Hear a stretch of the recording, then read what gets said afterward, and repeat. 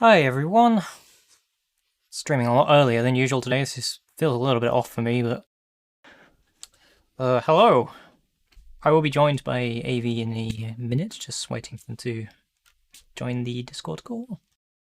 I have no idea when this stream is actually going to go live. Like, are they just going to turn it on the hour?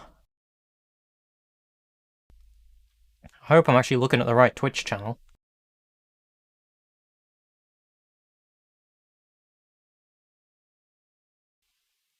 But yeah, the showcase itself isn't going to be starting for another 10 minutes, but I figured I'd get things going early, just so I have a bit of time to talk about stuff. I know there's going to be a few games during this showcase that I am excited for. One of them being Demon Turf. They have definitely been teasing something for the past few days. Hey Ronnie! It's a little bit quiet in here, so I might turn the music back on while I wait for this thing to start. There we go. Let me just turn that down. Sorry, I feel a bit weird talking when there's no other background thing to be talking over. Anyway, how is everyone doing at the moment? I'm excited for indie games. I like indie games.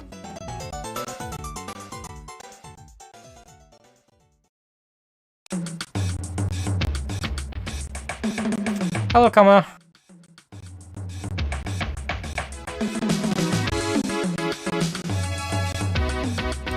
Just gonna double check that I do actually have the right. Yeah, it says Twitch Gaming Showcase ID at Xbox. I guess they just haven't turned the stream on yet.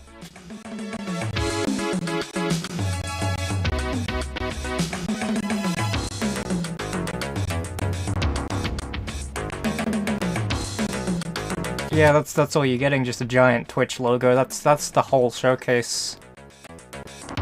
I would have thought they would have like a pre-show thing or a countdown to the stream or something, although I guess not. Just put that back in full screen.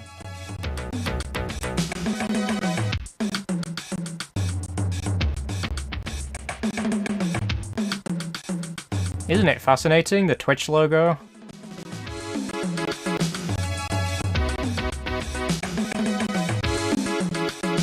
Are there any indie games that anyone is excited for that might show up today? Hello. Oh, hello, we got an AV. It's me. I'm here. Are there any games that you are potentially excited for that might show up today? I don't know anything about video games. I'm excited to learn about them. It's my first time interacting with video games, or so-called games of the video variety. Let's get stuck in!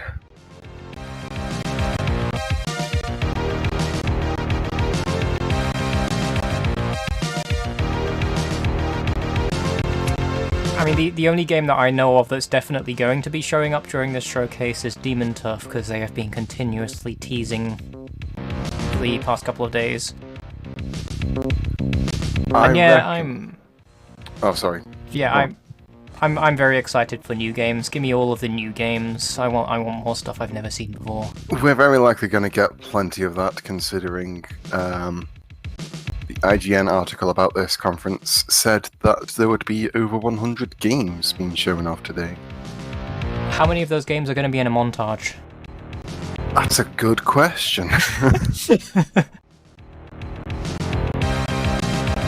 I mean, name one person who doesn't have too many games already. That's the thing. Yeah. I think everyone at this point has just an excessive backlog of stuff where they look at it and go, oh, I should probably play that sometime, and then never touch it.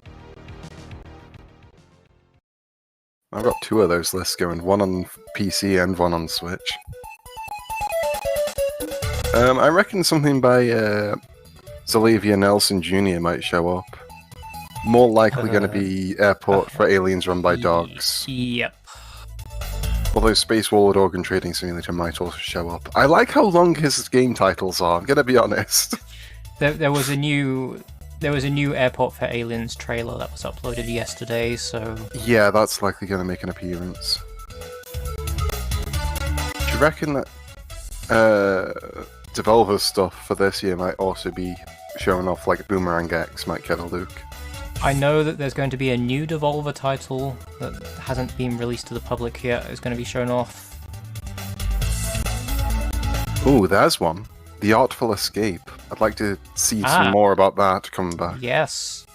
Because that thing has been just continually, occasionally shown off, and then it just kind of vanished after a certain point. Yeah, it's... I guess it's just one of those games where they don't really talk about the development for it much, and then it just suddenly happens. Looking through my Steam wishlist to get titles here. The dog photographing game Paparazzi, that did have that was... I think it had a year attached to it, but it's since changed to just Woof Bark Bark, so maybe we could get a look at Paparazzi, see how that's doing. That'd be nice.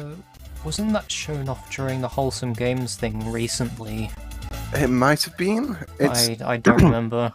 It's been a game that's been in development for a long time. I think it's only by 2 people, so development on it's not been going so fast.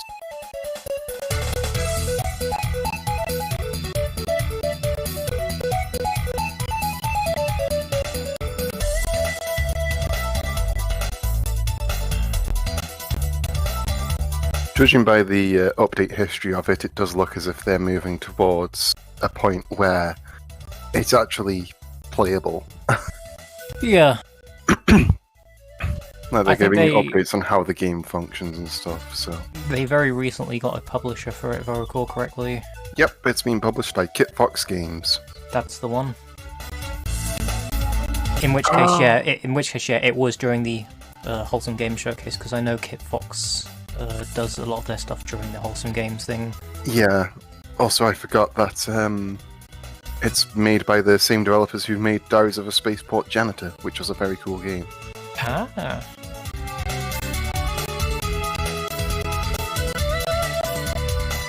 Oh, we have a video. Pop it up for us. Give me a second. I hear the cat has come in to bother you during the stream. Yeah, the cat has decided to come up and say hello. Oh. It's kind of been whining all day.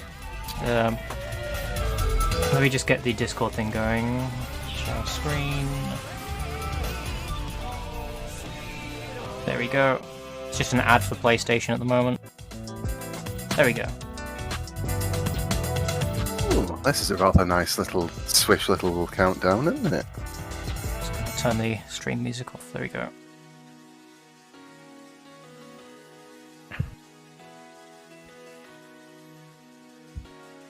Yeah, cool to see a PlayStation ad before the Xbox showcase. Nice placement.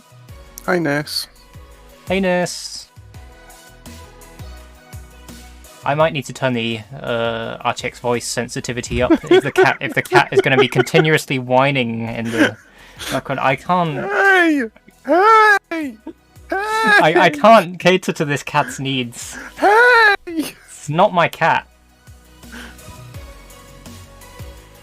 My parents are out at the moment, so they can't deal with the cat. Pay attention to me.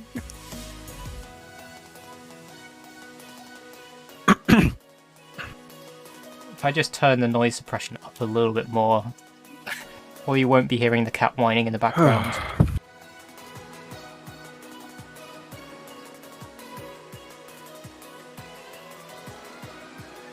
I'll try my best to not clear my throat into the microphone so much, by the way. That's fine.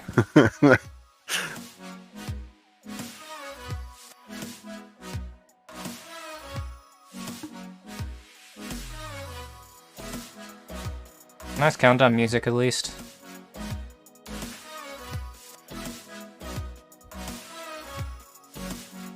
Yeah, they're co-streamable. Look at what I'm doing.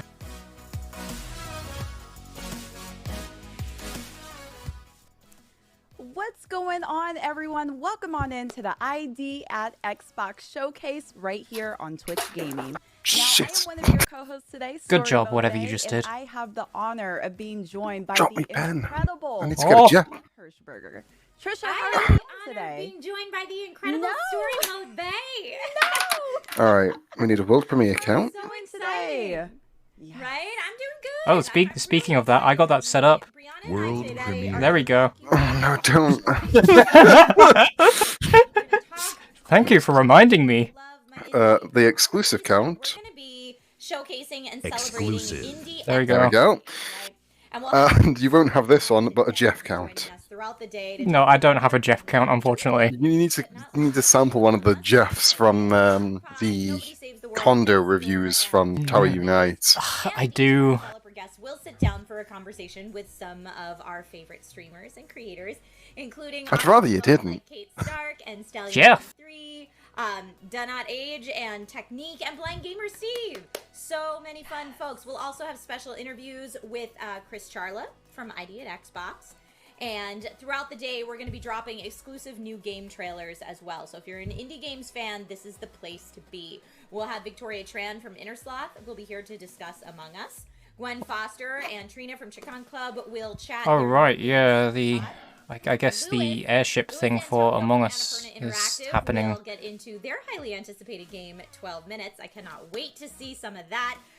We've also got Graham Smith and Ian Campbell from Drinkbox Studios. They're going to be here discussing Nobody Saves the World. Zach and Lou from Bunny Hug will get into all things Moonglow Bay. Bunny Mark Hug. Foster and David Fenn from Acid Nerve will talk Good about studio Death's name. Door. We have a packed lineup for you today, so it is going to be awesome. And as I mentioned, we will have that special interview with Chris Charla from ID at Xbox, which is awesome. Yes. Oh my gosh. I am so excited about this. Now, before we do get started with our show, I do want to remind Bunny gets everyone hugged. at home, please sound off in the Yeah. chat. We want to know what you guys think. I mean, I already Wow, see the she chat is moving really and blurry. shaking as it is. I am super excited about this. Oh, God. Without further ado, Oh, I no. want to remind everyone Someone get her now Brianna at with ID back. at Xbox at Twitch Gaming Indie Game Showcase, we will be airing exclusive new game trailers for the very first time. Some will feature gameplay updates to highly anticipated indie titles. Others will be brand new, never before seen game trailers. But that's not all we have. So make sure you stay tuned throughout the show. Oh, I and figured share your the reason that reactions you're hearing the cat is chat. because I don't have So, RTX voice everyone, enabled on let's go Discord. ahead and get Ah. into it. First That would be up, why. we're dropping some Yeah. new gameplay trailers. Let's take a look. Ooh. Ooh, trailer time.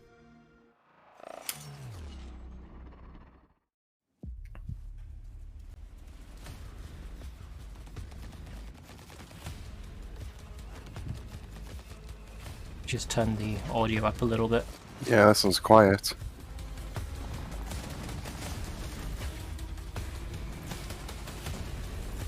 See what the mouse is. Yeah, it's full volume.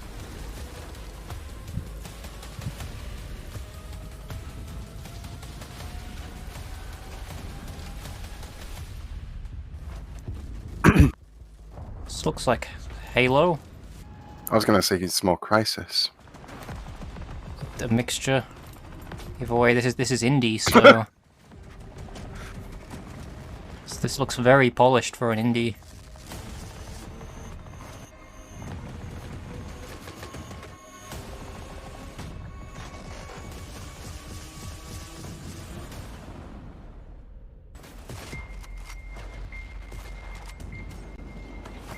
They combined Just Cause with Crisis to make Just Crisis. You're probably not seeing this through Discord, but this is also going at a very smooth 60 frames per second on my end as well. It's pretty reasonably smooth on my end.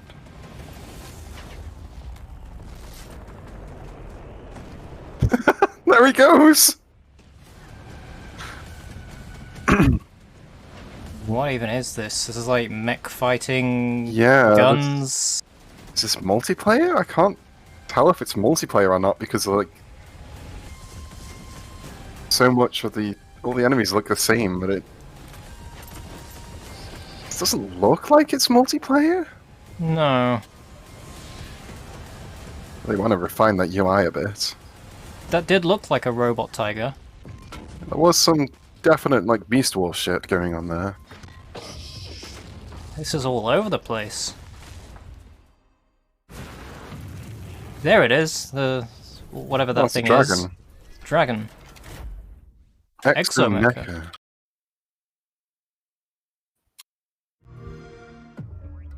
To all indents entering cluster 13, behave, or I'll have you f***ing recycled. Thanks. You have shown an aptitude for applying lethal solutions to conflicted situations. We wish to test your It's doing that using Japanese text because it looks cool thing, isn't it? Looks like it.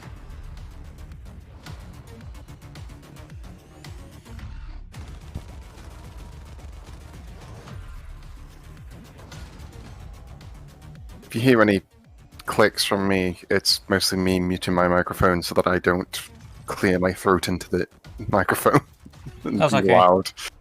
I'm trying to keep on top of that. But so yesterday I just kind of linked whatever games seemed cool, but I think because there's going to be so much shit in this one, I'm just going to write down the names of the games and the platforms and who it's by, and then I'll just put that in the Discord chat afterwards or something. With Yeah, links. that's fair. Just find links for them and then go, So- here you go. Depends how many of these will have Steam pages and whatever as well, since this is an Xbox showcase. We Yeah. may get Xbox exclusives. It's not going to tell us if they're on other platforms, it's just going to say Oh, Xbox. I've played this one. I've forgotten the name.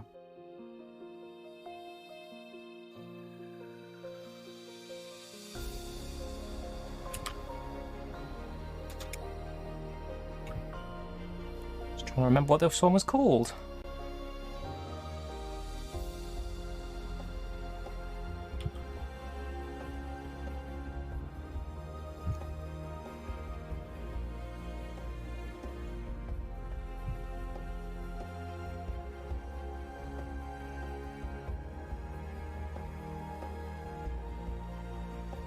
That's a big friend.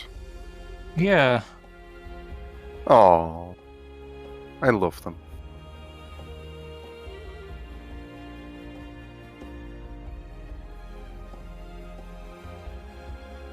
Play as a real-life pickled onion man. Omno, that was it. Studio Inky Fox.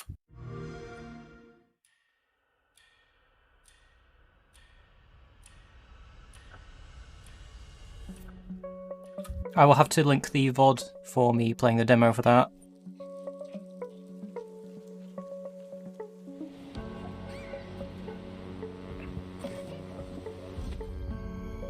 I'm getting Knights and Bikes vibes from this one. Same.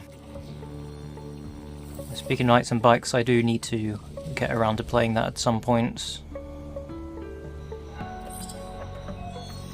I'm gonna have to pick it up and play it with you in that case, because I'm more than happy to replay that game with you.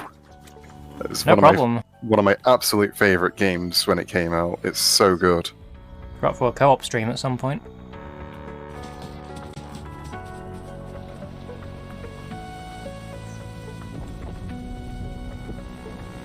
Friend. It's kind of Pikmin-y. This looks cool. Yes. Wild at Heart, that rings a bell. I think I have seen the... Humble Games. Ooh, might Yeah. be in choice. Ooh.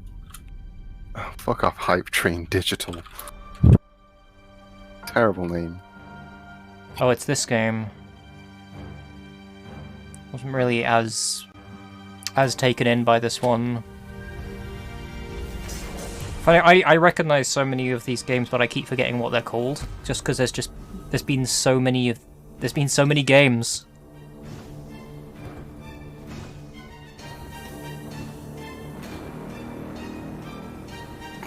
Yeah, because no one suffers from vertigo. We'll just subject them to that. It's fine.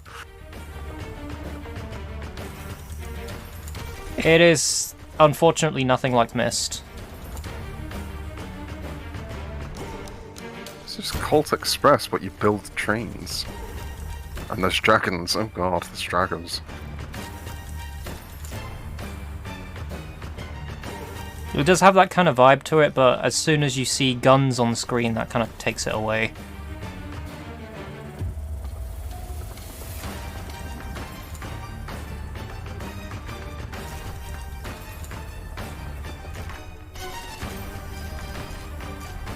It does remind me of something. I'm trying to just think of what.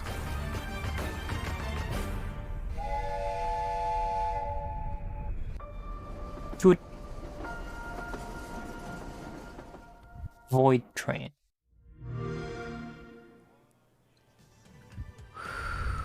All right, Void Train. I see what you're doing there. Void Train looked really cool, that last one that we just saw. I was getting like a Outer Wilds meets abduction kind of vibe from that. Brianna, were there any of those trailers that particularly jumped out at you? Yeah, I mean, I was kind of looking at, I think it was called Wild at Heart. It almost reminded me of Don't Starve a little bit. It looks like you're trapped in the forest. Exomecha is a multiplayer game. I'm very excited. Right. I mean, Xbox came out of the gate on Steam? swinging with this showcase. I am beyond I need to excited open to see Steam. what's next up. Oh yeah, the first one that they showed. They just said it comes to Xbox in 2021. Chat were like, is this like a mech battle Titanfall-esque thing? I mean, the cool news is that a lot of these trailers that we just saw, if not all of them, It does apparently have a PC version according to the Xbox article.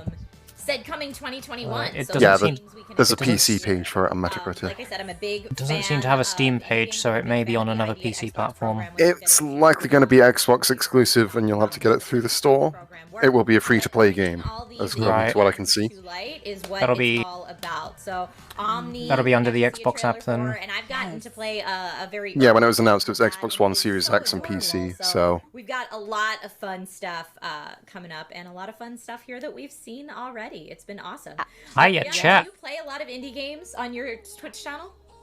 I do. I kind of switch off. I mean, my favorite thing about indie games, honestly, is the art style. I am such a Yeah, this sucker for layout that they not have only going good on is graphics, nice. but just visually appeasing games, and I feel like with indie games, you get It's so much of almost that. the trans And colors. also, by the way, I do want to remind the Twitch chat at home, please sound off. What game did you see from that last trailer? Are you excited about? I would love to hear it. And Wild your at Heart, your that's comment it. ends up right here on the big screen. Maybe Omno. Yeah, Omno let's was see, kind of Burnt neat. Toast TJ. Omno is Burnt interesting, Toast but, Jay in chat says, so great to there- see such I can't remember wonderful support which for indies." Yes, festival it 100%, was that did it last year, but So one of yeah, them I had a believe demo Exo for it. Echo, I believe Ascent and it was the very original one, empty. Omni, the Wild at Heart, and Void Train there at the end. Really, really cool. I even got to a point in the demo where it told me to stop playing the demo because there wasn't any more. Exomecha, I believe is what this one was called again. And this is the one that some people were comparing to Titanfall. I don't know. My first thought when I saw those mechs, I saw kind of the circular light design in the center of their chest, and I was like, Pacific Rim? Now, not all of them have that, but this is reminding me of every great mech battle that I know. And look at that. We have underwater. I think I saw a grapple hook. There it is, a grapple hook mechanic in this. Is this the type of game you think you could see yourself jumping into?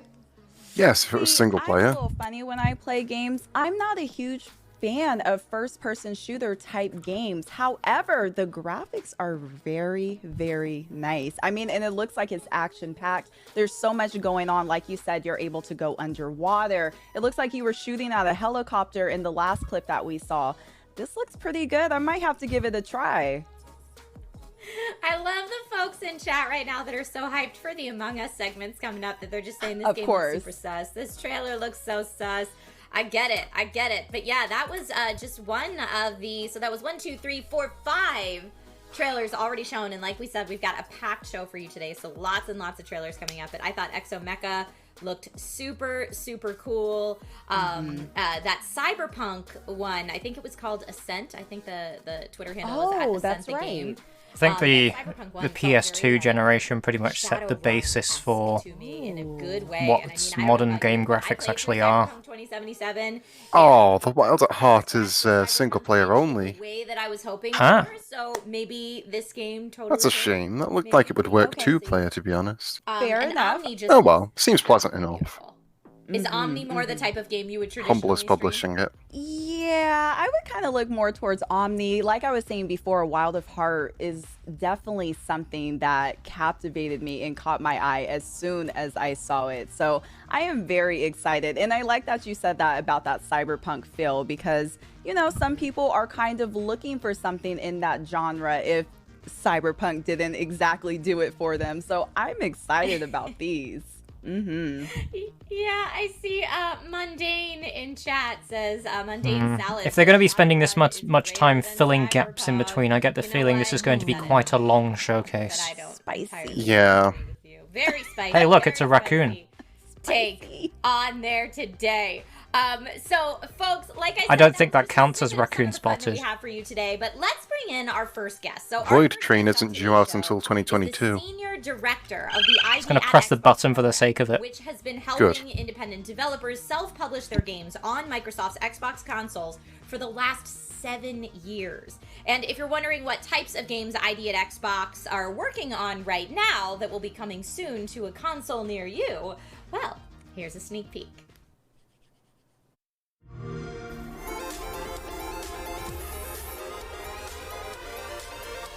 Oh, here we go again. Is this a montage? Yeah. Yeah.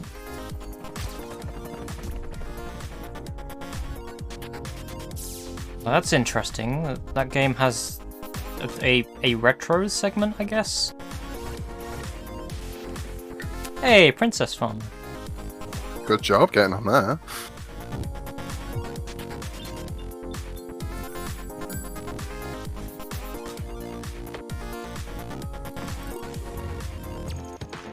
They managed to get into the Guerrilla Collective as well, so they're doing pretty well for themselves. Yeah.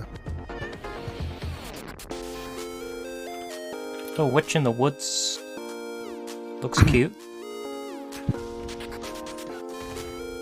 Night Squad 2? Bloody montage is forcing me to ignore all the gameplay so I can write down the name quick enough. Yeah, there's gonna have to be a summary. Boom Janitor. Not too sure about that Echo one. Generation. Interesting style. Yeah, that It's looks like- cool. This is an interesting style as well. This reminds me of Nuts. Same. Oh, Alba. No, not a wildfire adventure, Jesus Christ. Well, fire adventure. That's one no. hell of a mistype that is. Jeez. I follow the Alba devs on Twitter. It looked like an interesting game. The Rift Breaker. Ooh. That looks like a mess. I love it. There's Airport for Aliens. I will definitely be playing that one. Super Space Club. Looks alright. Right. Oh, God, that's a generic name. Yeah, we also That's- saw that during the Game Dev Direct showcase. The Big Con. Atrio, The Dark Wild.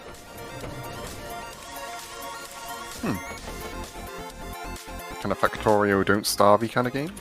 Cloud Gardens, I have this one on my Ooh, wish list. This looks pleasant. Yes. Hey, it's Alchemy Alchemy Cutie. Cutie. Yeah. Nice to see an old friend. Grifflands.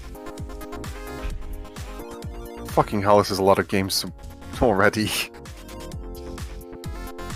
I did suspect there would be a few montages. Yeah, I'm gonna have to just focus on writing the names down and then finding the relevant links afterwards, I think. Ah, Clousy. That was shown off during the Wholesome thing last year, if I recall. Same for Onsen Master as well. This was also a wholesome game. Oh, that's Overcooked, but for running up fucking heartstrings. Cool. Dark D&D Alliance. It's D&D. Yep. They're closing Oh, on D&D. and that's it. Okay, we're closing on D&D. Hello, Chris. Thank you. Hi, so much Chris. for joining Oh, you're not us. named How are you? Jeff. Come on. Good, thanks. Yeah, thanks for having me. Of course, of course. Now, for everyone at home watching that aren't already familiar with the ID at Xbox program, can you explain a little bit about how that works? Yeah, sure. So basically, we're a program at Microsoft that enables independent developers to self-publish their games. Yeah, I got them So all they down, don't worry. Come to xbox.com/ID, they sign up, they tell us what kind of game they're making, and we send them dev kits. You know what? Keep talking. This gives me a chance to find the links. They're the publisher. We try and help amplify the promotion with things like what's happening today, and then the games come out, people play them, everybody's happy. It's awesome. It is awesome. I personally love indie games, and I think It's just we an really excuse need to cool have down this, for a bit not even and research take and note stuff, of right? Like, everything just they being have brought shown off. more into the public eye in the last decade or so, and it makes it a little bit hard for some people to kind of There's a qualify demo of Aerial Knights what Never is Yield. indeed an indie game. So I want to Yeah, ask you, it's- what are indie games all about in your mind? Interesting. Well, that's actually one thing we do in the program is we don't try and It's an define- it's not an infinite. It's not a procedurally generated infinite runner. It's a runner. It's Bit Trip Runner, but it actually looks and probably I'm plays old, better and I than spent Bit Trip the Runner. 90s as a punk rocker arguing about what. Sorry, I really don't Bit Trip Runner, that's all I'm just gonna say. You know what I mean? I didn't really enjoy the demo much myself, An independent game is but really all it about creative all comes down to control. opinion, If a really. developer has control, Yeah, that's fair. You know, they have that independence. But, you know, Ooh, we the have Forest folks in the Cathedral program looks who are single cool. Individuals, you know, one woman, one man making a game. We have studios in the program that are hundreds of people. Kind of gives me a bit of the Witness our focus is vibes. just on helping people get their games onto Xbox, helping get them great, and then It's also making apparently sure a psychological it's every thriller. time. Oh, this looks rad as hell. Alright, yeah, that's going on the wish list. Now, I gotta Chris, check that out. I'm sure there are so many amazing moments that you were able to experience throughout your 7 years with the program. But if you could pick one, what would be your proudest accomplishment? You know what? I can't. The thing that like really gets both me and the whole team on ID going is really like when we're able to help a developer. Like a lot of times, especially a first game, like ship that first game, and that like always feels great. Or when we're able to work with developers from like all over the world. Like we work with developers in more than 100 countries on every single Big continent. Chris. Except Antarctica is really cool. So it's hard to pick a proud moment, but maybe my favorite moment was. I like how they're I just think it was E3 showing random year, Twitch and, chat messages it during was this. right when we unveiled like the full Cuphead trailer, and I'd seen the trailer, I knew how good it was, and I'm on stage. I got the privilege of introducing the Moldenhauers, and the lights go on the Moldenhauers, and they go off me. And The then last time Studio Twitch did one of these showcases, I went into their chat and made a random comment about raccoons, and they showed it on the stream. So and I knew Good. everybody's socks were about to get blown off, and just standing there in the Considering dark, how long on this stage, list of looking games up is at gonna the Studio be, HR logo was I- like, I still get Considering goosebumps. I have probably goosebumps right now shouldn't talking put the about it. full It was list in it the was such a Discord cool chat, moment. because It was that's such a gonna cool be moment for them. It was massive. such a cool moment for everybody who do likes, like a to paste be, bin or just something. excited by games. Yeah, that's probably a good To me, that's, idea. like, it's one of my favorite moments of my or career. Google Doc, that also works. I remember that moment. I remember when Cuphead was first unveiled at E3, and everyone was like, "What is this?" Little Witch in the Woods doesn't have any Cuphead's a fantastic store pages game. yet, but it does have a what Twitter excites dev page, you so we'll right go for now? that. Like, what's the most exciting thing about the indie game scene in 2021, in your opinion? Just the variety. I mean, we just saw on that trailer and all through today, we're just going to see so much variety of games. And you know, it used to be that I think when people heard the word indie game, there was Right, this I'm thought just of like, okay, this is side-scrolling pixel art. analysing There's the still a things lot that are of in this great guy's side-scrolling room. pixel art games, but there's everything from first-person shooters to Green Day every book on the genre shelf. under the sun, new genres nobody's ever thought of before. And to me, what's so exciting is these games come from Tomb Raider poster in the everywhere, background. Right? I think there's a game. I don't want to give it away. Maybe Got it's our idea a reveal, but there's Xbox a game we're gonna see in a little snowboard. bit from two devs in the Philippines. It's really, really neat. Despelote, which was just in the trailer. Skateboard. An airport for aliens run by board. dogs, where you like go around and interact with like clip art dogs that are rotating. I really should put on my idea Super Xbox cool. hat. And then you have games that just come out of nowhere. Not really It's out of nowhere, authentic. but like Shotgun Farmers, Yeah. which is a game that launched on Xbox and was from one person and dominated the sales charts on Xbox for like a couple weeks. It was like the #1 game on Xbox, and that is just so cool that the world today like enables that kind of thing to happen. So that's what I love. I just love the variety. I'm always amazed learning at some of the sizes of some of these development companies. Does it blow your mind what smaller indie teams are able to create and produce in comparison? Oh no, you have missed Absolutely. 5 games plus a big montage. I think we just call 1, it like 2, 3, democratization 4, of 5, development, 6, where the 7, RaccoonViolet 8, is like a 9, really 10, like 11, community 12, game maker. 13, 14, It 15, really 16, is now 17, 18, enabled 19, the 20, focus. 21, 22, Games are 23, still 24, 25, incredibly 26, amount of 27, hard work to 28 make, but games. the focus is on A lot of 29. games. 29 how games. good my Sorry. story is. Like game developers are no longer gated But by don't the worry, I have been technologies like taking they notes of were all the 10 and games. 15 years I'm ago. So filling it with that's awesome to links, see. and It's I'm going also to been throw them awesome to all in a see big how paste things like bin, and that will be Game linked in the Pass Discord channels have enabled so many after the end of the players to stream. experience so many games. It's just really, really cool. Yeah, it is super cool, and They are showing the games on the stream at the moment as well, which kind of helps if you want to catch up. Yeah. We will definitely see games Don't- today in the ID at Xbox. Why the program. fuck do so many Google search results for Twitter pages set my language to Arabic? What the fuck are you doing, Google? It does that for That's me right, as yeah, well. it's a variety. Games like I'm trying to think, like off the top of my head, Genesis Noir. It sometimes signs me out of Twitter as well, for some reason. Game, and there's a huge amount of variety that's in Game Pass, which is fantastic, and there's a huge amount of variety of games that are, not in Game Pass. So it's just great. Like there's just a tons to play, and that makes us feel really good. Mm-hmm. Absolutely. Where do you think that indie games are headed next? So, say in the next decade or two. That is a great question, and the answer I'm going to give is that I have no idea, but I mean that in the best possible way. If you had asked me when we started ID, if somebody was going to come up with a game where you shoot shotguns and when you miss the shot, a new shotgun grows out of the ground, I never would have guessed that. If you had asked me, is somebody going to make like a game that's hand animated 1930s animation, I never would have guessed that. And so what I love about indie games is they're always surprising us. They're always giving us something new. And so when I say I have no idea what we're going to see in 10 years, like, that's what excites me. Like, if I knew what was going to happen, I might not be as excited. So yeah, I think in the best possible way, I have no idea. That's really interesting you say that. I am kind of curious with these next generation consoles that have just released very recently. How has that transition been? Has it been kind of difficult or...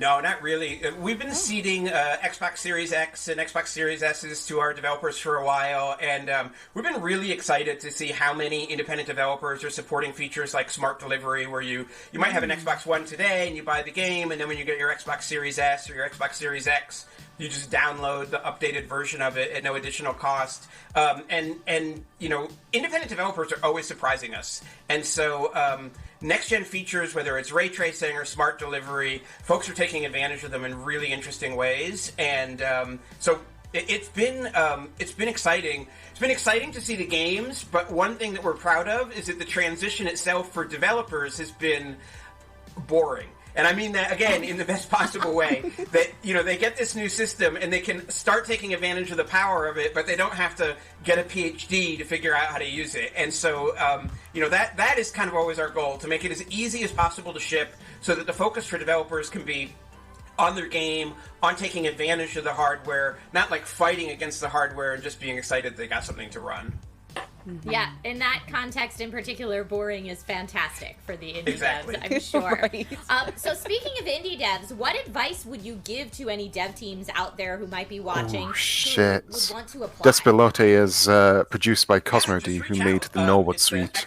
Ooh. Yeah, I'm all in for that. Not made by him, but produced by him. I wonder what part he has in it exactly, but we love variety. I am very much here We're for to that. support, like, all developers, especially if you're a new developer. This is your first game. Maybe you're not from the United States, or you're from a different territory. Like, please apply. We're really eager to help you get your games on the platform. There's a huge audience of players who want to play your games. I don't want to be crass, but independent developers on Xbox have earned more than $2 billion, like way over $2 billion in the last 7 years from shipping their games. And that just feels really good because it means that we have a sustainable marketplace where developers can have success and keep making their games. And so I guess that would be my message. There is a lot of success on Xbox, whether it's getting millions and millions of people to play your game through Game Pass, just shipping your game and having lots and lots of people play it and enjoy it. Please come aboard. Step up a bit.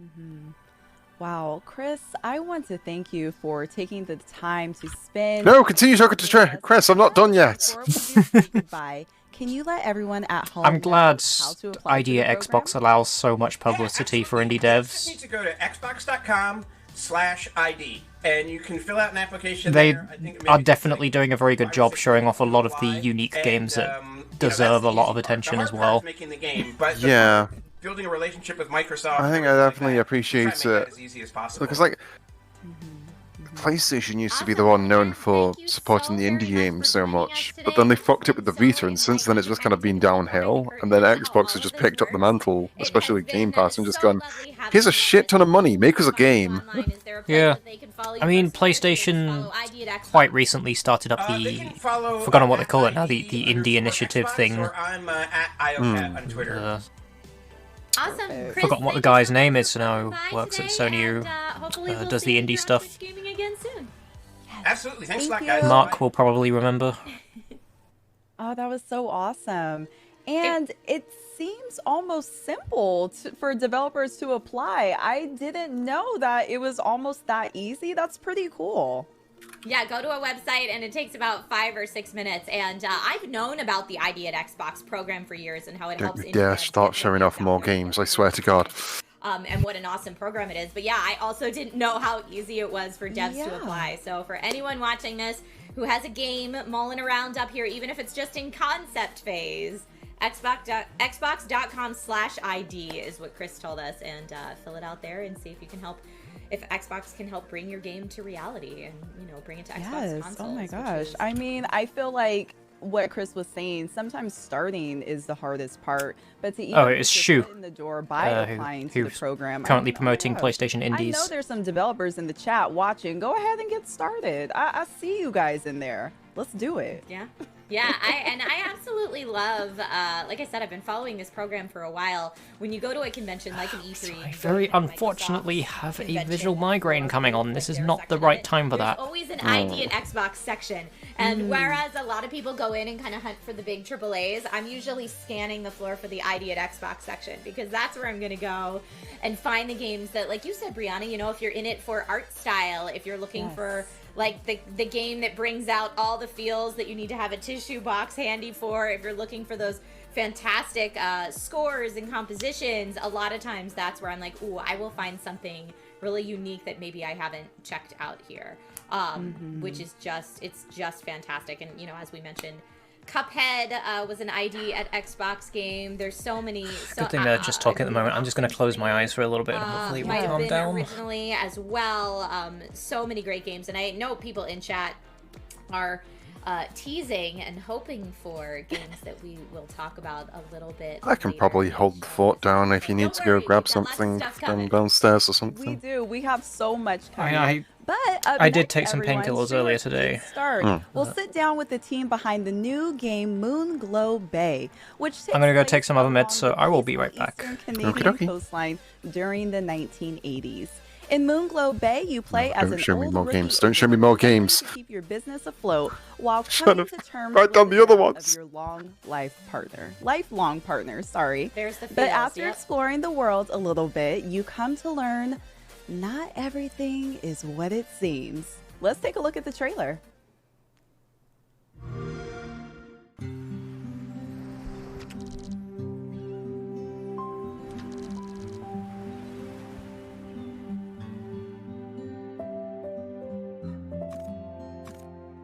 I have enough games already to deal with. I was almost at the end of the list. Your first catch. 40 Ooh, years, it's a fishing and simulator. you still surprise me. I know this place seems strange. A fishing town afraid to fish. But that's why our new venture might just stay afloat. Oh no, raccoon spotted. I don't have that control. Oh no! Stories. This bay is full of amazing new creatures waiting to be I have to discovered. tell her when she comes back. Retroactive raccoon spotted. We'll find them and share them with the world. Together.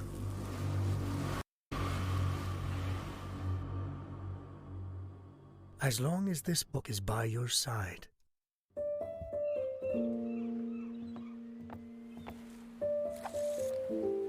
So am I.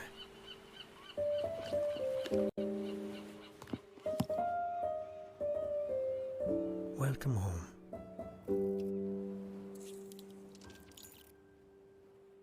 That looks nice.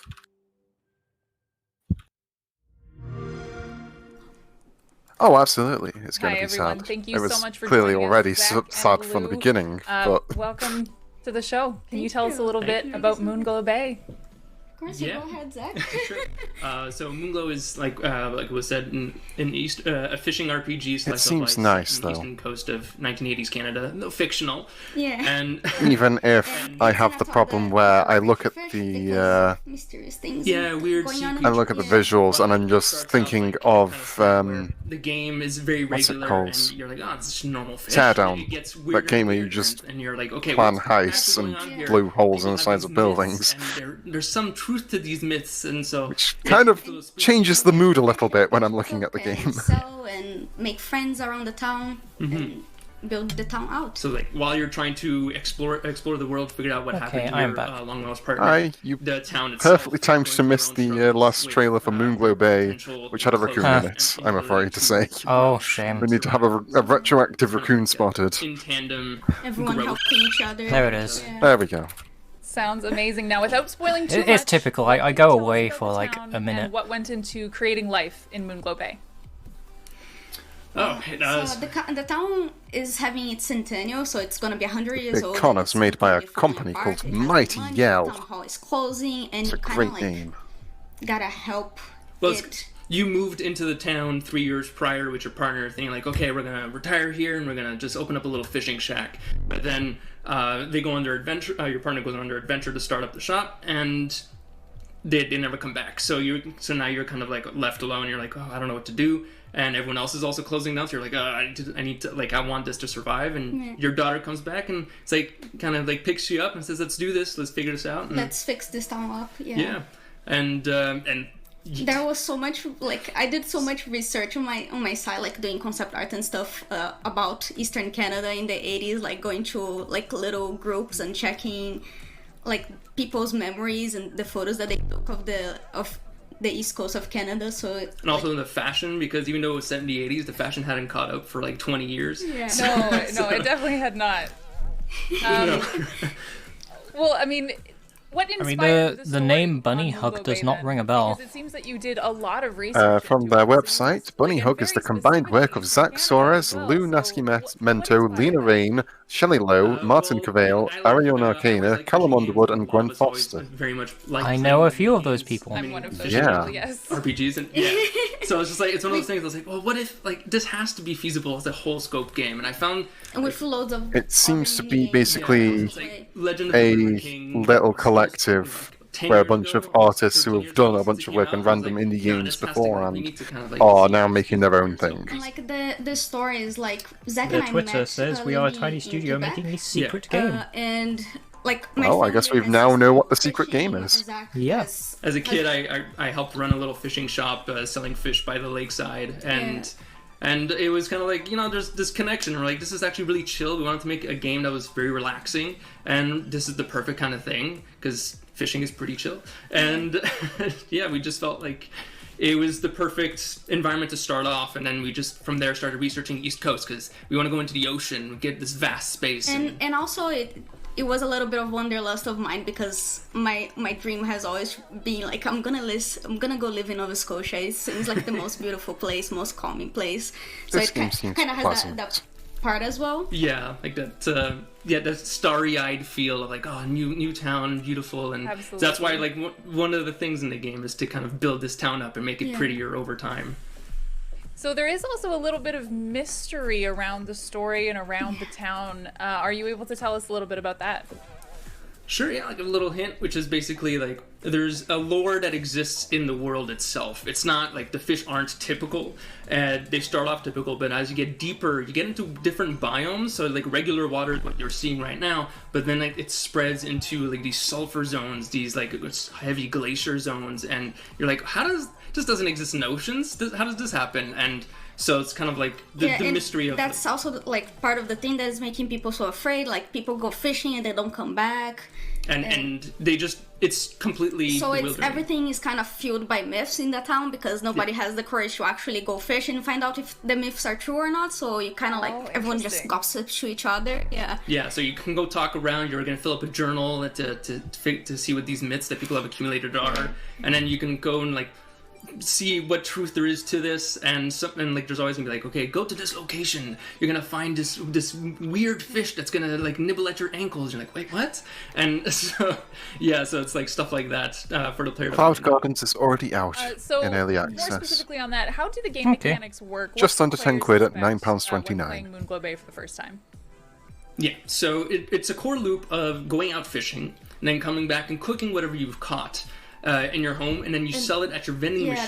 It's a less intense mechanic, the selling itself. Yeah. The cooking is like a bunch of fun mini games. Like Cooking Mama style kind of stuff. Yeah, and the fishing is like you have several different kinds of fishing. You can rod fishing is the one that goes the most complex. It has like different levels of difficulty based on the fish and equipment. And then there is trap fishing, there is ice fishing, net fishing, and line fishing, which is like a little bit more musical. So like you choose the style that you wanna fish with. And there's more indie games going into the area of fishing. Yeah. I know there's quite a fish few. that can only be caught with certain tools, so you're gonna have to kind of go around and figure out what these. Personally, I'm all for developers realizing how much fishing games kick ass. Expand the side of your boat, the tooling within it, to get a little bed and a Well, there's definitely been a few exploring the relaxing fishing genre. I love the sound of that. Now, I know a question that a lot of our audience is going to be wondering and asking, and I am myself, can you pet the dog?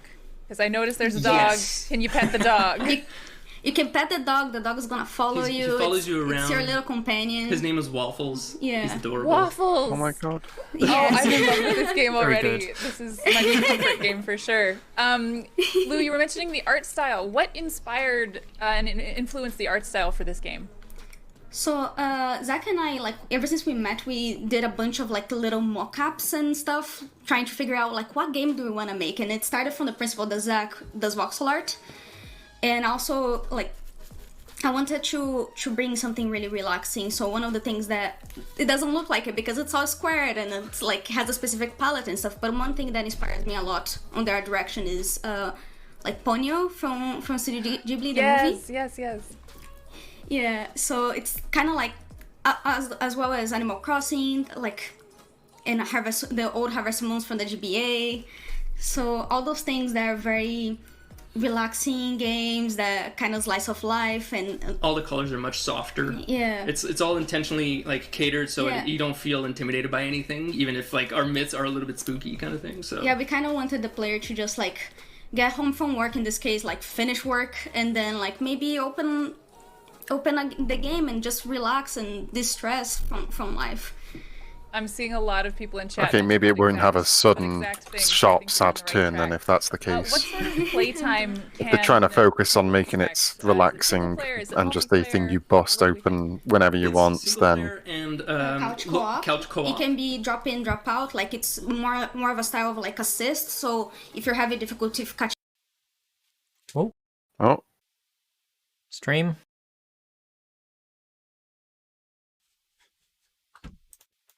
Oh no.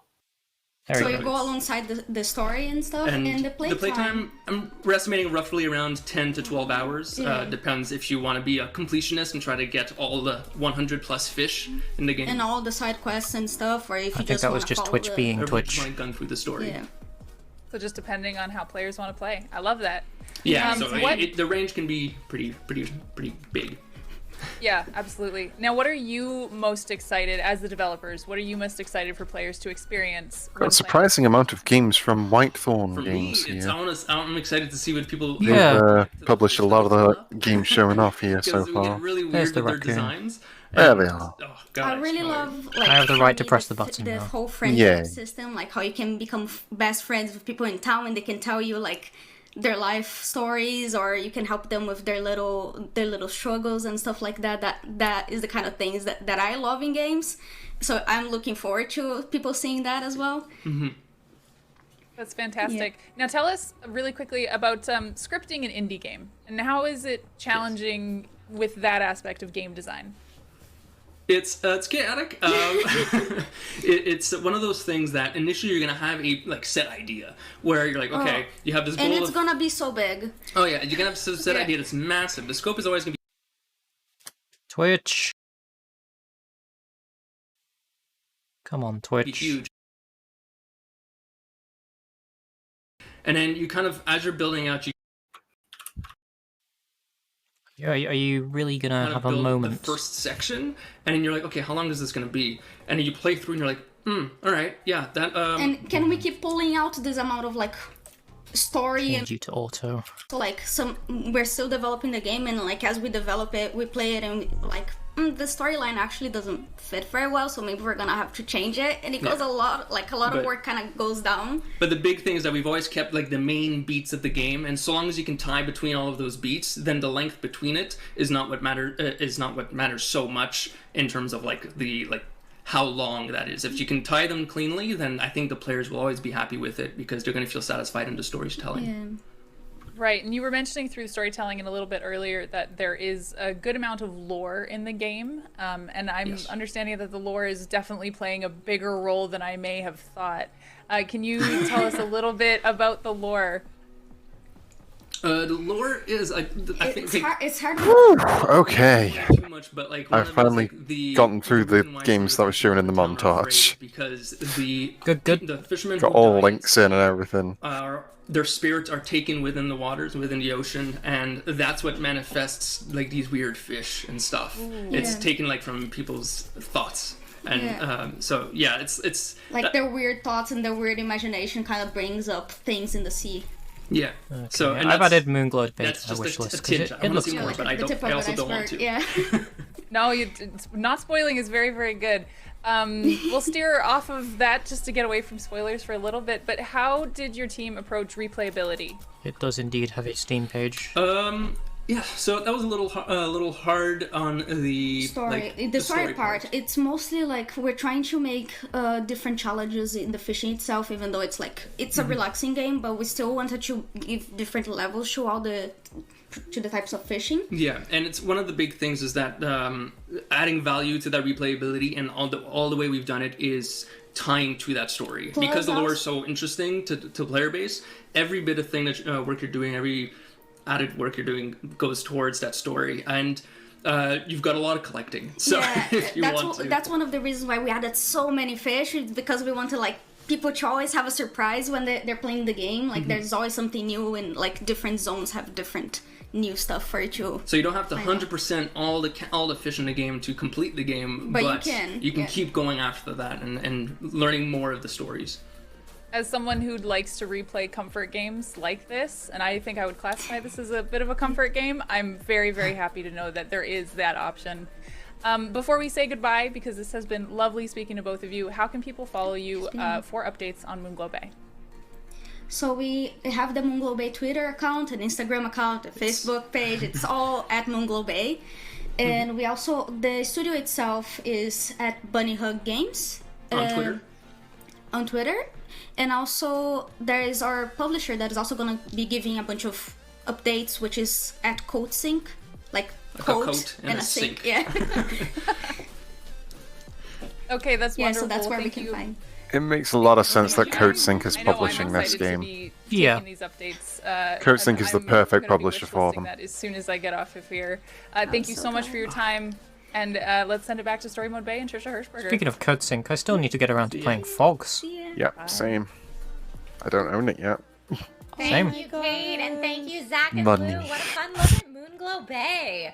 I mean, as soon as we got that little nugget of lore where people who die in the ocean, people who die at sea, okay, or it's going to be a Game Pass or title. whatnot, kind of come to be in the fish. I was like, oh man, this Sold. went from peaceful fishing sim where I want to like romance different people in town to something entirely different. Yeah, no, I completely agree. I love how Kate kind of called it a comfort game because it almost is a comfort game with, not the death part, maybe. I don't know how comforting that is, but it looks so adorable. And again, the art style for me is what really drew me in. It's almost like that pixelated type of look. You don't really see that too commonly in games now. We And should I probably love that, test they remote brought play that together back. at some And point to see if it'll yeah, I'm work. putting it on Because my then that wish means list. only I one of need us have to that. buy the games. Yeah, I saw Yeah. people in chat saying it's kind of I like have done a couple of Minecraft-y remote play looking, together but with sessions on upgraded this stream graphics. before, At least that's so what people were reminded it of. And everyone was should getting excited when they work. saw there was crafting in it too. So we learned different Hopefully. types of fishing, cooking mini games, sell everything in a vending machine. The last game I did it for different was people in Kiwi, town, and and that just one worked incredibly for well, Zach so... and Blue, like, to be That's good indie to know. devs who kind of created this world, I'm sure it's just so exciting to invite people into the world and see what they do. Just like hands off, we made the playground. Now the ball is in your Go court, forth. which is really cool. Right, Yeah, right. I'm excited. I'm excited for them. All right, folks, we have to take a quick break, but don't go anywhere. We have more exclusive trailers coming up. I see everyone in chat that's like, trailers, trailers, trailers, trailers. We'll get there. We have more exclusive trailers coming up, and coming up, interviews with the devs from Soup Pot, Sorry, I had to. Among Us, and more. See you soon. Is it like a break?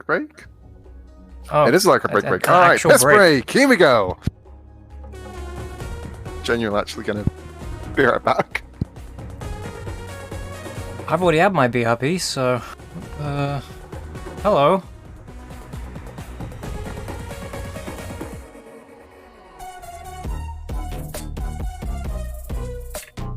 I don't want to do another BRB. They might flash a raccoon during this. Be right back.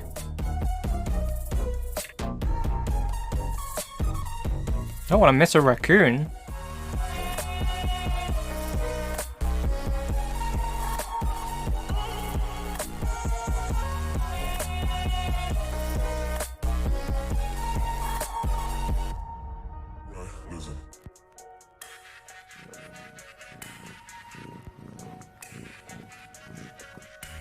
Play a game of Minesweeper? I don't even have Minesweeper installed.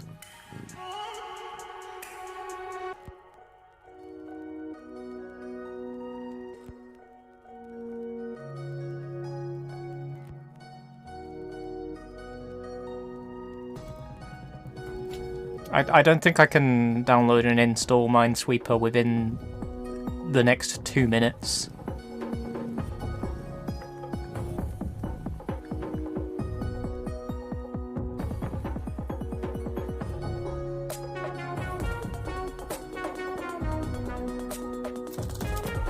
They're all web version of Minesweeper. That'll do.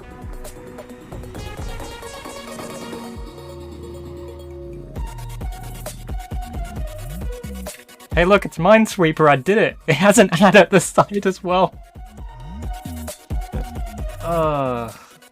Good. Very good. Press U.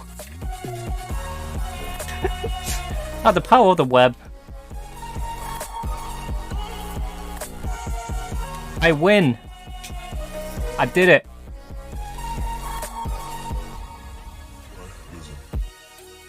Let me crop this, I don't want to be showing an Adobe ad.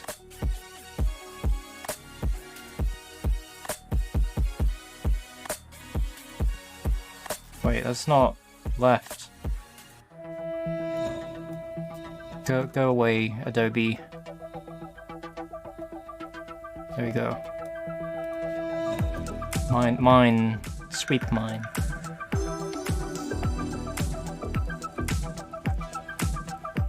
Let's rotate the board.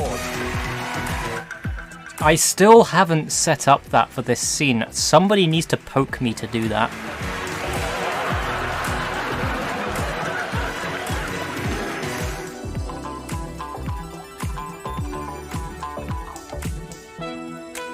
Xbox. Oh! That's just my luck. I'm actually gonna hide this and just make the Minesweeper pop up during the interludes. Everybody to the ID at Xbox Showcase right here on Twitch Gaming. My name's Trisha Hirschberger, and I am joined by the fantastic Story Mode Bay today to tell you about all things going on the indie scene from Xbox. Yes. Oh my gosh. Like we were saying earlier on in the show, we have such an incredible lineup for all of you. Coming up soon, Blind Gamer Steve will sit down with the team behind Soup Pot, and later on, we'll be talking to Victoria from Among Us. I know No, everyone in the chat is waiting I don't want to. I don't want to do stopping about the new a map thing that'll to be just dropping play in the game on Minesweeper. March 31st. But first, we have more exciting Hello. game trailer reveals Hey, for you. I played a game of Minesweeper on stream while you were away. Yeah, I know. Desolate wilderness. Our next announcements are coming to the Xbox platform soon. Let's take a look. Came back just in time. Fun selector? Oh, it's Art of Rally.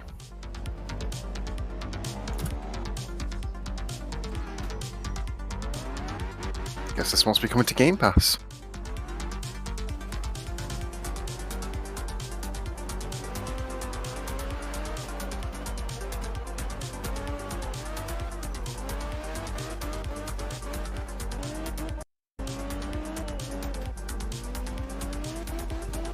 God damn it, JP. Rewind.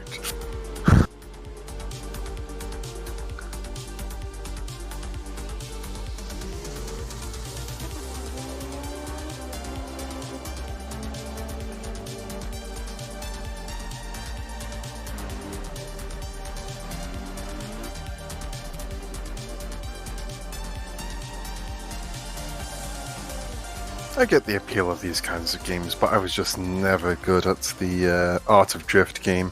It was very, very aggravating to try and play it. I did try the demo for Art of Rally and I wasn't very good at it.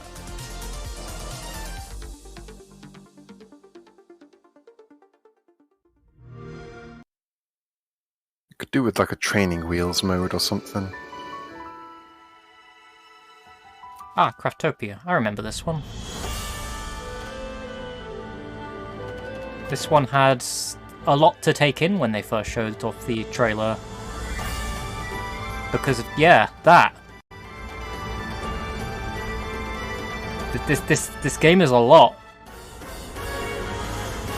Also, wow, it looks like they've really polished this game up since they last showed the trailer for it. To be fair, it is a thingy, early access. Yeah.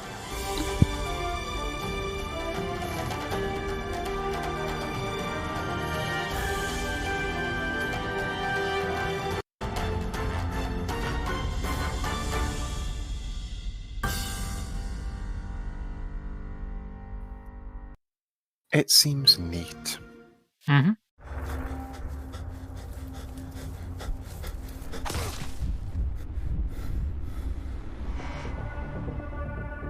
Wait, is this Rust?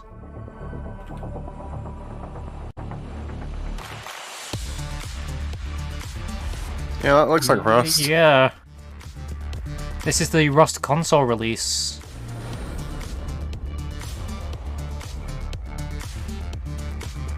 This is definitely Rust.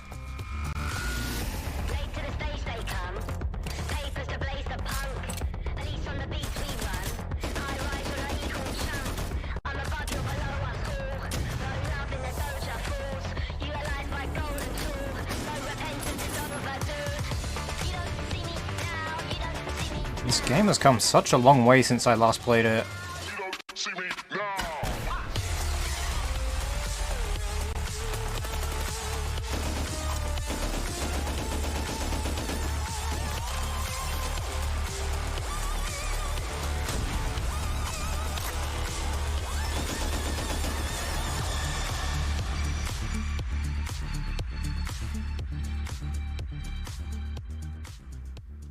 What Deep Silver to publish it? I'm just gonna subtitle that one with, "You don't need a link for this, really." This one was Narita Boy, if I recall correctly.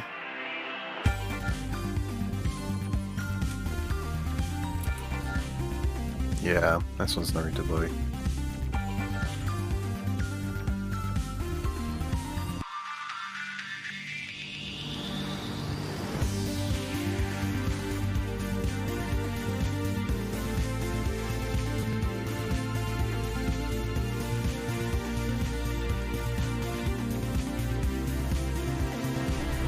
should probably switch to doing a Google Drive thing for this.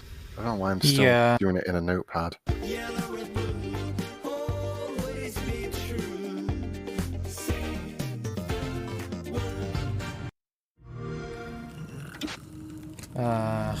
Hello, neighbor. Hello, neighbor. How you doing, neighbor?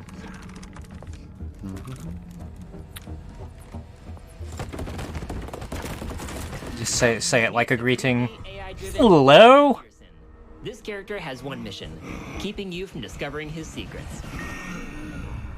Hello, and welcome to Hello Neighbor. Hello! In this game, you'll be playing as a local journalist Neighbor! who is How do? his creepy neighbor, Mr. Peterson. For those new to the Hello Neighbor franchise, this is Raven Brooks, the sort of town where everyone keeps to themselves and goes about their lives. Normally, you would too, except a bunch of people have gone missing. And there's just something strange about your neighbor, Mr. Peterson. Everyone is afraid of him. There have been rumors of children going to his house and never being heard from again. Some people say he likes to lock people up in his basement. But no one has any proof. So people just try to avoid Mr. Peterson, his odd house, and ignore the strange sounds coming from his basement at night.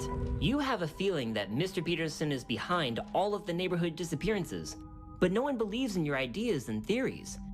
And while you normally wouldn't break into someone's house, you're the only one who believes something is wrong and has the guts to uncover the truth. When you break into And consequently, that makes it okay? What? No. constantly evolving. Our goal for Hello Neighbor 2 is to provide unique player experiences. This is an You experience failed already. by the community. Mr. Peterson's behavior is Fortunately, you made Hello Neighbor, and that makes it automatically not a unique experience by default with now. everyone who plays our game. It begins with the collection of player activity. Mr. Peterson Funny Shrek Hidden Neighbor game Cowboy 2001.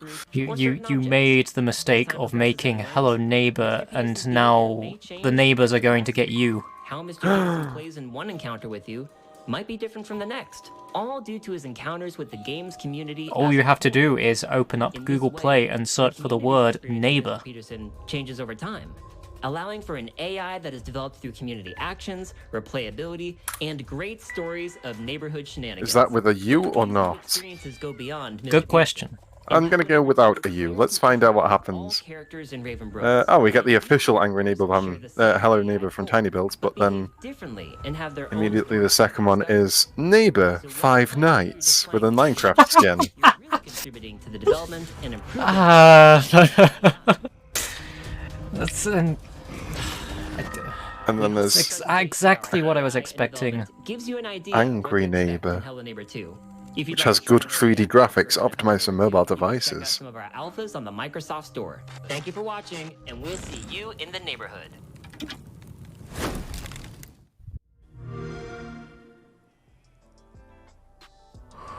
Oh, you're having another chat interlude. Here we go. Good. Oh, Are you a Hello Neighbor fan, Brianna? So I played. Are you a neighbor? And I was kind of petrified. Like, Goodbye, neighbor. he was finding me from every little corner. I remember trying to hide in the rooms, and he was right there waiting for me. So the fact that they're making a second one, and he's even smarter than the first game, I'm nervous. I'm very nervous.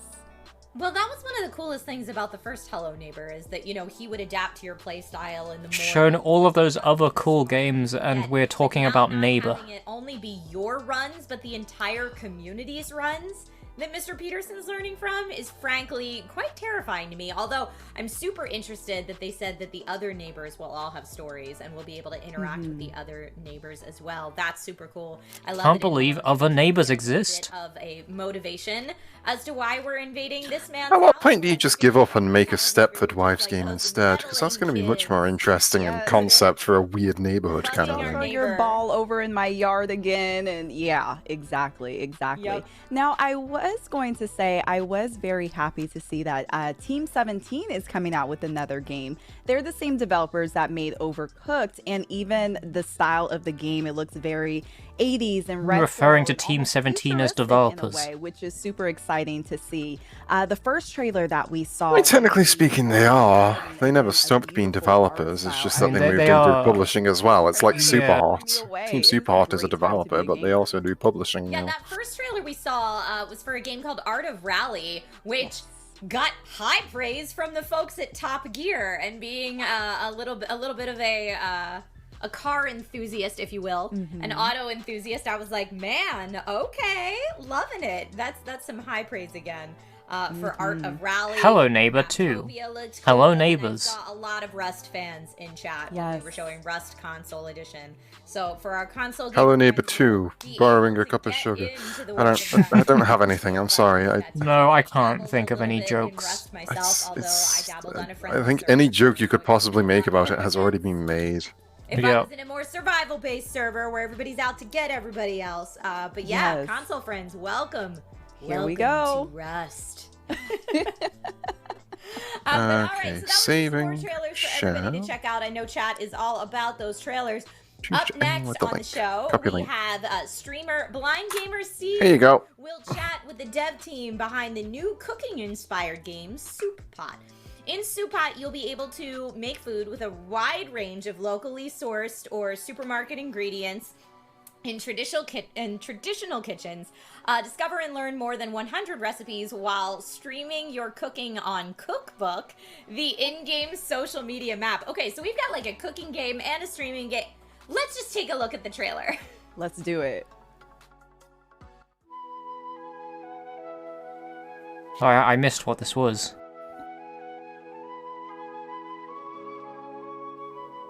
I was too distracted trying to think of a neighbor joke. Cookbook, I guess, or Soup Pot. Hey, is this going to be Cooking Simulator, but it's actually good? Because I'm down for that.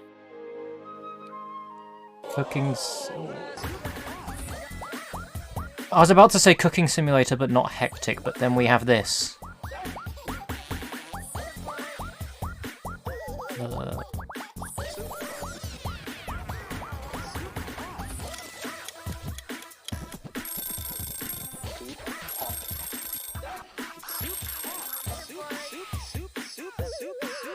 Okay, have a nice sleep, Ronnie. Snooze well. Soup Pot. What was that music? Oh, awesome. Oh. Hello. Oh, I am really, really excited. Hello, I'm Steve, aka Blind Gamer Steve. And to introduce our guest stars is what I'm here to do. It really makes me happy to introduce to you Gwen and Trina from Chicken Club Studios. Hello, Gwen and Trina. How are you? I'm kind of confused at what we're going for here. Hi. Hello. Was there anything? Oh my gosh, that's awesome. So, Soup Pot, tell us all about it. What is it? Tell us more. We need to know more details. So it's really weird. So, like our game, it's very chaotic. It's like, to summarize in one sentence, it would probably be a chaotic cooking game where you don't need a recipe. There's no fail states in this game. You just do what you do in the kitchen. Nope, never mind. It's just Cooking Simulator again. The player would be quote unquote streaming their process in the kitchen, and in Asian culture, we don't really have fixed measurements for cooking. We just like we eyeball everything and then we adjust them according to taste. We just listen to the voices of our ancestors in the background. And we want to replicate this way of cooking because we think it would be fun to play. Especially we wanted to do the iconic cooking methods like using our fingers to measure how much water to put when you're cooking rice. Yeah. That is so cool. And you mentioned we talked before, by the way, thank you for tuning in. I know you're in the Philippines and it's way past midnight where you are, so thank you so much. But I wanted to ask because you said that it was that the Soup Pot is very Filipino and Asian inspired. Can you tell us a little bit more about how that inspiration is part of the game? So actually, like Trina and I both love to cook. That's one of the things. And then the pandemic happened, and Trina and I were just like, oh, like we're not doing anything. Like we're just at home. We don't get to eat out. And then we decided to make games. So last year, we released a demo, which was called Putahe ng Ina Mo Sinigang Edition. And then we looked in the streaming part of it. And people really liked it. So one of the things that we wanted is like Gia we asked Gia to do sound design where she talks about she says the ingredients names, and in a that really cute carried gremlin over voice. into our actual game. Like when we saw how much people enjoy the demo and they really like it, like we feel like we're filling in a gap where it's not too Hey, Curly. serious gaming, like it's not Hello. instructional, like we want to recreate as much as how you would be in the kitchen, which is you measure by feeling, you fix things as you go, things can get messed up, and like we just want to bring in that fun into the Yeah. game and make it a game. Like the fact that Okay, when we look that at games in sounds like it general, could cooking work, game is because Cooking always Simulator is actually like a pretty mini strict game, about just shit. like a side thought. Where if you don't And get exact measurements, we it both will love ruin cooking, everything, like we both and you love can't food fix it. also, So so we wanted to put cooking itself as the focus of our game. That is so awesome. Now we did see actually a little bit in that trailer that I there's get the a feeling it'll probably be better just by way of it in this not game being called this silly Cooking. Can you physics tell us a game little that bit isn't about that intended and to be how an that actual ties in simulator. to the Mhm. progression system in the game?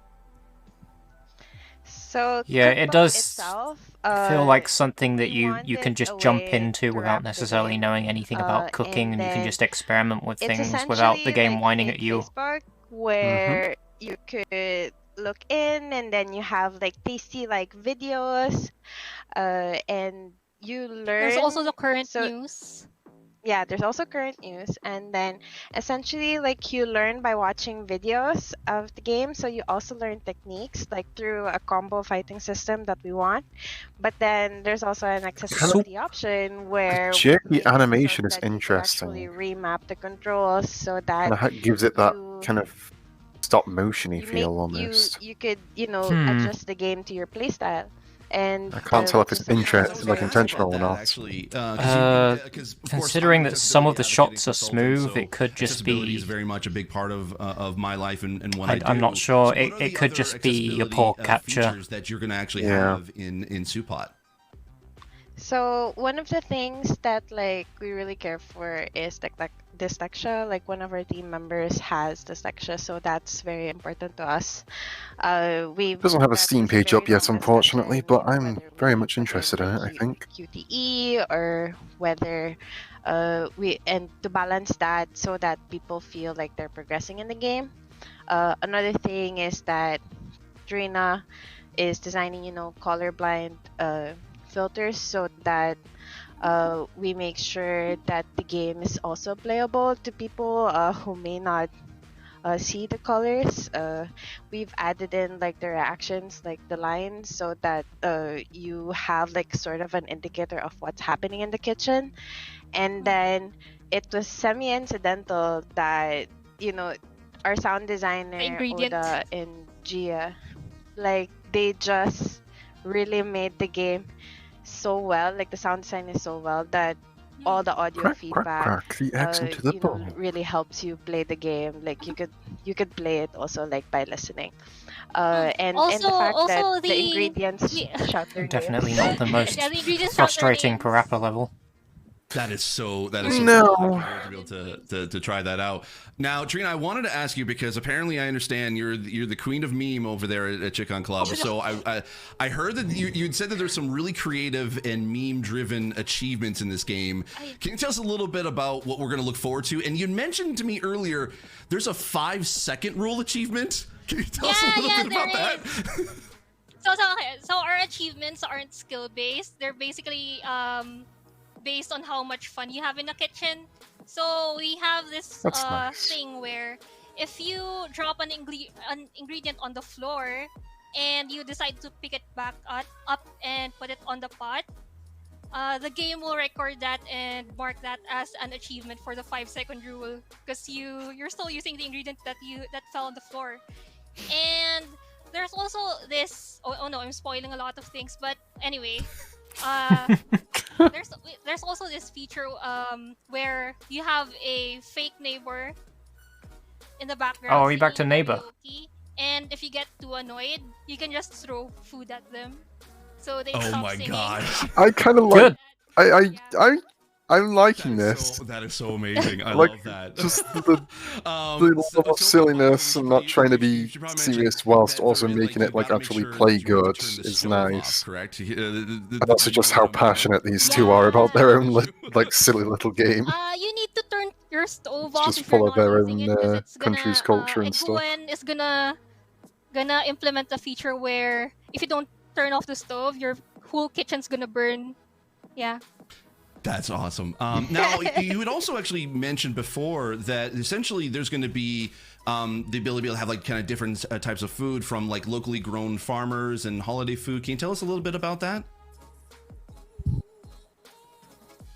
So one of the things is that we have a marketplace in Cookbook, the social media, and then what we wanted to do is essentially if you wanted to make like gourmet food, and which like almost all restaurants what they do is that they source locally, and this is something that's very subtle. It's not really gonna affect like your experience of the game, but we wanted to ensure that the design of it also reflects that, you know, small like local farmers and homegrown organic ingredients are just better and like more fresh compared to like supermarket ones, just because of, you know, like fast food and like waste and all of those things. So you don't necessarily feel that in the game because you could buy whatever you want, and you know, the no fail state and the you know, quirky insults that both Trina and I grew up with, like that is how the game is.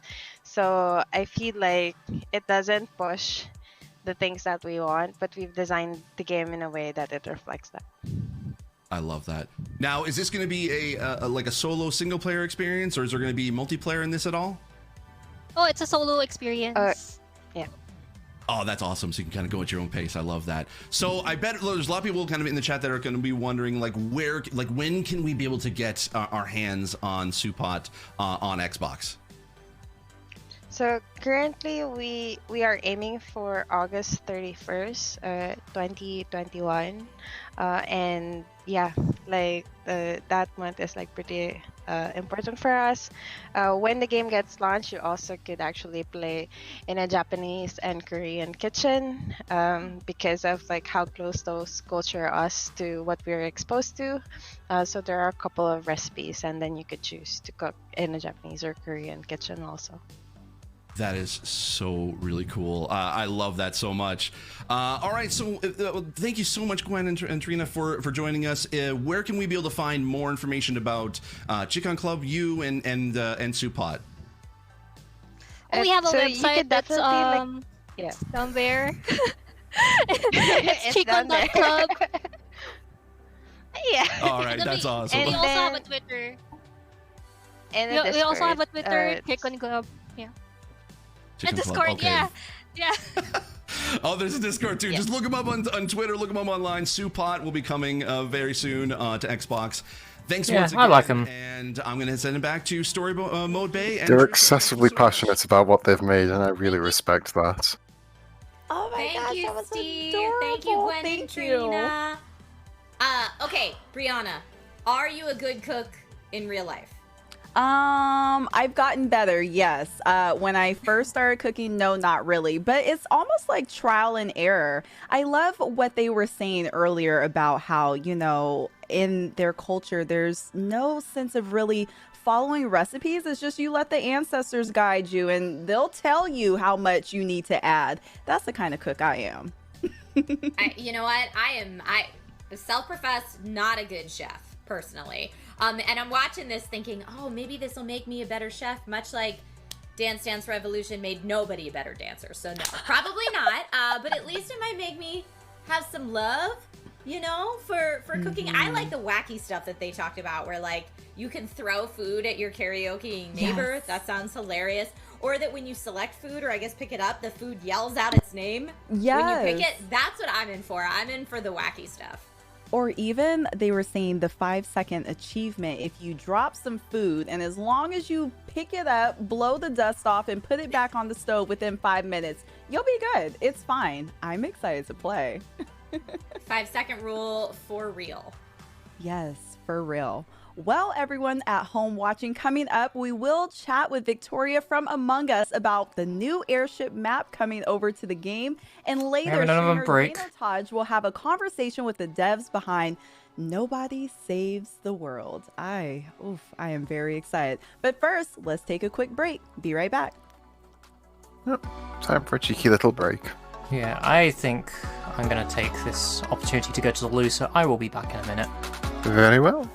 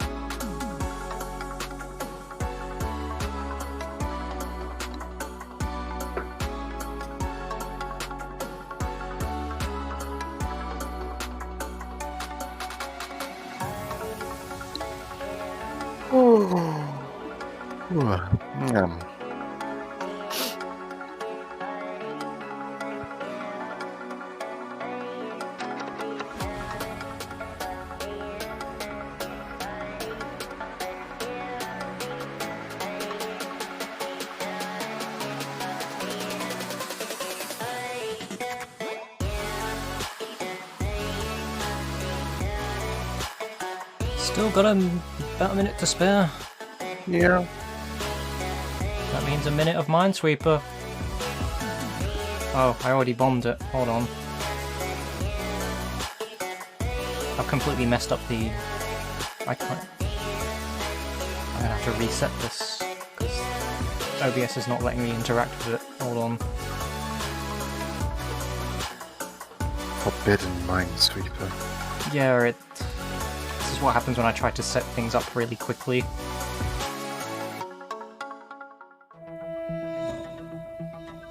Let's go! There's no lemmings in this scene, Curly. I haven't set that up. There's still a lot of things I need to do.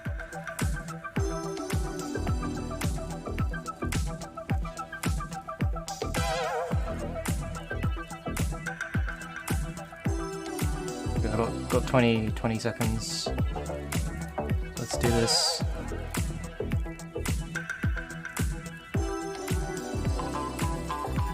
Bombed it.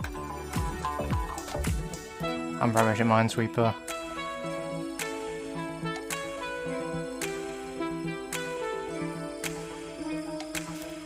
Xbox! Exclusive. Remix. Hello everybody, and welcome back to the ID at Xbox Showcase right here on You're Twitch still Gaming. rambling. I'm gonna continue playing My name is Trisha Minesweeper. Hirschberger, and I am here today with Brianna, aka Story Mode Bay, and we're kind of like your tour guides through this event today, leading you to all the different sections of things that you will want to see. But we do have a lot of great stuff coming up. We absolutely do. Next can't be up, bothered. everyone, we'll be hearing from the creative team behind Nobody Saves the World, and they will be interviewed from none other than Dana Taj. But before we get to that interview, we have more gameplay trailers to reveal. From the Battle of Normandy to the scrum of medieval combat, this next batch of games promises something for everyone. Let's take a look. Ah, it's Demon Turf. Still very excited for this one.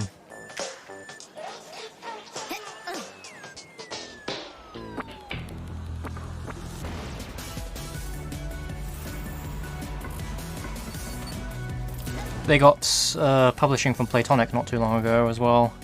Neat. Which is probably going to give this game a lot of good publicity. Yeah.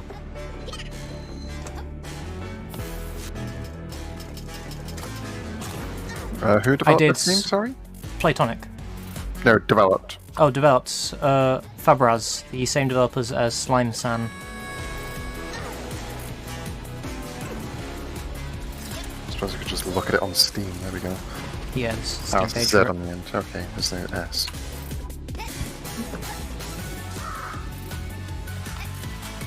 Was going to say something about the Playtonic publishing, but it would...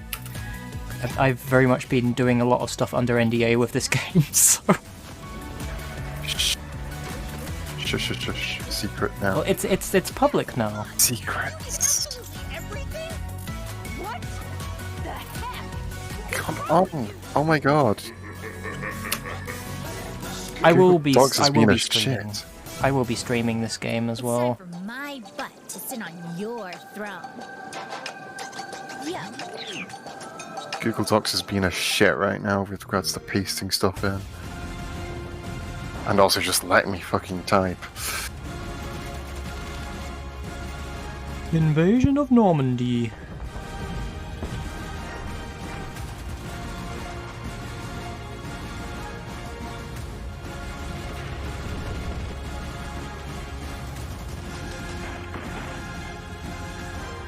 I guess the announcement there is that Demon Turf Trials is now available on Xbox.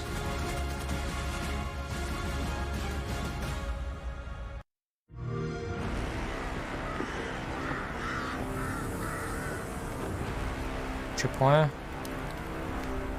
That was possibly the most boring game that has ever shown up so far. That army one, where you saw the title for approximately 5 seconds. It's called Enlisted.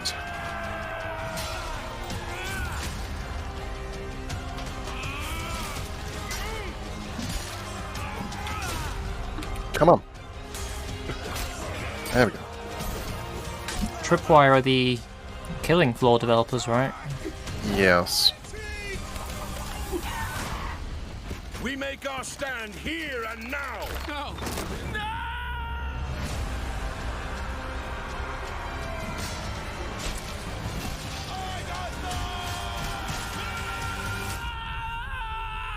Ah, Chivalry. Oh, that figures.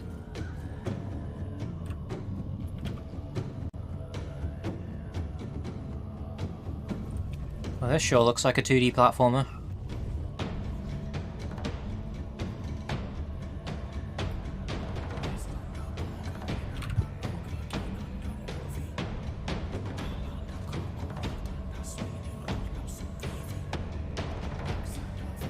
The Army game was published by the same people who made War Thunder. Oh. That makes sense.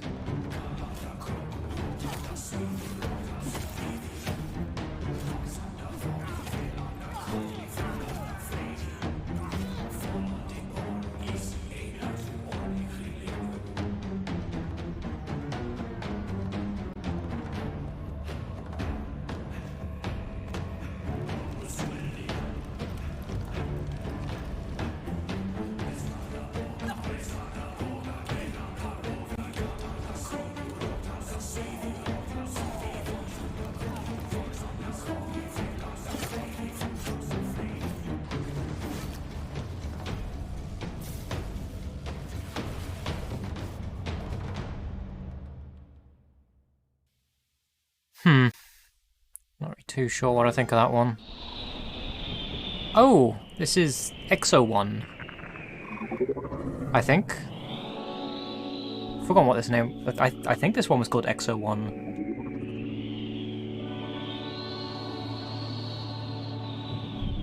Yeah, this game is called Exo 1. Ah, there we go. I unmuted. I completely missed the last game there. What was it called? Sorry. I've also forgotten. Okay. Yeah, so it doesn't help that I have a mild headache at the moment, so... If anyone can tell me who was paying attention and can remember, has a better memory than us, can tell me what that game before this one was. Song of Iron. That's the one. Thank you very much. Yeah, EXO 1 hasn't been released yet, but there is a playable demo for it on Steam.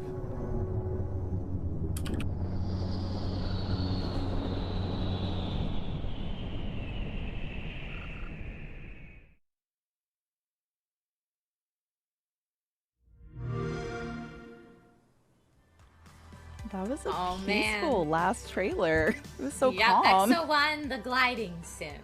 Yes. I feel like is what that is. If you need to just zen out. I saw Blank Arcadian in chat when we were watching the trailer for King of Iron said Assassin's Creed of Persia. King of Iron. That was hilarious. But you're meant Song to of be Iron. that I love Blank Arcadian. So King of Iron might be right up there as well. Yeah, Brianna, no, did it's you Song have of any Iron. those trailers They, that jumped out at they you made a that you were mistake like, there. yes, I gotta play that? Yeah, that first one. I mean, I don't Demon blame him. I was Turf, struggling think to remember the it's name called, of it. Definitely caught my eye. It's kind of like a 3D platformer, but what I liked about it is they kind of experimented with that 2D style a little bit as well. So yeah, I'm excited about this. Also, what I'm equally as excited about is our very next interview coming up. Up now, streamer Dano Taj is going to connect with the devs behind Nobody Saves the World. From the developers of Guacamelee, oh, I love that name, comes Nobody Saves the World, which is a twist on an action RPG in which you play many different character forms, each with their own unique gameplay mechanics. You get to explore a vast I don't overworld, really remember enjoying Guacamelee that curated much. dungeons in an effort to beat back the calamity and save the world. Let's check out the trailer.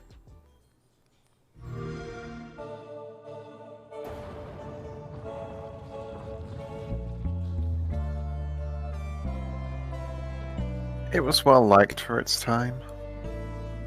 Yeah.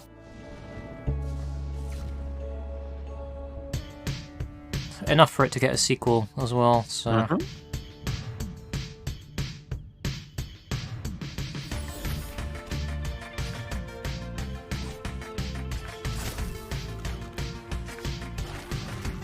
Huh?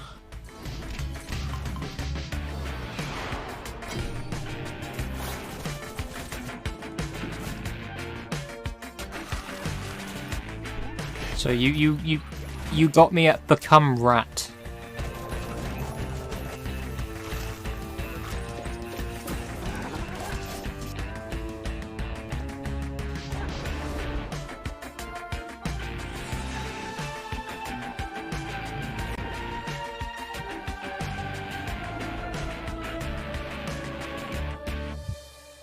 There doesn't seem to be any website for it.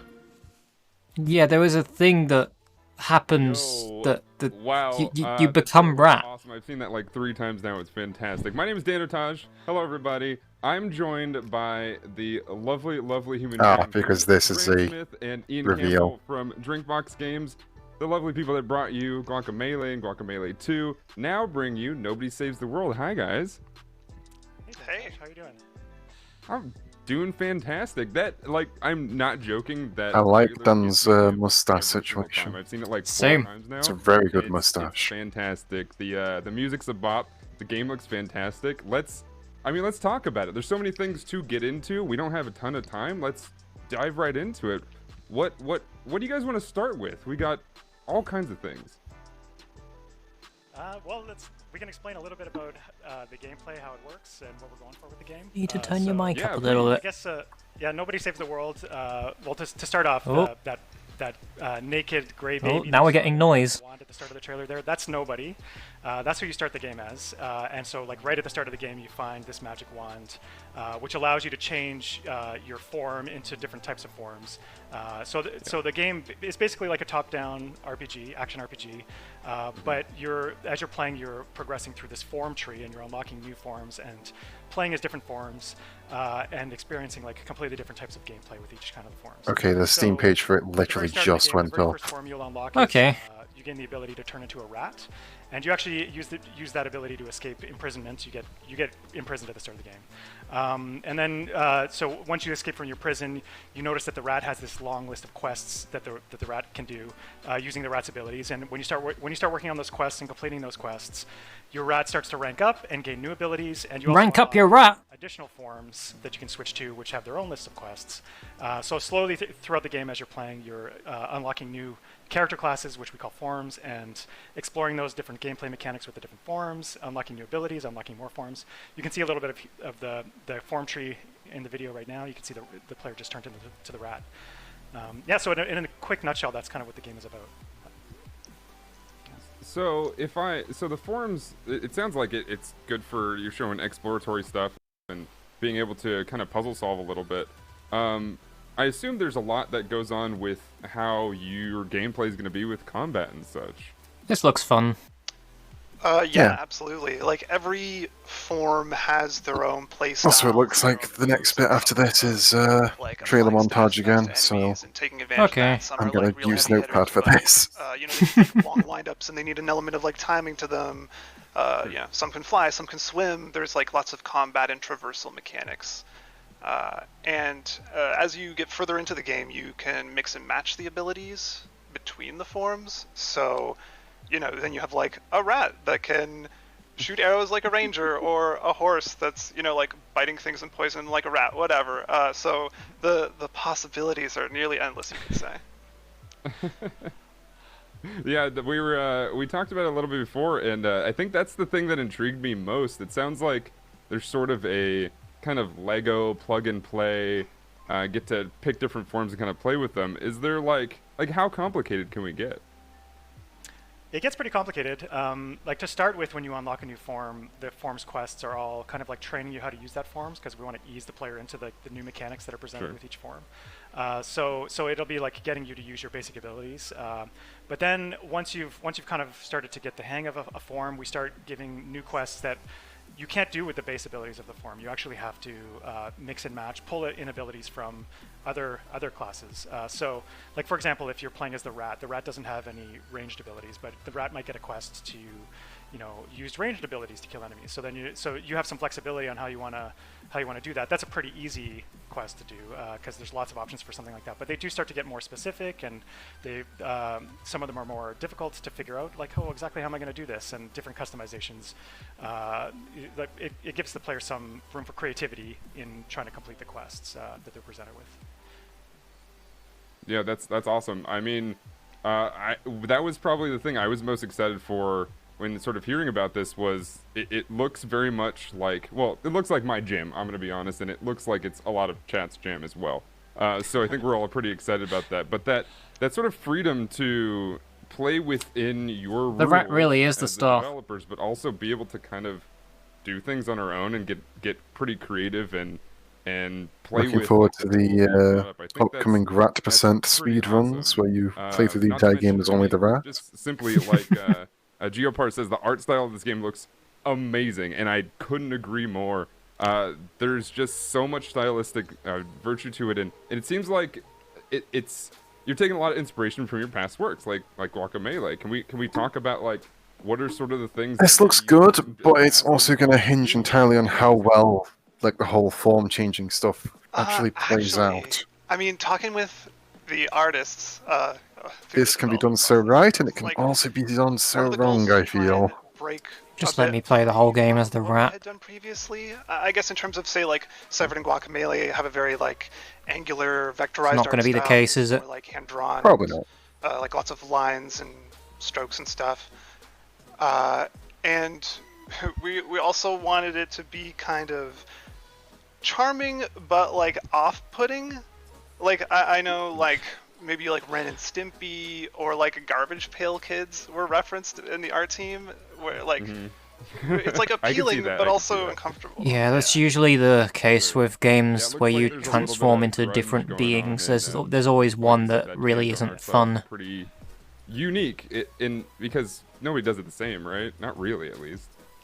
That's awesome. Yeah, absolutely. So I've seen some mentions, and something that I sort of came up just kind of watching it for the first time was A lot of thoughts of like it being a roguelite, but I wanted to drive home that it isn't a roguelite. It's very much an action RPG. But you guys have Greg something Miller has very just uploaded a video where he talks you about guys this wanna game. talk about your dungeons a little bit? Yeah, absolutely. So yeah, the structure of the game Had to be Greg of all people. It's kind of like you're exploring a large overworld, not unlike one of the older 2D Zelda games, but it's scattered What have you throughout this got against overworld. Greg? There's dungeons. Don't have anything against Greg. It's just Greg. It's Greg. And all of the dungeons are procedurally generated. So, and they all have completely different themes as well. So, like. We have some standard things like, a prison or a mine. Can't wait for the several shows later this year, which will be presented by Greg. Exploring a UFO, or a gingerbread house, or He's a good face. you'll be going inside of a dead dragon, like just trying to do some weird, bizarre things. And each of the dungeons, while they're procedurally generated, they all have like different rules. Greg Miller is his name, isn't it? Yeah, Greg Miller of Kind of Yeah. Funny Games. Game Over Greggy. Die inside of a dungeon because, That's the one. He had his first role in a video game in Mike Bithel's The Solitaire Conspiracy. He cannot act. It is quite fun watching him try to act, and I'm just looking at it going, no, you're Greg, I'm sorry, you can't do this. So you can't just like find a Should form Very stick hard to to- take you seriously, Greg, because you are Greg. Stick to podcasting. That's what he's good at. So you'll have to kind of mix and I mean, match. for what it's worth, he does a good job of it in you wanna try and the push show. people It's just I have trouble finding, like, taking any part of his role seriously because it's Greg. Because some of the dungeons you just won't be able to do with certain forms because those forms won't be well suited with their abilities to do that dungeon. So, yeah. And I was gonna try to find the most broken thing I could possibly find, just play it the whole time. Now I can't. We still do some from time to time. We do like give the player some places where they can just put together their best, most powerful form, just because we want you to be able to feel that experience. But there are some builds that feel pretty broken, so we can't just let you do that all the time. That's for sure. Yeah. Dang it. Oh, Twitch. I mean, speaking of very powerful things, you showed a couple. It looked like bosses straight up from the trailer, and that's like where my bread and butter comes from. Is what I'm always interested in. It's like, oh, the dungeoning is like super fun and super awesome. But where's the boss? And what sort of things can you tell us about maybe some of these high level enemies? Okay, I share your love of bosses. They're in the game. They're not as much of a focus. They do exist. I think the like enemies and the hazards in the dungeons are almost more like the bosses, if that makes sense. Because Yep. Yes, it does. Okay, because like Ryan was saying, some dungeons like they all have their different themes, and some of them are pushing like really hard in certain directions. Like, I just came in this dungeon and there's like poison everywhere and there's projectiles flying at me everywhere, like, and you're like, okay, well, what forms and what abilities can I use to like overcome this? And that's kind of the focus of the dungeon.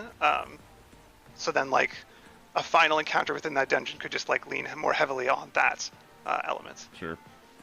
No, that's cool. I mean, because there are a lot of games that sort of focus on, well, this is cool, you're building up, you're trying not to die essentially, but you just got to get to the boss. This sounds like it's very much going to be a challenge all the way through. It looks as if this is going to run past 6 p.m. That you're going to basically That's fine. I'm probably going to call off the demo stream tonight because I don't think I'm feeling up to it. If you're not necessarily like just. I'm fine doing this because it's just chilling out and chatting. But yeah.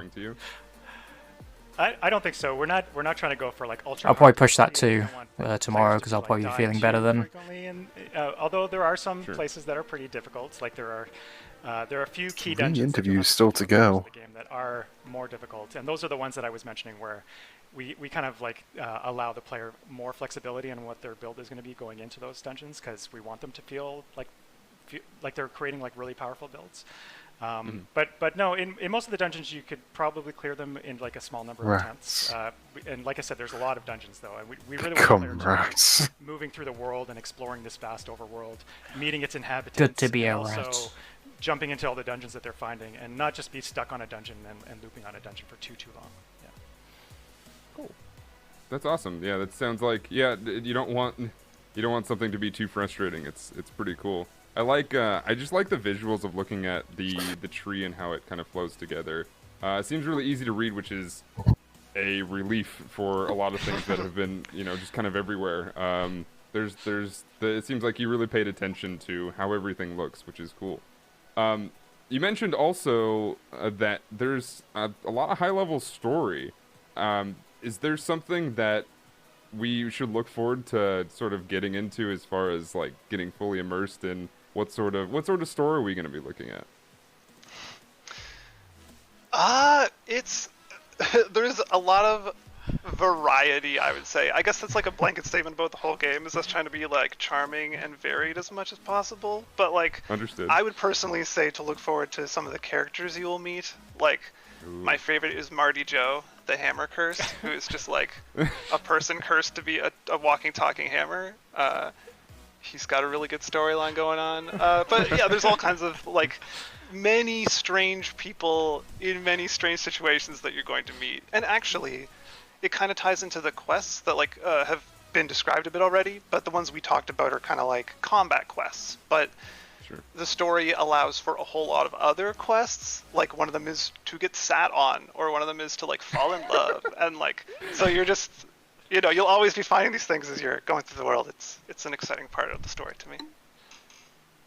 That's awesome. No, that's cool. It sounds like there's a lot to look forward to. I mean, just characters in general are fun to sort of get attached to. I'm hoping you don't make us sad with any of these characters. I'm not going to ask you to react to that or anything, but I mean, there was a whole thing going on Twitter. It's like, don't cry, it's just a video game, but look at this game. And I feel like these types of games where you introduce really cool characters have a lot of opportunity to make that happen. So I'm both excited and hopefully I do not get too sad with these things, but it looks really, really awesome. Is there anything that we may have missed that you would like to show off today about Nobody Saves the World? I think we covered most of it. Yeah. Awesome. No, that's fantastic. I'm looking forward to it. Before we fully wrap up, where can we find Nobody Saves the World? Where can we see online, and what sort of things should we be following right now? You can definitely follow us on Twitter, Drinkbox Studios. We're also on Facebook, Instagram, and we just today, even maybe just like right now, we're opening up a public Discord for the studio. So you can, if you want to know more about the game, see more cool stuff from the game, please follow us on Discord. I think it's like discord.gg/drinkbox. Yeah, those are the places to follow us. Oh, fantastic! Awesome. Thank you all so much. Thanks to Graham and Ian for joining me. Thank you to everybody for watching this. Please keep this on your list, because I would love to see as many people play this as possible so that I have things to talk about with you all. Yeah, Discord's the central source of information. And Trisha, thank you both for joining me, and thank you all so much for watching. See you guys. Forget about newsletters. Forget about Twitter.com. Thank you so much to Danotage and Drinkbox. What is an email anyway? Oh my gosh, Nobody Saves the World. I really like the fact that there's so many generated dungeons, so the gameplay almost doesn't feel repetitive. Trisha, how do you feel about it? That's not innovative, Brianna. That's, I saw so many games have done that before. During that interview, and I saw Simo Maso in chat says perfect mix of RPG. Ah, hello. Which I thought, yes. Thank you for raiding, Call Dolphin. Oh, roguelike, and we heard Ian and Graham say, well, kind of, but also not really. But yeah, I mean, there's a lot to love here from the from. How have you been doing today? Characters and interesting side missions that they talked about. That I do think it's going to have a lot of. Playing anything interesting? This is a world that I know for myself I'm probably going to spend a lot of time in. I think that Nobody Saves the World looks definitely interesting. Do you think it's something you'll probably see? God, the RGB gear going on in the backgrounds there. And I love what you said too. So much rainbow. Because I feel like there's so many games where you play and it's Falls is fun. Like it's one and done. But no, I want to get my there's a copy of Childish Gambino's album. Whatever, Farewell My Love or something like that. So yeah, I'm definitely. I don't remember what it's called. Shit, it's a good album though. What are you guys thinking? Is there a game that you're super excited about that you've seen from the trailers already, or a game that you're looking forward to? I mean, looking at the chat, Awaken, my love. That was it. I have a good feeling Yeah. about what Yeah. they're looking forward to. It's a I'm good seeing album. a lot of hype for Stalker. I'm seeing a lot of hype for Among Us. I know Oh, what the yeah. chat is feeling like. Oh yeah, but I mean we've got so much to get into today, so let's go ahead and keep this party rolling. Keep it going. We've had so More many games, game please. announcements already today, but next up we have a number of titles never before revealed. Dun dun dun! World Right, premiere. new game trailers. World look at world those now. premiere. Say it. World Damn it. Canon. God damn it. World premiere. I'll have to do it instead. Magnificent and generous nature, albeit sometimes harsh. Besides ourselves, the Marios. Okay, it's not a montage, so I can Canada's home to relax. the Pesca, Yeah. the Zephs, Oh, dragon people. Arctons, and the Oasis.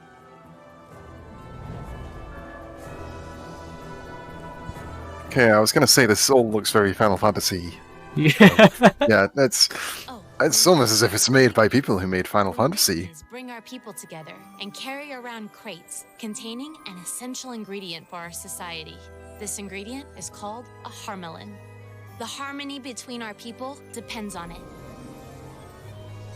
Harmelin? And last but not least, let me tell you about us.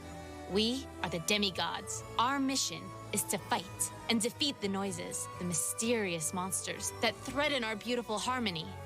The demigods will not allow anyone to disrupt Rats. Canon's harmony. Kind of looks like a Vanillaware game.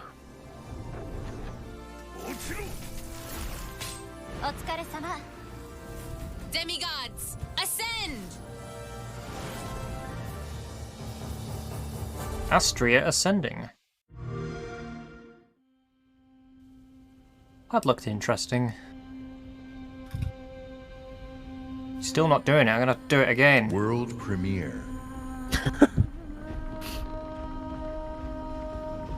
No, these are exclusives. Fine. Exclusive. There you go. Thank you.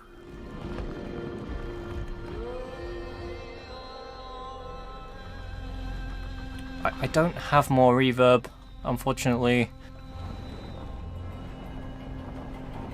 Unless OBS has an audio filter for that, I really don't want to fiddle about with things right now. The website's coming soon, so I'll just link the Steam page instead.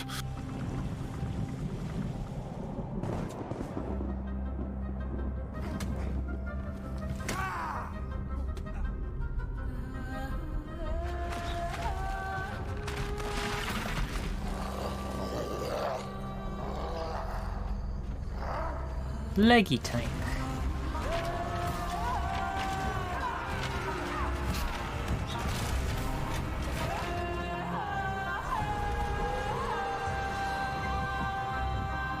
Big Steppy, the video game.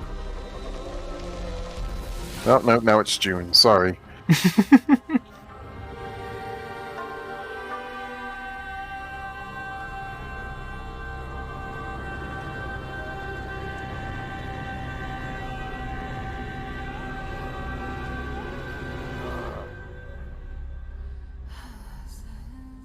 Last Oasis.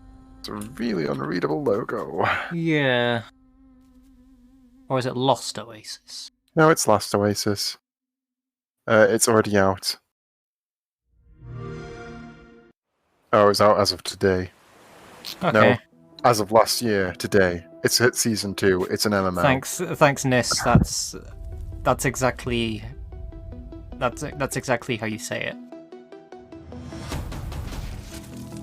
Well, this looks like a video game.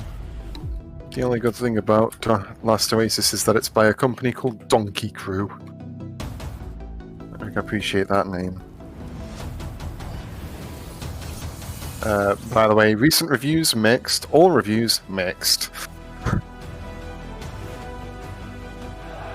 People are very indifferent towards Last Oasis.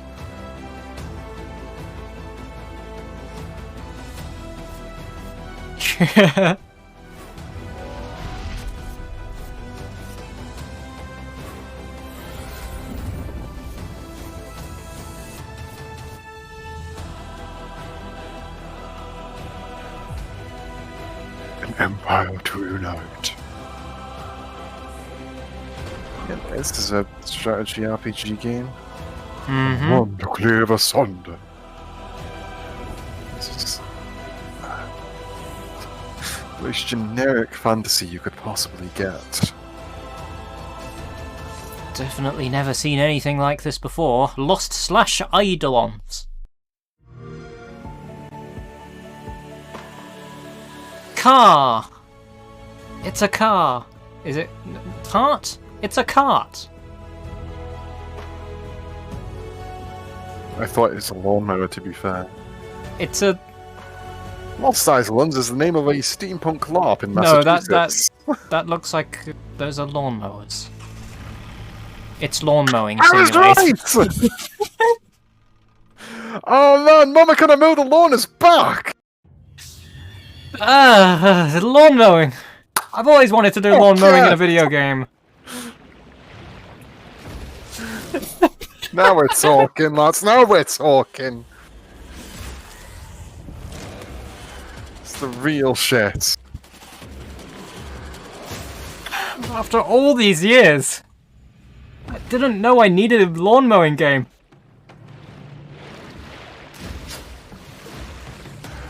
What is this now?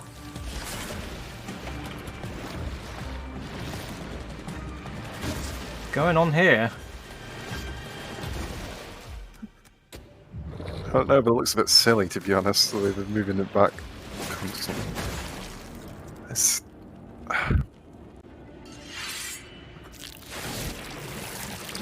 grim dark Tetris going on over here.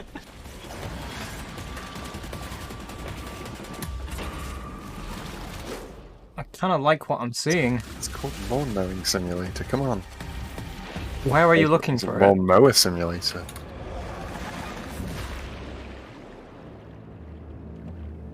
I can't read that text. Loot River. There we Yeah. go. It's like another game with a logo that's just not very easy to read. That one looked interesting though. Oh man, so much Last Oasis hype in chat. I loved it. There's a lot. No, we need hype for lawnmowers. Gives a shit! Hype for lawnmowers! I think so. Do I need to open their chat and get excited about lawnmowers? It's a game that's existed for a year and people have looked at it universally. 18,000 reviews and gone, meh. Very accurate. I'm gonna open their chat and post lawnmowers. But Last Oasis is Thanks. out right now on Xbox One.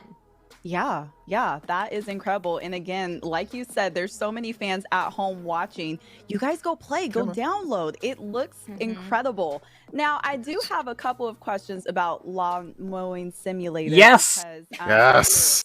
story mode? Are you just kind of mowing the lawn casually? Tell me about Mama Can I Mow the Lawn too? I have a couple of questions about it. But that last trailer Best game that never happened on the Gizmondo is back, baby. It's almost like you're moving in a puzzle type of motion. It's like an adventurous Tetris, if you will. Oh, I want to play it. Oh yeah, and the second that I see Super Hot Presents before any trailer, I'm like, yes, please, let's get that.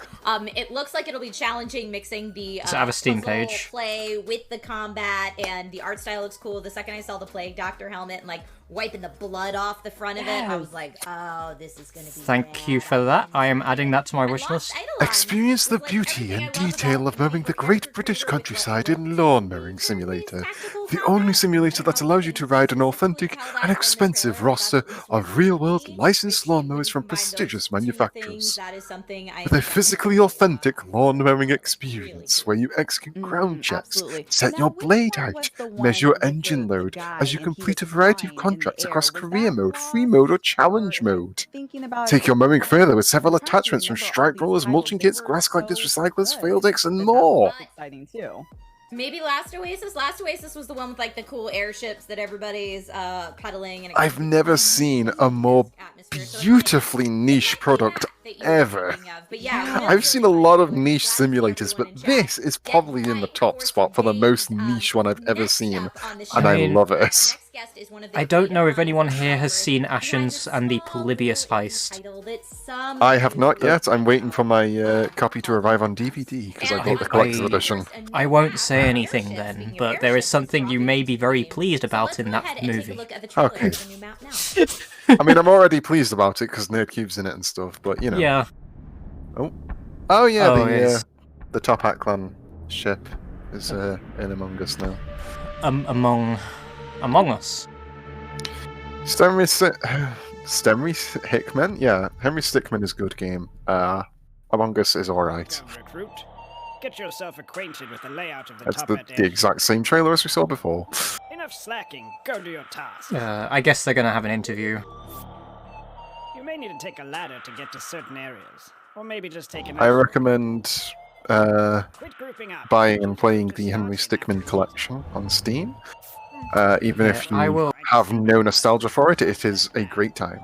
I will get around to it. Keep your eyes peeled. As someone who does not have any nostalgia for it, I fucking loved my time with it. It was hilarious. And also, no, I don't think there is any irony in the description of Lawn Mowing Simulator. It all seems very much like serious and legitimate. It's got nice little looping gifs and everything. I am great. Thank you for having me. Of course. Thank you so much for being I think simulator descriptions are just like that. I mean, as somebody who has never had the pleasure of riding a lawnmower before, I'm fine with this. Yes, I think Oh, we're still talking about it, even though other stuff has appeared by this point. coming out. It's like, oh yeah, Loot River, that's kind of neat, I guess. I guess. We have had the game of the show. Yeah. In like 5 days. Oh my goodness, 5 days. Fuck everything else. So it's very soon. Yeah, it's going to be our biggest Hover Bobber 3, baby. It's going to come with an account system. We have some free hats coming with it, as well as some cosmetics that you can buy. There will be all new tasks. There's going to be ladders and moving platforms. It's going to be hopefully a lot of fun for everyone to play with, and we are really excited for it to finally be out. Can you tell us, for those of us that really like to play imposter or get chosen as imposter, can you tell us what the venting system is like? Is this going to have a fully The connected? link to all of the games shown in this showcase so far, complete with links to Steam pages and websites and Twitter links and stuff. I hope Lawn Mowing Simulator has big bold letters. Oh, I cannot. make it bold if you want. In the best Thank you. ways, Murder My Friend. There you go. But with that being said, I thought it was really interesting. We should probably just bold the ones we were interested in, to be fair. You're able to select what room you spawn back in. Gonna have to overview this later on. Yeah. Yeah, actually, yeah, that makes a nice closing bit. Definitely change Let's do up the that. strategy. And if you spawn in the same room as the imposter and it's just you two, good luck. I mean, whoops. Do you have any pro strats for people encountering a map that has dual level play? Yeah, just run as fast as you can. Yeah, Sky Hukari outsourcing Run as company. fast as you can. You know, all that kind of fun stuff. Yeah, it's going to be a lot, and we hope like in the future to make bigger lobbies so you can have more players. But that's going to be coming in the future. So. That's exciting. Now, I did recently learn that the airship is going to be the biggest map available. Does this mean that there will be new tasks available as well, or new death animations maybe? Yeah, so there's going to be all new tasks available, and there will be one new death animation if you buy the additional cosmetic pack that comes with it. As you can see, it's based on Henry Stickmin, which is another game that we made in the past, so there it is. It's Right Hand Man's kill animation, so we're hoping people have a lot of fun with it. Oh man, are you allowed to tease what the new hats are?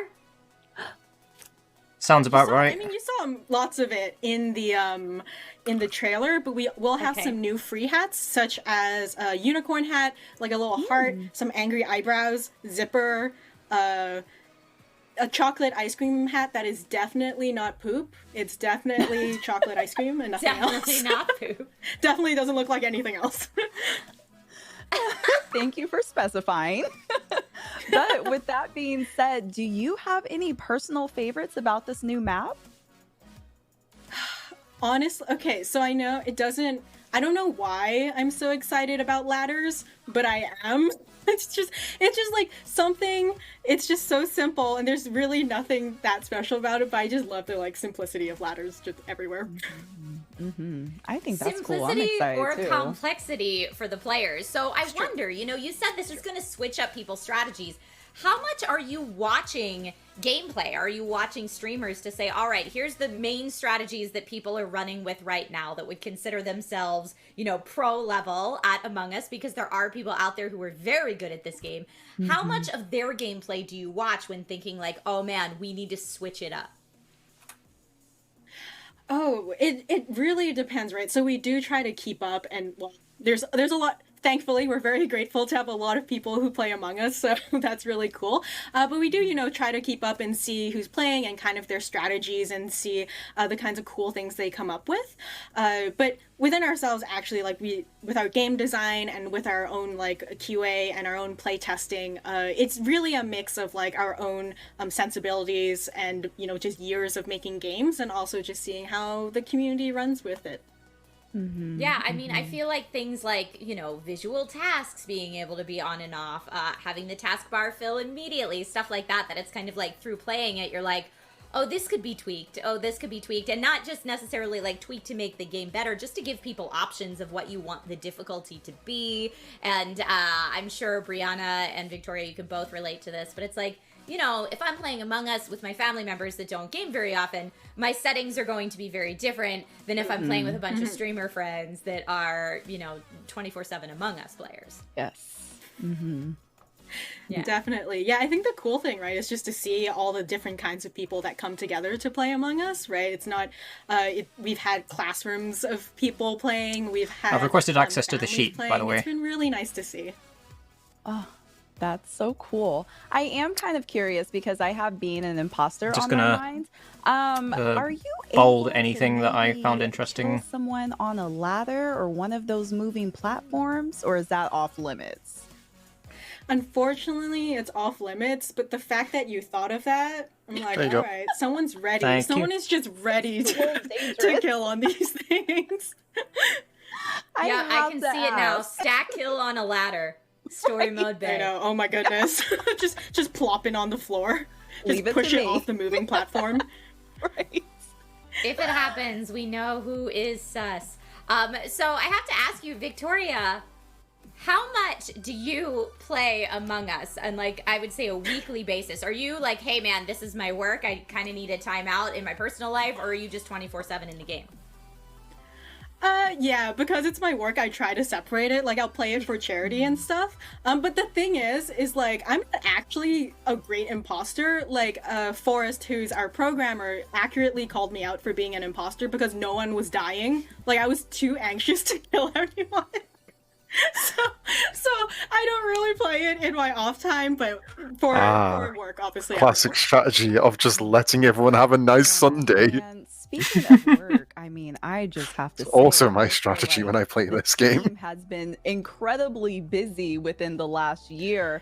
How is I don't the development think team doing? How are I you don't think all I'm doing, capable kind of playing this game. transitioning into this high demand for the game? I've managed to be sneaky imposter proper like a couple of times before, but it is very difficult to actually manage to fuck with people and stuff like that. We are tired and anxious. It's fun, but it's I not just something I can generally constantly generally don't see the like reactions to it and anything just, that like, playing involves catch up with everything. like But with the either trying to pretend to do something that you system, we're, haven't like, done, or anything that kind involves of having caught trust up, so we're issues or hoping anything that we like can get that. the regular I updates just out really, and, talk more. even if it's for fun, But I it still just has really been struggle a with it. really, Yeah, that's fair. really wild Didn't you quite enjoy faking it from Jackbox though? That one time we played it. I bet. I see Riash45. That's more. Thank you to the devs for this game. And Even if you're bad at it, it was still some but it's fun. going so fast because True. there is so much True. hype, to see you. I want to play that again sometime. It's really good. Yeah, it's just a shame everyone needs to be in the room for it. Yeah. Of this new Oh, well. map, and I'm sorry, I just laughed at that murder ball animation that just happened right there. But yeah, the airship Looks super cool. As you mentioned, it's coming in what, 5 days now. If Yeah, people March did want to, 31st. yeah, if people want to pre-order and get their hands on any of this content, or at least I don't know, ensure I just can't help hands on but this content on the 31st, feel where can people do that? guilt while playing such games, even though If you've already it's for bought fun, Among but Us, still. whether that's on PC or mobile, It's like deliberately trying to, like, if you are, like, for example, the imposter deliberately trying to put the blame on someone innocent. Xbox consoles. I don't have a specific Yeah, date for you I yet, just have but trouble identifying the best moments to actually go in and do things. Yeah. And so I either do nothing or I just end up doing something right in front of someone else. Console, can you say whether I just found it quite a lot when the couple of individual times when I yes, there played will push be the button in cross-platform play Jackbox. because you want to play with all your friends. Yes. Oh, we love that. We absolutely love that. Victoria, I don't know where time went. Things flew by so fast. We Although I could do literally talk to remember you all day playing it long. once and But if managing anyone has to any questions or wants to know where get to someone as the find you, imposter, do you like right in have front of maybe a a social room platform that you prefer where to someone was reach doing a out on? task, and I just casually walked past as if I didn't know they were there, and the person in that room went and found the body, and somehow I managed to get past the investigation part and not get outed as the imposter during that, and that's one of Wow. my finest moments. Like the moment where I fucked up massively and still won. And hopefully we'll see you here soon. That's kind of why It's good to just those moments every so often, but it's not something I can play very often at all. So fun. I can't wait to jump into that. It's a lot of effort to play that tasks game. are and how to adjust your strategy accordingly. I saw the people in chat saying It's fine otherwise, though. everybody always thinks I'm the imposter, It's even when always I'm you. not, and I don't. I definitely have more fun watching other people play it than playing it myself. But you know what? I'll take it, and then we'll adjust my strategy accordingly. It is one of those kind of games. What kind of imposter are you, Story Mobe? You know, I like to say I'm strategic, but sometimes when that imposter title flashes across the screen, it's like I kind of black out a little bit. Maybe I get a little hungry and crazy with power. And I'm just like, yes, the first person I see, oh yeah, that's who I'm going for. And all Personally, my I just see plans that and then I just go, oh, for fuck's sake. It's fine. I try my best to have a nice clean kill when you can get somebody alone and then vent out of there real quick, but it doesn't always work that way. It's a shame we've expended all the possible talk about Lawn Mowing Simulator we have, because it just meant we've ended up talking about this game instead that they're talking about, and it's just kind of repeating the same things. More show left today. But what's more interesting, our commentary or their commentary? Devs are Yes. up next, and then more exclusive gameplay trailers. Huzzah! Oh, exclusive. Oh, wait, exclusive. Content to show you, so don't go anywhere. We will be right back. Piss break. Announcing it so loudly.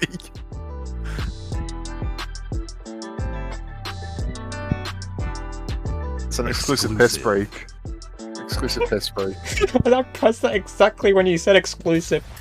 The world's upside down. Oh, they're rolling ads now as well, I guess. The advertising, take it down. I don't. Hold on. Change the scene quickly. No, I stood up from my chair. No, that's fucking the Revenge. They're not allowed to advertise it. It's free advertising. Ah, get the ads. Look, I was just about to go up to. That's number one. Thanks. No, not boy sim. I don't want to go away. Go away. Right, I'm just gonna.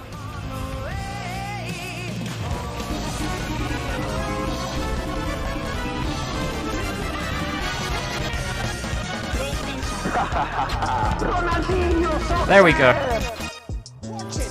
I'm gonna. I'm actually going to be right back now. I hope they don't trigger any more ads while I'm away.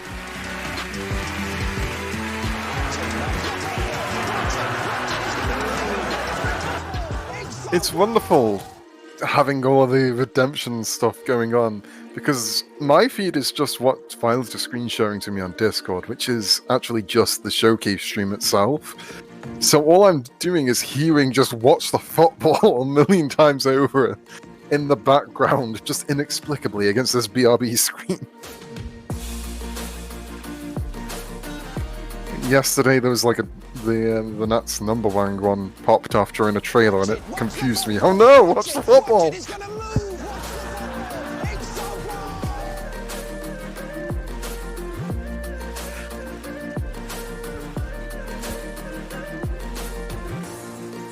Can you remember where you were when the greatest game of our life, Lawn Mowing Simulator, came out? Or got revealed, rather?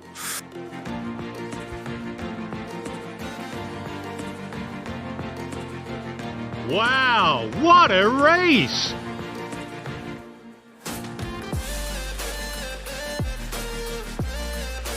Wow! That sounds cozy.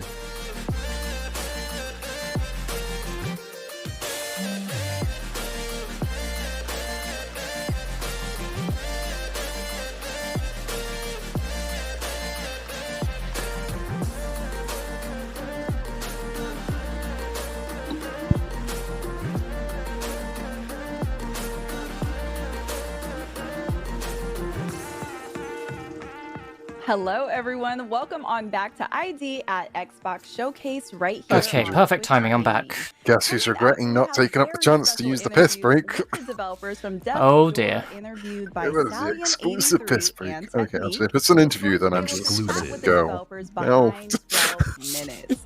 Ooh, this is a good show. What do we got? But first, streamer Huh? Stallion 83, like you said, will chat with the devs behind the new game Death's Door. So in Death's Door, you'll be playing as the Crow, where reaping souls of the dead Crow. is all part of an honest day's work. But the job gets lively when your assigned soul is stolen and you must track down a desperate thief to a realm untouched by death, where creatures grow far past their ex-purity and overflow with greed and power. Let's take a look at this trailer now. Bro! Oh. Oh, this looks lovely. Bit. Bird game.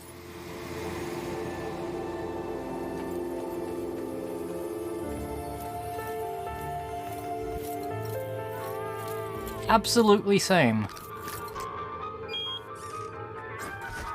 I love it. Bird noir. Wow.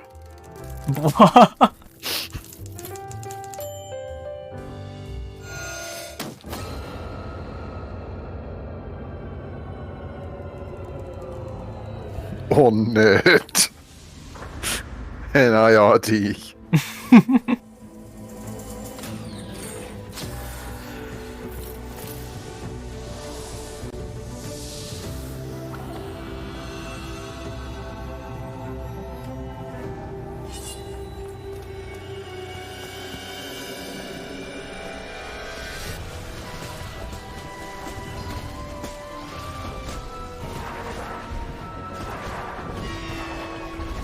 Man, that pet's really good at doing action rolls.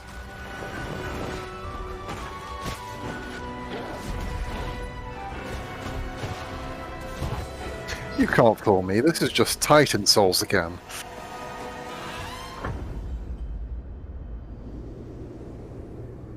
Ah, that's the new Devolver game. Oh, that is the new Devolver game. Well, I am pleasantly surprised.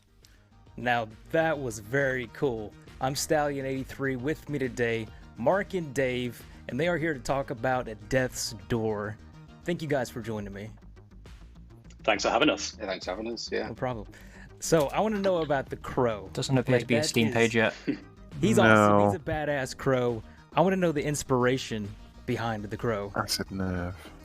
Well, we thought that crows were kind of relevant to the theme of death. They encapsulate the themes of the entire game, really. They're this kind of a dark, kind of mysterious bird, but they're also pretty cute and kind of funny. So we decided to make the character a crow. And Same developer as Titan Souls. That explains a lot. Ah. Really, really cool. So, what can you tell us about the story in Death's Door? So That it's would set be in a why world this game where- is so similar. Oh, got a bit of lag. Sorry. It's set in a world where nothing dies naturally anymore. So this group of crows who work in this office that we saw in the trailer, they are in charge of reaping the souls of the dead and maintaining some kind of order in this world. You obviously are one of the crows, and you get sent to a place where nothing has died for many centuries. So as you can imagine, things basically escalate from there.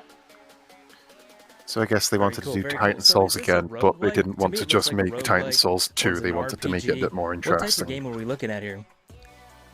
Now It's we not have a roguelike, crows. So it is just one storyline. That's In my opinion, it's a much more improved concept already. an entire experience. It I has don't some know, Titan like, Souls is RPG fine. elements in it. So with the combat system, you can upgrade your things like strength and speed and basic stats like that, and you can also find new weapons along the way. You go do that, In the Curly. world, you'll have loads of different secrets to discover as well. So if someone wants to like 100% the game, there's like a lot of juicy secrets in the world. I too would like to kiss the crow. Speaking of like 100%, what are the achievements looking like in this game? I have to ask you that question. It's mandatory. Nice. Well, yeah, that's part of it. Because we had so much fun making this game with so many secrets and so much like little touches and different things you could do, we had a lot of fun coming up with the achievements as well. Probably, I think one of the most fun ones, at the very start of the game, you can actually pick up an abandoned umbrella in this office where all the crows work, and you'll get an achievement for using that for every battle in the game. It's basically a very weak weapon that is half as powerful as any other weapon in the game, so it's a hard mode for people who want to do that kind of thing. So that might be the most challenging achievement, that one right there. May well be, yeah. I haven't even attempted it myself, so I can't even comment on that. Oh, wow. So with a game called Death's Door, are players going to die a lot in this game? There'll certainly be a few deaths to have to go through, yeah. So it's just is it's it the hard kind as of game nails, where you basically? I love that David just I looks like wouldn't he's say it's trapped hard in a as nails. 70s. Like if anyone's played our previous game, Titan Souls, that would be described as probably hard as nails. But this is a bit more forgiving, a bit more accessible. But we still think it will present a good challenge for anyone who was a fan of the old game. And it's got birds in I think it. this one is certainly a very I'm here intense for it. action game, and it's definitely going to challenge you. But one thing that we I am wanted to actually do going to this go time for my, around was my, create my own something where personal if exclusive you piss are break. hitting a wall with like a Exclusive. really ridiculously hard boss, Thank you. you don't just have to keep trying. I will over see and you over soon. again. You will have options you can do, different things you can do to prepare. So you might want to. You know I'm waiting for the opportunity to press that button. A bit, enhance your play style, or you might want to go and search the world for various secrets. So there's alternate weapons that you might feel more comfortable with, and you can also find upgrades for all the abilities that you have access to. So yeah, we want people to be able to take different approaches and overcome challenges in their own way. Okay, so what can you tell us about the combat system, and how many different weapons can we use in this game? I probably won't say the exact number of weapons, but there's a few to like change up your play style if people want to play with a more fast-paced, or maybe they want to use a big heavy weapon. And the combat was kind of inspired by games like Hyper Light Drifter, maybe a little bit of Hotline Miami. It's kind of like fast-paced, and you have to play quite reactively to your surroundings. Like things can change a lot.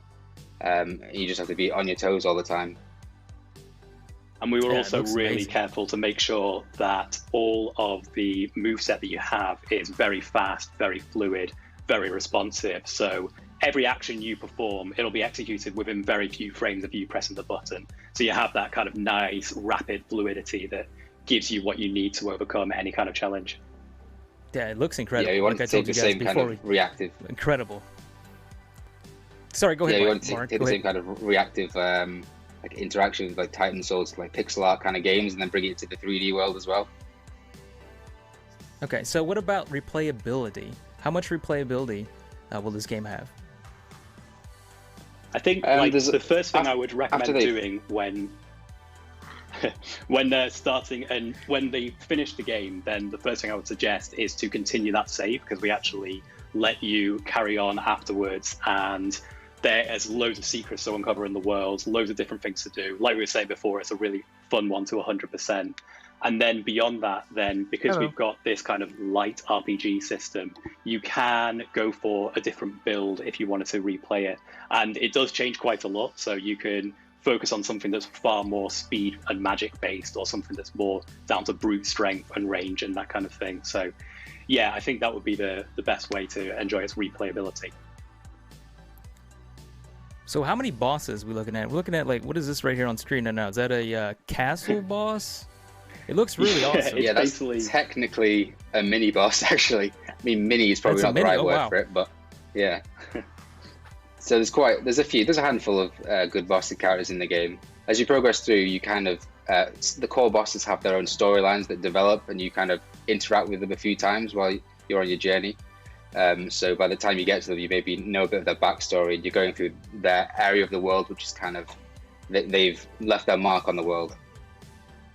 Yeah, we really want to show how these bosses have adapted to the strange situation that's going on in this world, and how they've become these like overly powerful beings, and like Mark was saying, how they've affected the world around them. So there's a lot of kind of, each chapter of the game has a bit of build-up, learning about this boss, potentially even meeting them, and then when you do get to the bosses, it's like a culmination of that We are still on the Crow game. Our opportunity to up everything to 11. Bubby.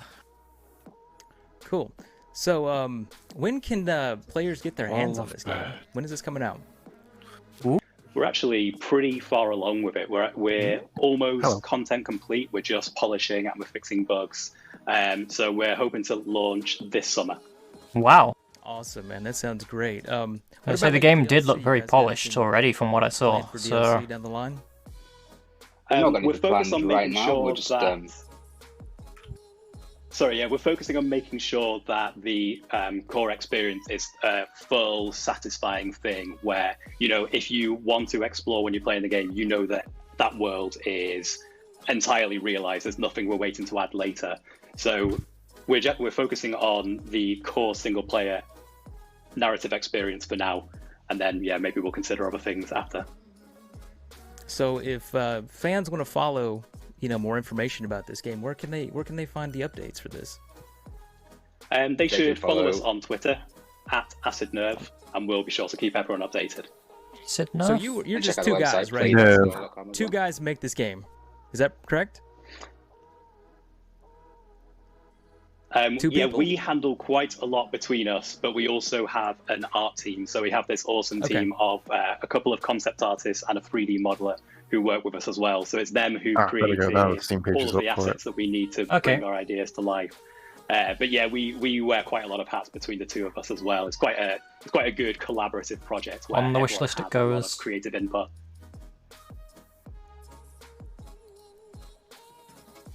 Okay, that's awesome. So the noir world, when the trailer starts out, are we gonna be in the game in that, or was that just for the trailer? Is that like the hub or something?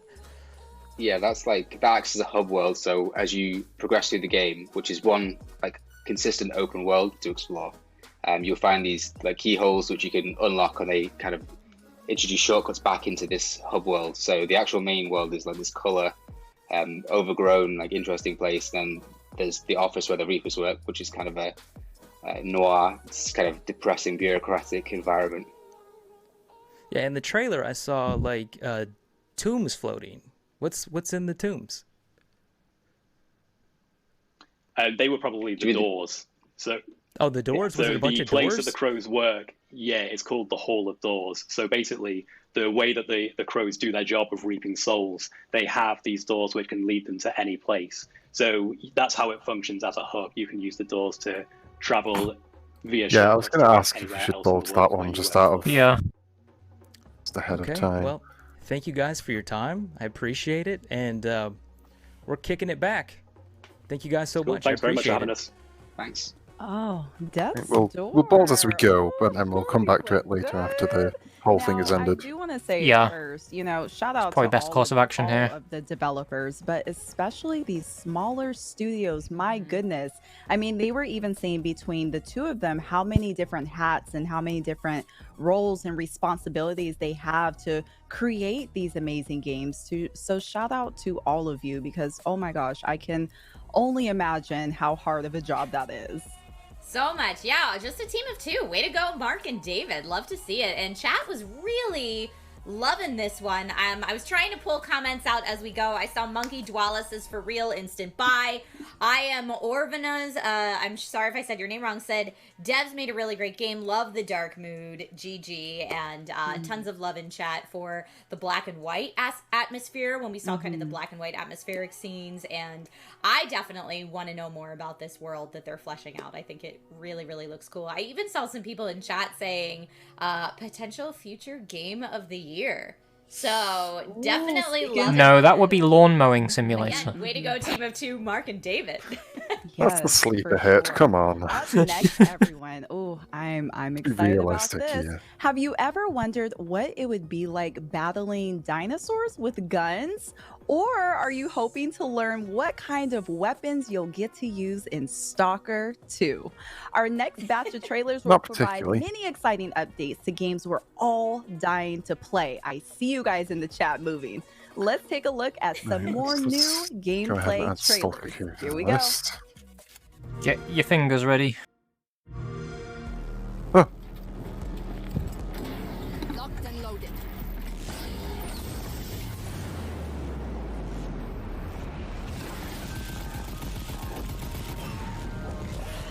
Hanging the area. Yeah, let's just have a game where we hug the dinosaurs and not Oh, good. continuously Realistic try gore. Lovely. want to murder the dinosaurs. The Avalanche you might be thinking of is the company that makes Just Cause, but I don't believe this is the same Avalanche. Because otherwise it would be published by Square Enix. Which this isn't.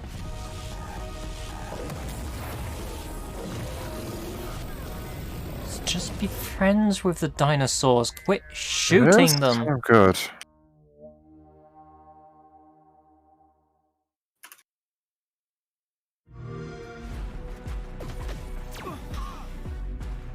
That's by systemic reaction.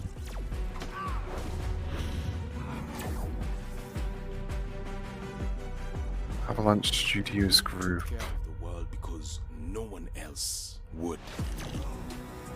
We thought we could keep everything safe, protect everything that mattered. And we Oh, it is, but it's a different studio that made it. wrong.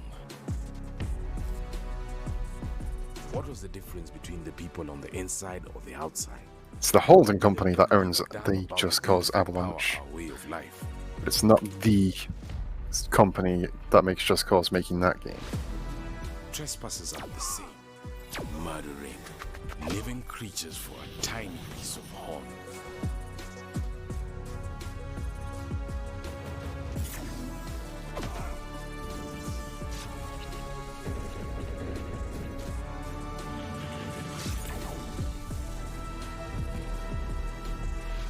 We are the caretakers. It's what they do.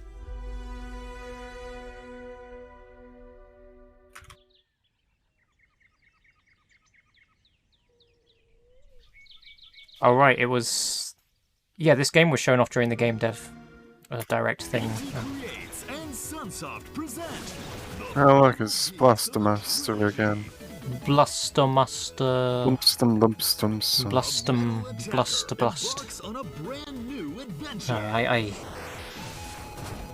The side view and top-down action is more. This game's been shown off quite a few times this year. I don't really have much else to say about it at this point. Jason's third battle against mutant kind is about to begin. What Master your blaster. await him? Blustering and mustering. Mention. Mustard? Yep. Thanks. Pinnacle of You're welcome. blasting action is here. Blaster Master 03. A new chapter in Blaster Three Master mustards. 3 unfolds.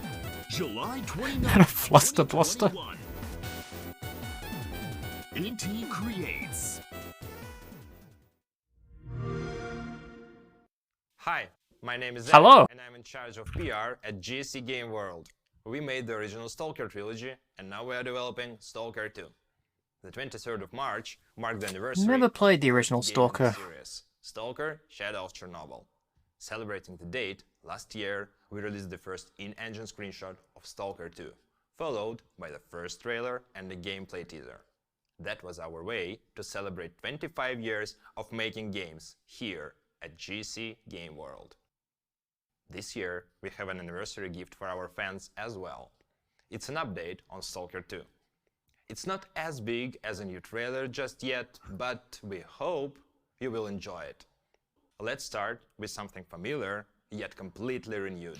If you Google Stalker 2 right now, you get the top stories medal, which just shows the 3 different articles talking about how they're spending a lot of time on making teeth, and it all has the same thumbnail. Wow.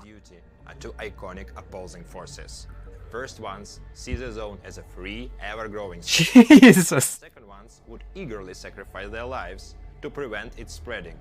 These ideologies will never meet their There we go. It's just the same thumbnail. Yes, Game World. The recognizable design for each faction has been enriched with details. If you look closely, you can see scuffs, scratches, and sticking out threads. I didn't think teeth could be so important in a video game. The time has passed, and the new forces emerged in the zone. You can expect to see more Get factions. you a pair of unique muddled teeth. Let's move on. The reception of Stalker 2 has been extremely positive so far, and we are truly grateful for that. Thank you for your passion and your interest.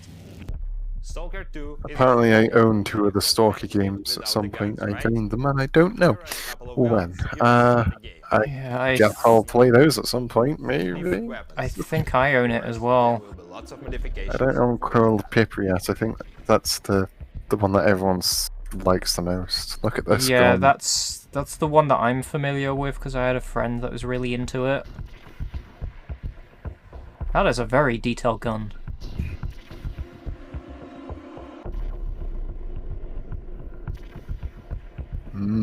Look at that bump mapping. Textures and stuff.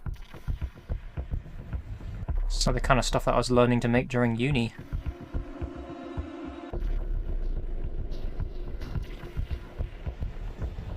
I didn't really want to make guns though, so I didn't make any guns. Yeah, they're still talking about Stalker.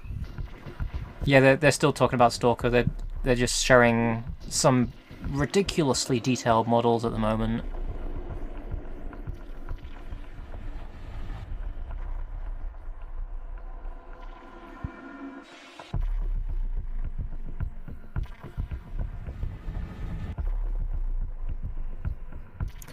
I don't think Dorfromantic needs an undo button. It's not like it times you for placing pieces. You have all the time in the world to think about where you're putting things down. This is a showcase of... I spent a while in ZBrush painting guns. Look at the good. Look at this. This one's got tape over it. Look at our tape tech. Use speed tape for this. I feel like I'm watching, like, this seems like a demo scene production in some way. Just the camera zooming around different guns with this music playing in the background.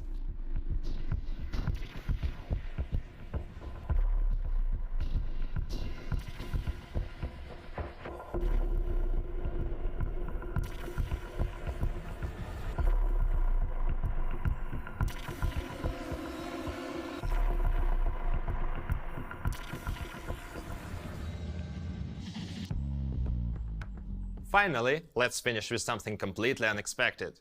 We work a lot to fill the world with a decent amount of memorable details, and sometimes it takes us to completely unexpected grounds. Can you see Teeth! Teeth! Teeth! Look at that face, it's just... Oh. Look at that gun, that's a proper gun, that. Oh, it's gold, it's gone. Give me silver. With a dental crown. Beautiful, thanks. all made with our custom teeth tool, one of the many Custom teeth tool. Homemade teeth, just like Mama used to make. These tiny accents ensure each character looks completely unique. Literally every human in Stalker 2 I can't believe I heard the words dedicated teeth tool. And that covers up our news for today. Please subscribe to our official social channels to receive up-to-date info about They the made game. a more in-depth teeth tool than that one WWE character creator that let you remove the gameplay teeth. demonstration later this year. Until then, good hunting, Stalkers. Thanks, mate. Wee. My gosh. I mean, there was so much hype in the chat for Stalker 2. I mean, wow. I'm blown away. For those to be a work in These two are progress. doing a very good job at feigning excitement and interest. What did you think about that, Trisha?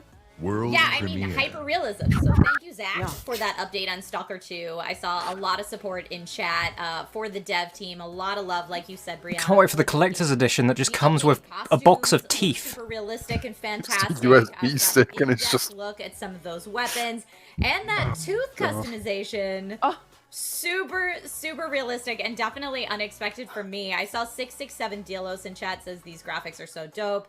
WTF sexy headphones, which I love. Your name, your Twitch name says absolutely cannot wait to play this game. Yet I hope that the devs take all the time they need to make it right. So Absolutely. I saw a couple people in chat saying like, take your time, let's make this the best game ever. And yeah, it was cool that Zach was able to stop by and show us that update of what they have so far for Stalker 2.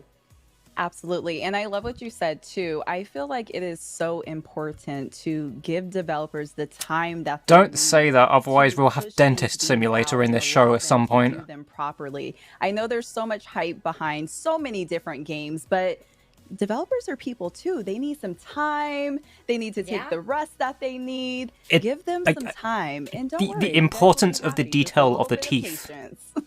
I'm always a fan. I will be patient and I will wait for the game to be. I will be sure to zoom the camera in on the teeth. Up next, streamer Technique will sit down with director Luis Antonio about his new game, 12 Minutes, an interactive thriller about a man trapped in a time loop. Let's Oh, this game. Ooh. Finally, more on this. I want you to think of a flower. Look at its contours, its curves. Now I want you to imagine it changing. Moving backward. Returning to its bud. Think of that bud. Unopened. Look at it as a whole. Then silently repeat these phrases. May you be free from suffering. May you be free from fear. May you know peace and joy.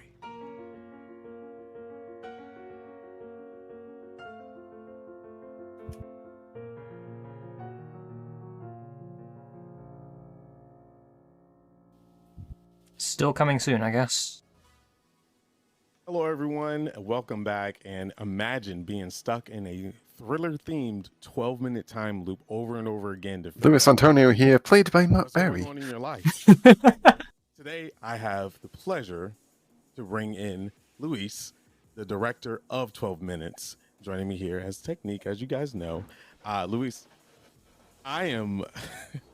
this game, when I first saw it at E3, I was just like, what is this and what's happening? Because it reminded me of an old movie called Butterfly Effect a long time ago.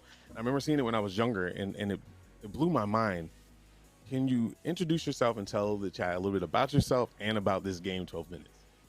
Hey, Technique. Yeah, definitely. So 12 Minutes is it's an interactive thriller about a man trapped in a time loop. The whole game happens inside an apartment.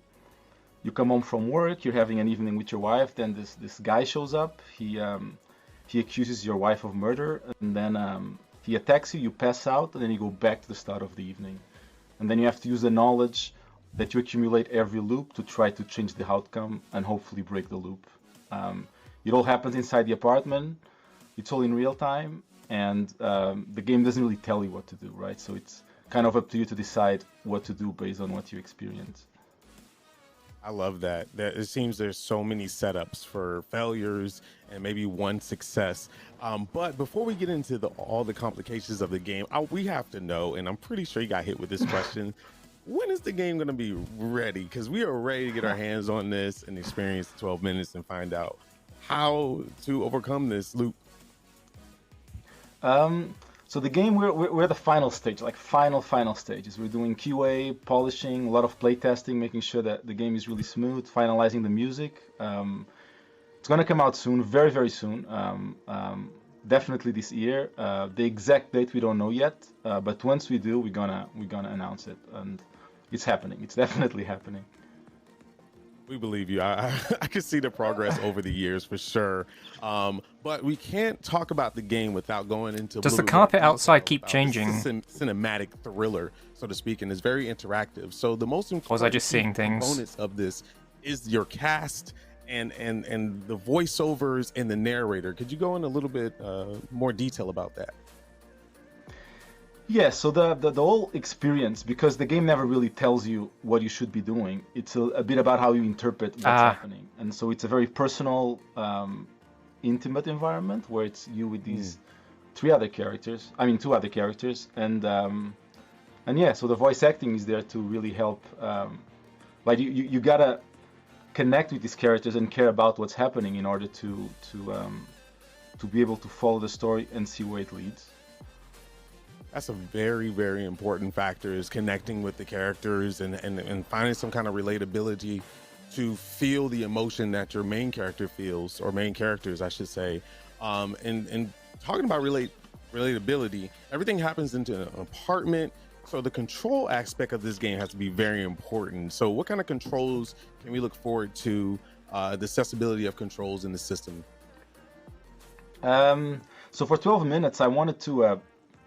it's kind of a point and click game, but a bit cleaner than the old ones where you never quite know what's going to happen. You have objects in the apartment, like on the trailer you can see he picked up a knife, there could be a mug, there's the plates.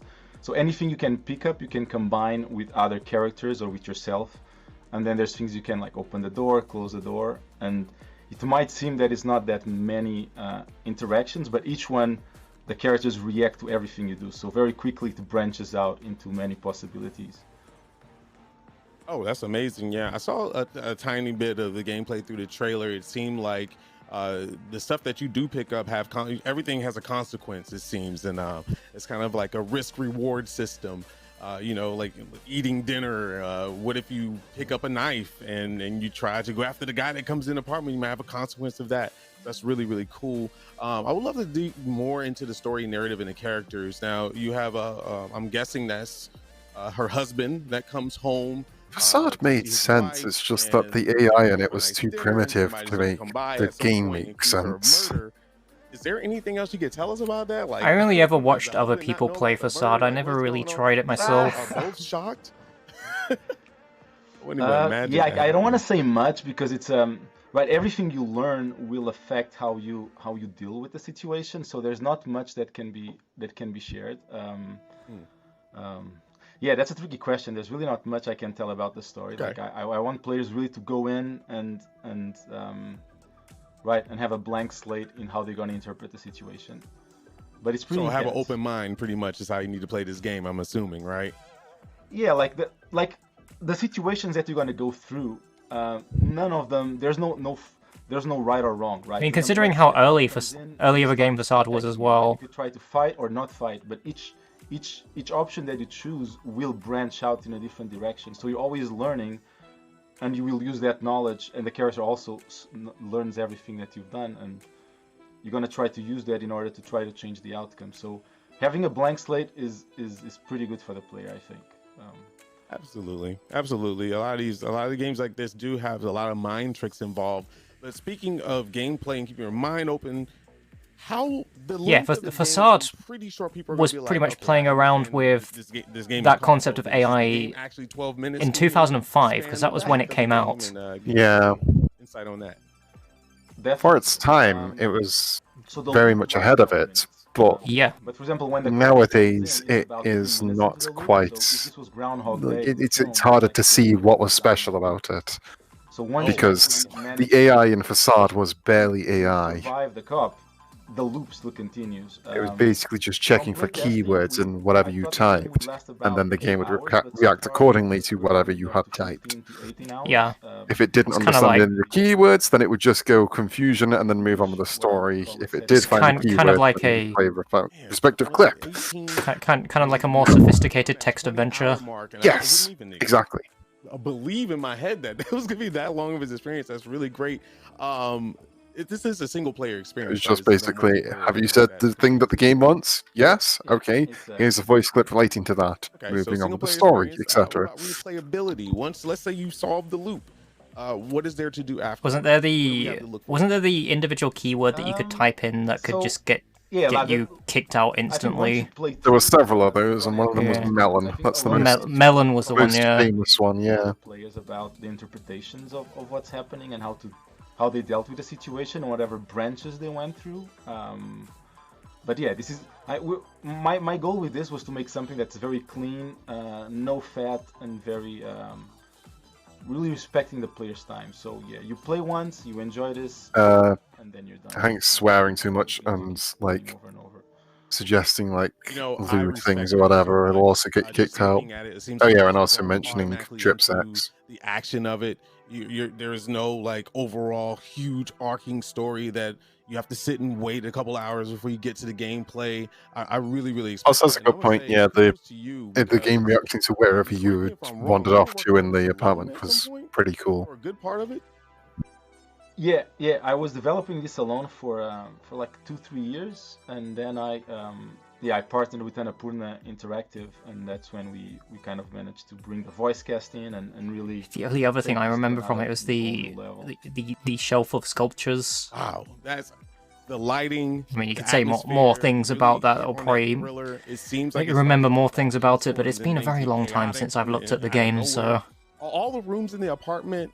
Well, first of all the rooms in the apartment itself, I'm thinking you start on an elevator, or maybe you like come into Let's your bring us to the hallway. trope Are used the in Portal rooms and available Stanley to go Parable. into, or is it only your apartment? And if it's in your apartment, can you go into every room and interact with most things in your apartment?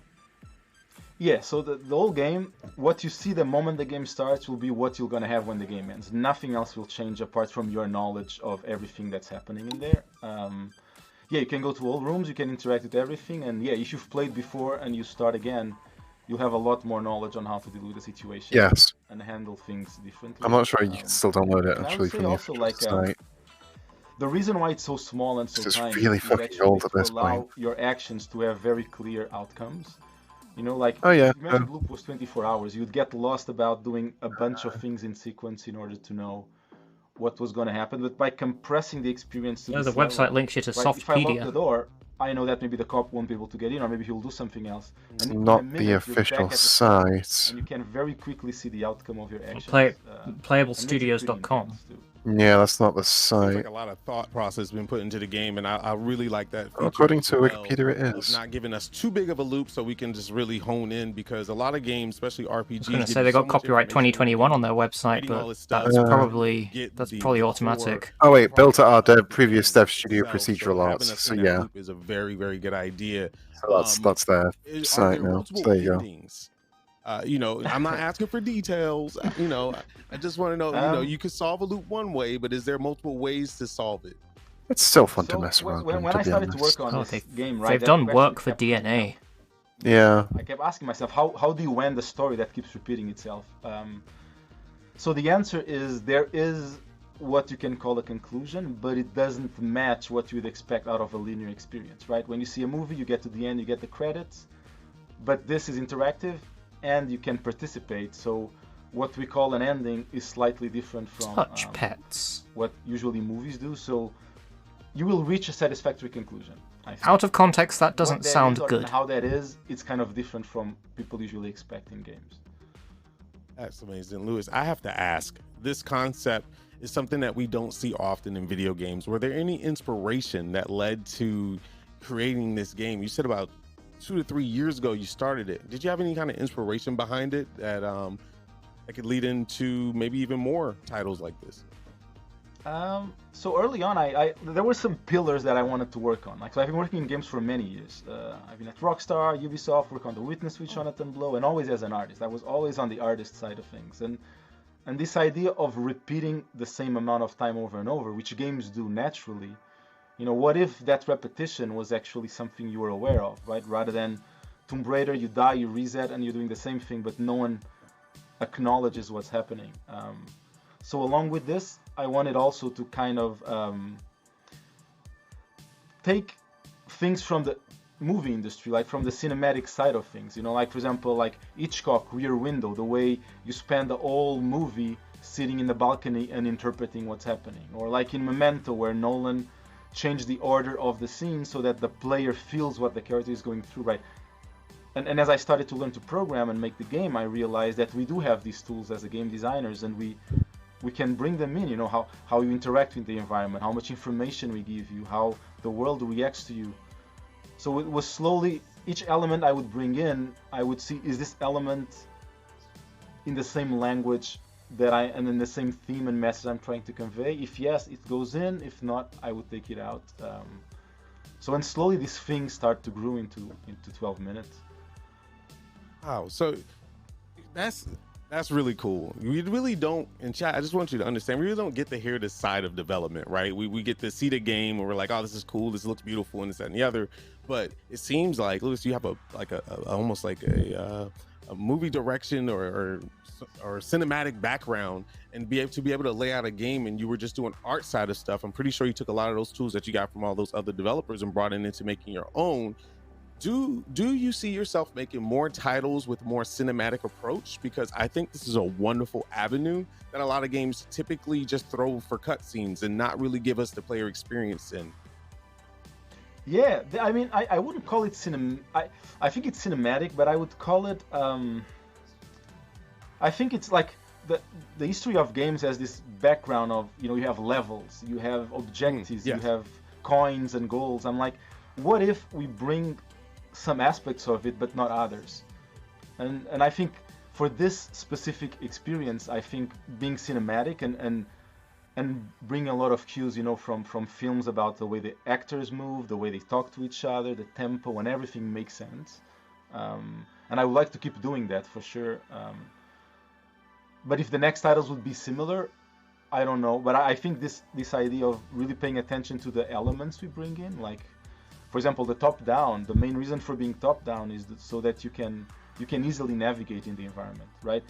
If you bring first-person, suddenly 80% of the people cannot play the game because they don't know how to control the character. But I realized, look, if you just click where you go, and then when you go into an object like the fridge, it goes into first-person and out, you keep having all the verbs you would have in other video games, but the simplicity is there. So someone who doesn't play video games can just jump in, as long as you know how to click where you want to go to, it just works.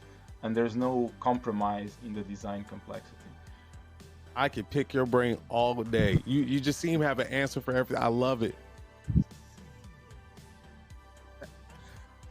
Wow, that is just amazing. So the funny thing is, I love how you chose. I was thinking about the accessibility and what you were saying, because I was like, yeah, us video gamers are going to be, a lot of people are going to just be like, why point and click, where we can experience this a little bit more in depth. But I also love the fact that you went point and click. Oh, hello, Rami.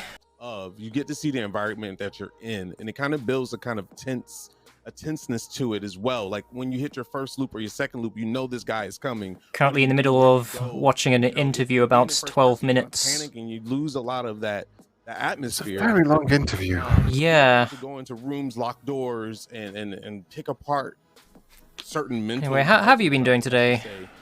You been? Now, I'm talking to Rami. How have they been doing? Rami. Oh, that's Rami's here. Because Hello. they're the most important key points. Sorry.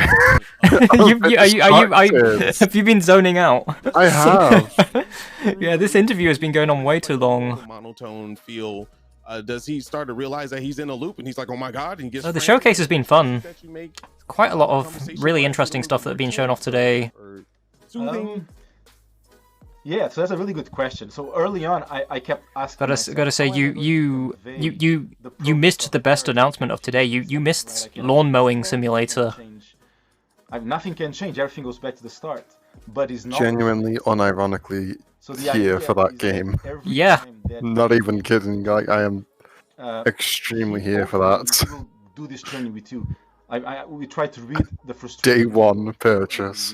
Okay, probably not day one, but I am gonna buy it and I'm gonna play it because that is my kind of bullshit. Everything you know is what you will. Every loop you do, everything you do, he will know it and be able to and execute on it. Sorry, I'm just looking on my Twitter feed. Nintendo Life has just published an article saying that Demon Turf is coming to Switch this summer thanks to Platonic Friends. Next to you, Huh. and you'll see So I guess it's set for a summer release. The wife, like the first time, maybe he's very excited Sure. to see her. By loop 50, he's like, "Hey, how are you? What's your day?" No. So you see that evolution. You put that realism in it. Yeah, and we.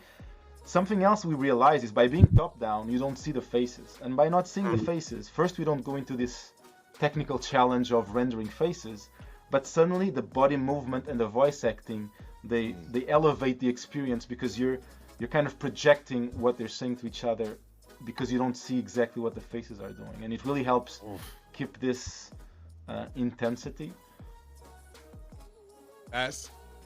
I love it. The animation is going to be a key part. If everyone in chat wants more 12 minutes, I could talk to him all day. But unfortunately, I'm going to take up the whole show, and we're not supposed to do that. So anyway, Lewis, thank you so very much for being here. But before you go, my friend, please tell them where they can find you, the game, and every information possible to be able to experience 12 minutes. So yes, you can go to 12minutesgame.com. That's the website. There's a development blog that I've been writing for like 5 years now. You can, if you feel like you can see the whole progress of the game. 5 years? That's what I'm going to announce. Has it really been that long? The release date, and I'm always posting stuff. Oh, since 12 minutes was announced? 12 minutes game. Yeah. Or follow me at Faca Elétrica also on Twitter. But just type 12 minutes game on Google and you get all these links. Boom, 12 minutes. Thank you so very much, Lewis, for joining us. Says he's been running the blog for 5 years, so... But I gotta go and send it back to Story Mode Bay and Trisha. Yeah, Thank you. premiered at 2015 PAX East event. Huh.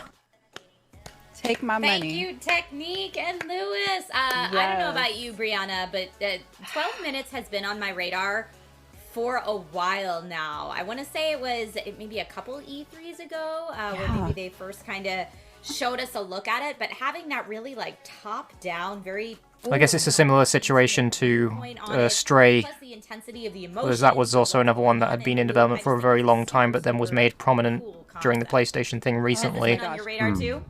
Yes, and it looks amazing. This is exactly the type of game that I have been waiting for. I definitely love to see so much hype coming in from the chat, especially because the concept of the game is so brand new and different. Normally, I feel like people would be a little bit apprehensive, like a top-down view the entire game. I don't know, but there was so much hype, and I understand completely. Like I said, take my money, take my credit card right now. Like, I am buying it day one, no questions asked.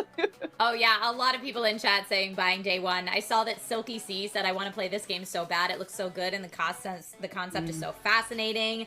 Amias94 said, concept sounds amazing, well done guys. And Stud93 said, the art design is so beautiful and clean. Yes. So a lot to love with 12 minutes. But we have so many other things still to cover. Next up, we have another exciting game from Annapurna Interactive to announce. Ooh. Last Stop. But rather than show you a quick trailer, the team at Annapurna Interactive were nice enough to send along an exclusive gameplay demo.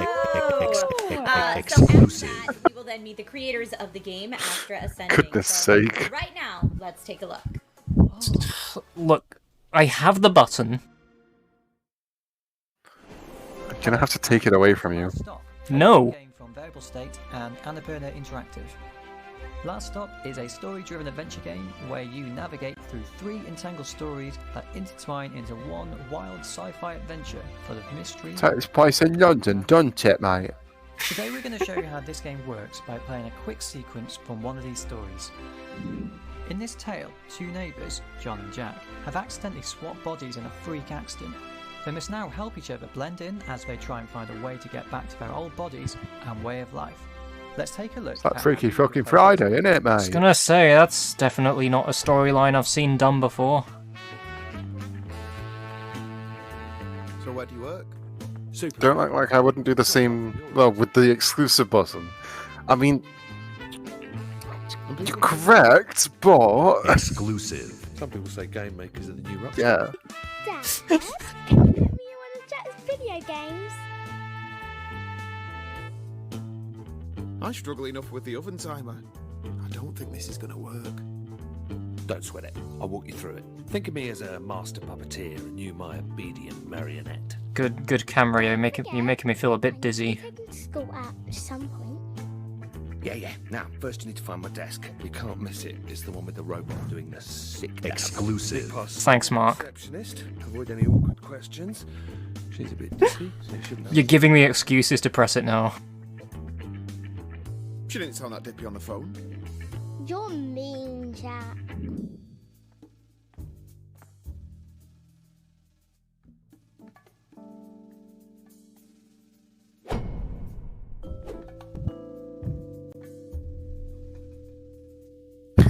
Excuses.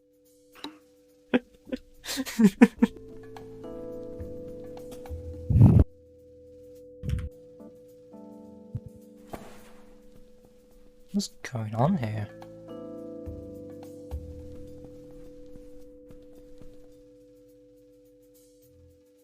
Oh, come on, she would notice you there.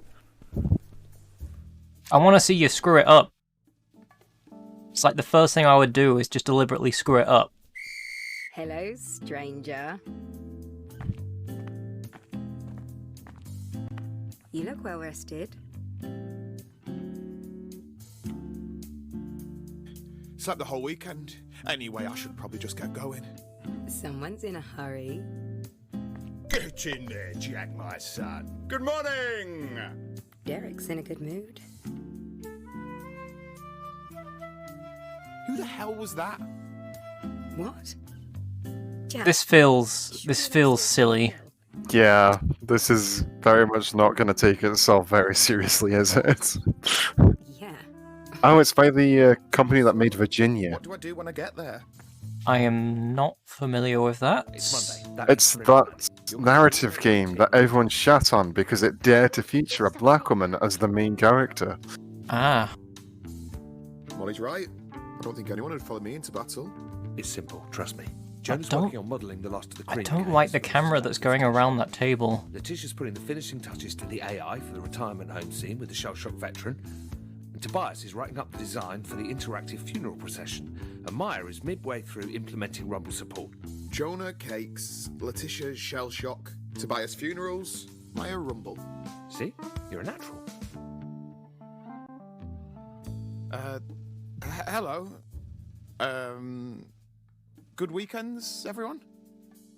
Get up to anything interesting? No. Okay, let's see. So I'm supposed to go around everyone and check what you're all working on. So, Jonah. You are modelling cream cakes, aren't you? I'll take the silence as an agreement. Okay, Letitia. Cream cakes. Cream cakes. Pick Cream cakes. Again, you coward. You coward! For retirement homes. Yeah, that sounds right. Okay, Tobias. Cream cakes. I like that it gives the option for every single one. And finally, Maya. Are you doing the IA? The AI? One of them. Sorry, I'm not sure that's quite right. Look.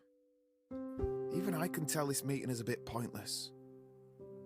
You all know what you're I want some cream cakes now. I guess what you really It's look time for an eclair. Some words of encouragement. I'm sorry. Cream cakes. Cream cakes. Oh, I really wish I had a voice modulator set up. You don't need to listen to an old fart like me.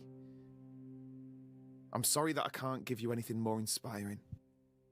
Maybe I'll just leave you with the advice that my dad gave to me on my 18th birthday.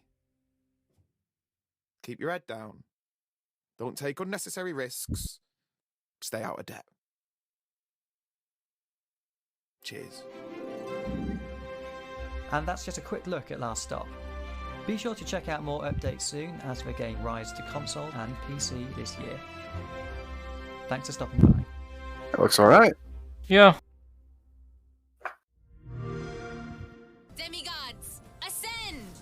Wait, What's this again? We've seen Oh, we this. got to meet the creators! Oh! Is that why they didn't show who made it earlier?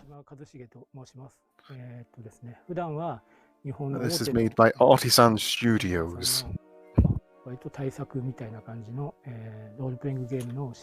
we have subtitles here, so... 崎本と申します。作曲家と、あとは、サウンドプロデューサーなどをやってることが多いです。まあ、あと、ベーシスケープという会社の、運営をしています。代表作は、多分一番有名なのは、スクエア社の、ファイナルファンタジー12でしょうかね。アストリア・アセンディングの中では、私は、世界観の設定 I was responsible for the world direction and plot. It's my fault. It's my burden to bear. まあ、ミュージックディレクターだと思います。はい。あ、もちろん、作曲もしています。はい。I mean, the art direction is very beautiful, though. この星に住んでる人たちは、 That's to be expected. ある意味、その本能的な部分は抑えちゃってるんですよね。鳥はあんまり高く飛べなくなっちゃったし、 Show me the dragons. 猛獣系のやつらはちょっと筋力が落ちたりしてるんで、それでなんとか調和を保ってるんですけども、テーマ的にはそのあたりですかね。もう我々にとっての調和の実っていうのは何だろうみたいな。お話はそうですね、かなりシビアに展開していきますね。なんで、その人の大義とは何なんだろうとか、その何かを守りたかったりして、まあそういうのってその人間が動くその根本的な原動力だと思うんですけど、その結果どういうことが起こっていくのかなとか、まあ、そうですね。まあそういうことを結構突きつけられる感じのゲームだと思います。まあ主人公たちはデミゴッドっていう、まあその調和を守るための戦隊みたいな感じなんですよね。国民の中から、まあ割とランダムに選ばれて3年間の任期を務め上げる。ディレクターのジュリアンさんからも言われていたんですけど、とにかくそういうその人間が嫌いになるような感じにはしないでほしい。人間のその可能性をちゃんと信じられるものにしてほしいっていうふうに。Artisan Studios previously made Super Neptunia RPG. 大きな Okay. テーマなんじゃないですかね。まあ主人公たちがそのデミゴッドに選ばれるまでは普通の人たちなんですよね。それぞれまあ幸せだったり、いろんな問題を抱えてたりする普通の人たちなので、その人たちが、何でしょう、特に義務なんていうの、仕事として。Are those 3D models or are those 2D illustrations being? 喜びとかを描こうとしました。先ほど It's hard to say. その旋律とかモチーフとかをゲームの中のその音の they finally put the website up. That's good. で There も we 実 go. はそういうのをすごいやりすぎるとだんだん音楽から遠くなっていっちゃうんですよ。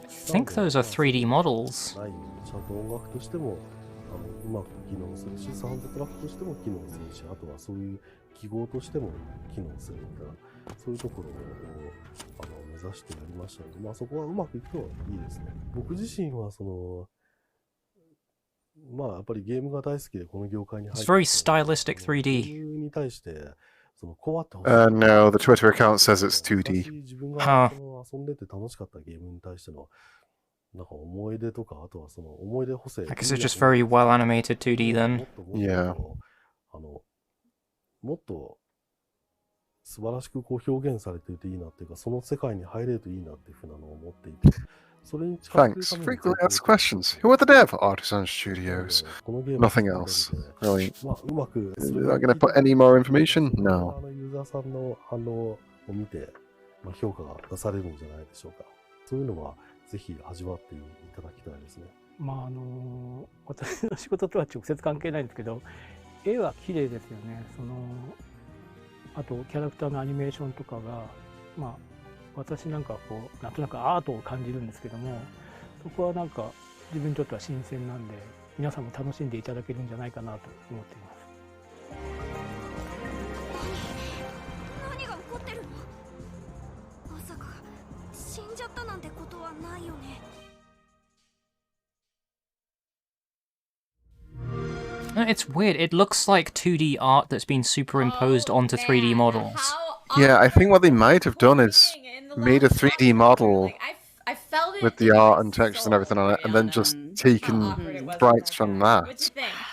I mean, you know what? I really appreciated that for Last Stop. They gave us a demo. I feel like so often with gameplay trailers, you don't really know what's going on, or sometimes the trailer doesn't really reflect how the actual gameplay is. So big shout out to them. I am very excited for it, but I'm also very excited for this next section coming up.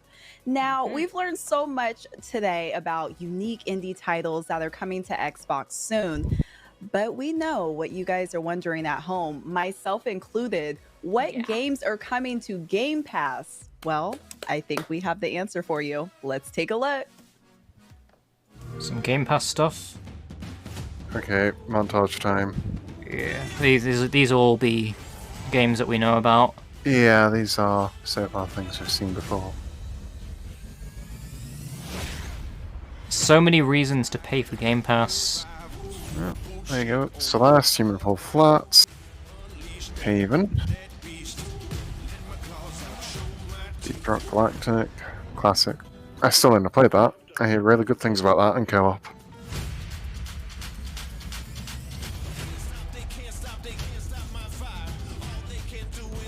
Ooh, Recompile. That's not out yet. Wild at Heart's going to be on there as well. Yeah, play day one, so we're getting some. And there's Astria Ascending. Omno as well. Ooh, She Dreams Elsewhere is going to be on there. So Nobody Saves the World. Moonglow Bay. Little Witch in the Woods. Got The Ascent. Art of Rally. This is a really good selection. Sable. So Way to the Woods as well.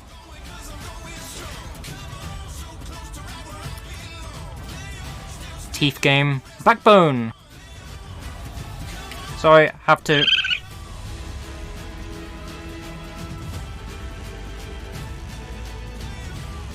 I'm excited for Backbone.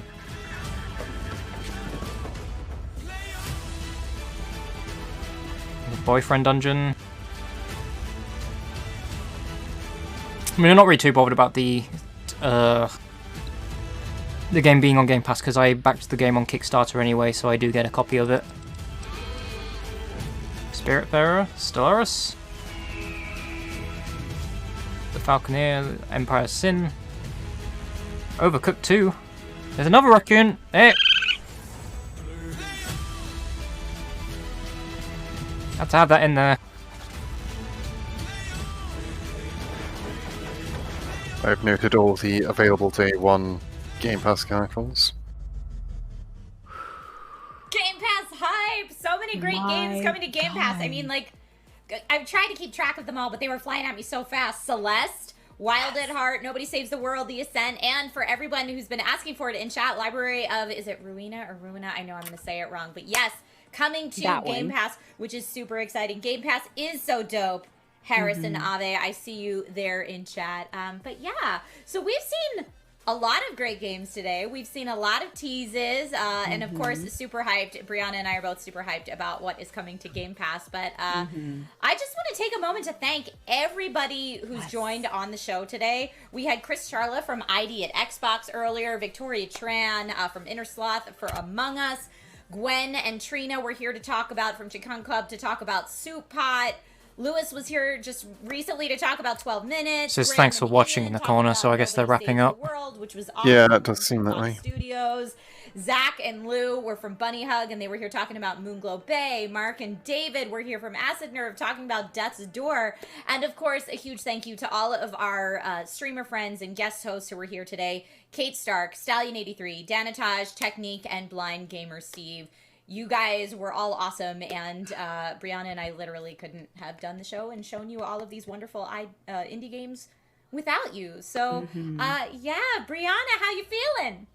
Oh my gosh, I can't believe we're at the end of our show. This was so amazing to be a part of and co-host with you. I do want to take a minute to shout out to production for holding it down behind the scenes. I know it is not easy putting these shows together and getting everyone in their right places where they need to be.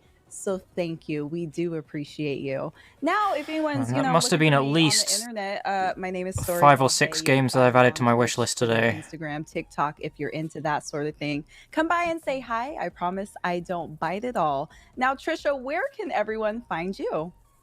If people want to find me on socials, on Twitter, Instagram, etc., it's that girl Trish with no I in the girl, so just that GRL Trish. Or right here on Twitch, you can find me at Trisha Hirschberger. Just my name. It's like right there. Yeah, right there. But this has been so much fun.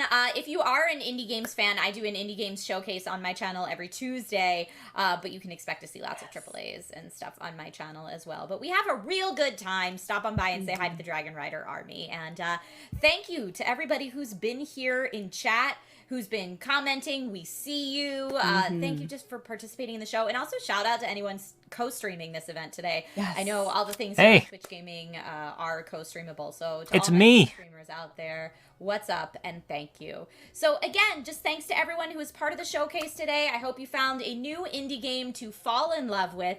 And we'll see you soon with more great content here on Twitch Gaming. Thanks, everybody. Bye. This has been fun.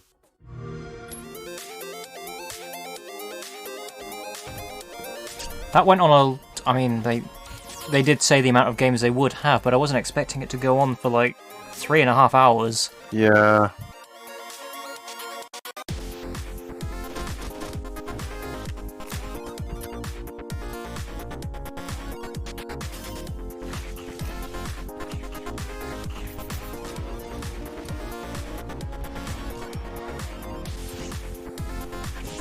So many games.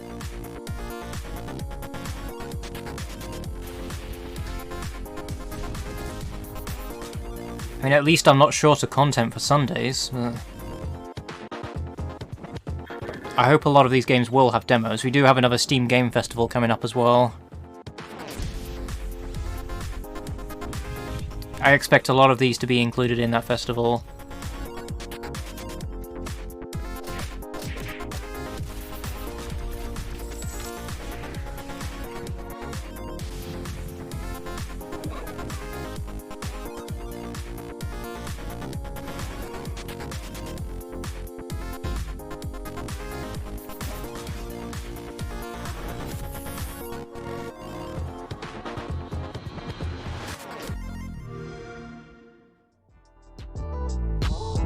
Very good.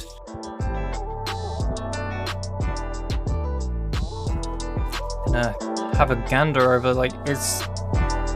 I mean, a lot of the stuff that is shown off today was in that sizzle reel, but again, I might as well... Hold on. AV has very helpfully been keeping a Google Doc today. That's pretty much... They sure did the Xbox noise a lot, but they didn't do this. I had to do it. I had to do that for them. Happy Easter, Xbox. Oh man, don't make me add that to the soundboard. Please don't give the raccoon ideas. Doesn't Jeff Gersman have that on their one? The Happy Easter Xbox one? Probably, knowing Jeff.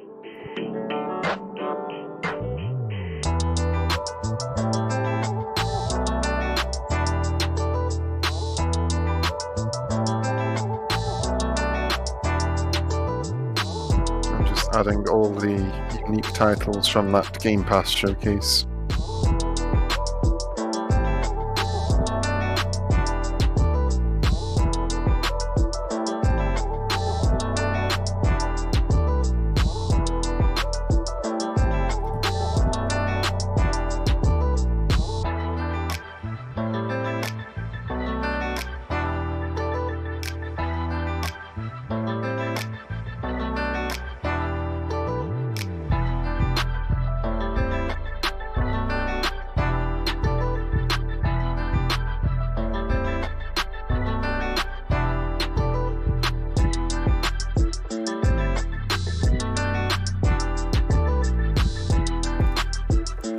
doing this. Oh no, you're actually doing it. God damn it! Happy Easter, Xbox. See what you've done now. Exclusive. Happy Easter, Xbox. An exclusive Happy Easter Xbox. Only here.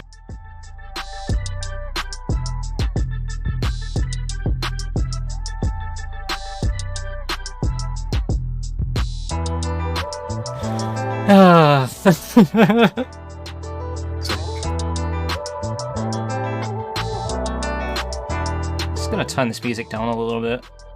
That's fair. It's a bit loud.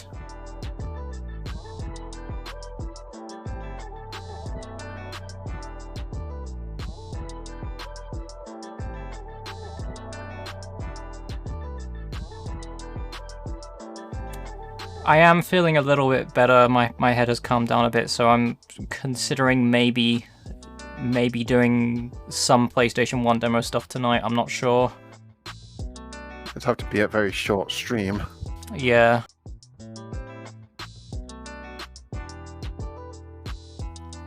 See how much time we have left after wrapping up. I might just save it for tomorrow.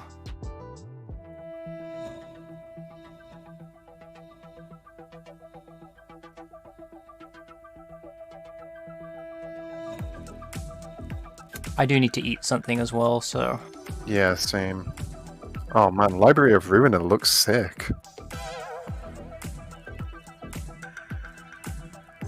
I'm all over how this game looks. This is one of the Game Pass titles. It's available on Early Access right now. Huh.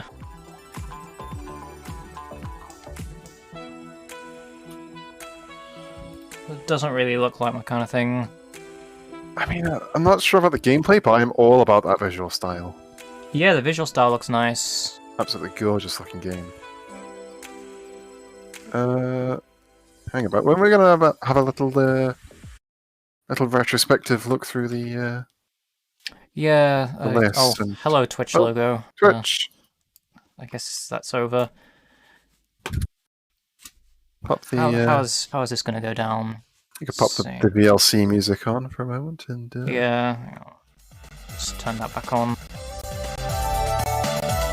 We'll take a look, see at the list and how we feel about it. No one told me that the Backbone developer was called Eggnut. I don't really have any reason to. It's called Eggnut, though. It's a good developer name. It is a good developer name, but they're called Eggnut. Eggnut.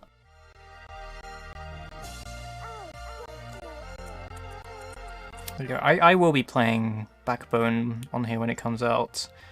Speaking of games that are on Game Pass that have, or at least one that came out today, Genesis Noir came out today, and they mailed me my Steam key for that because I backed the Kickstarter. So I will also be playing that at some point. I'm just looking at my email inbox and I'm full of emails because I guess today is just, hey, loads of developers have news today. Oh, that game. Right, Genesis Noir, I remember that. Yeah, it's got a very lovely aesthetic. Yeah. I completely forgot about it.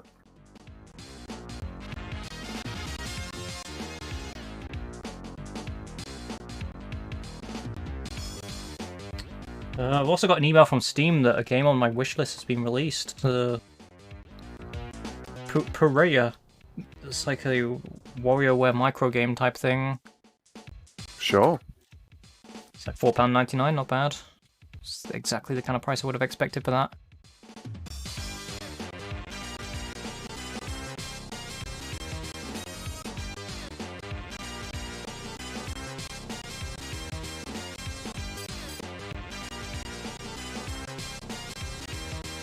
Okay, there we go.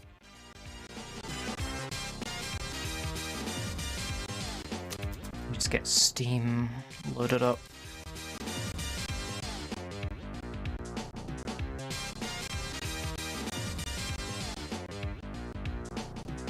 wait, that stream had...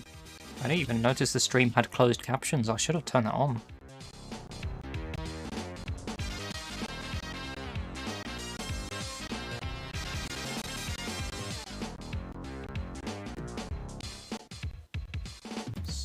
Activate. There we go. Wait, Genesis Noir for beta testing? No, that's not... Beta testing keys can be labeled as such, but they'll give you the full game afterwards. Yeah.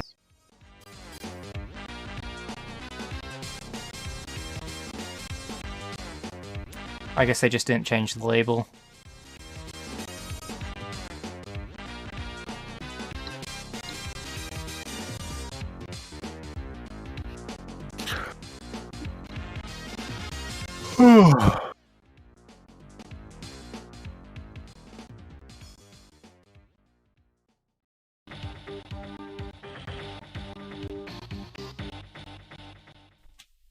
Yeah, that makes sense. I haven't backed that many games on Kickstarter, so...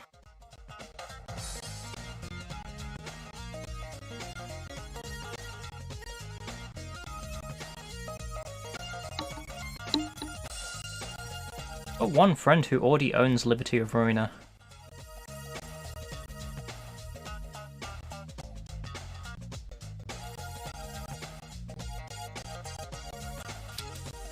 Anyway, right, I'm going to... How can I do this? If I... Let me get the...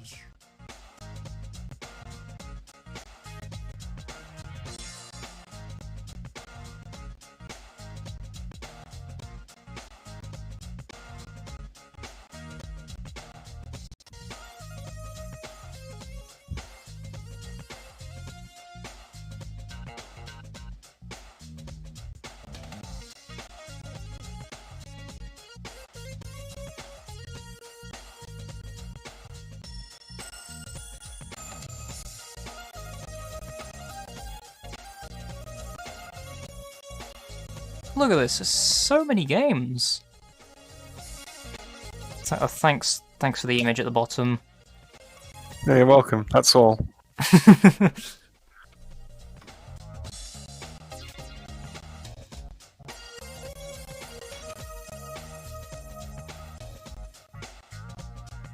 not even signed in on here, hold on. I'm just gonna disable the feed on the stream so they can't see me doing that.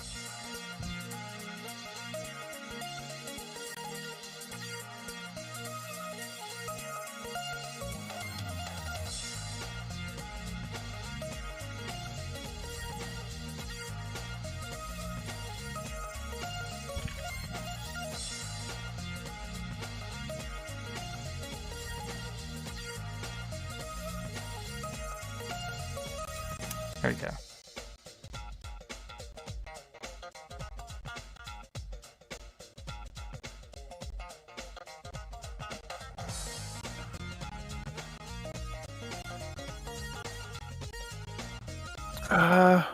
The Forest Cathedral was very much my kind of shit. I get a balding.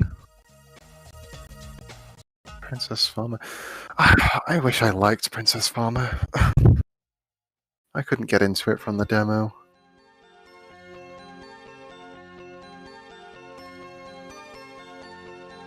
It seems very interesting with the way that it's laid out and the way that the game seems to work.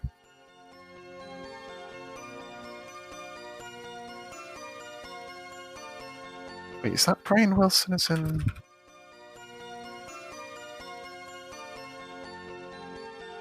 Which Brian Wilson is this? It's not going to be Beach Boys Brian Wilson. I doubt that. Oh, it's Brian the Forest Cathedral Wilson. Thanks. It's literally his profile name. Alright, this is his first game, so... No, I was thinking it might have been one of the Thumper devs, but I don't think his name is Brian Wilson. It's something else Wilson. Oh, it wasn't on my wish list. I must have got to add it. Oh, Brian Gibson. Ah.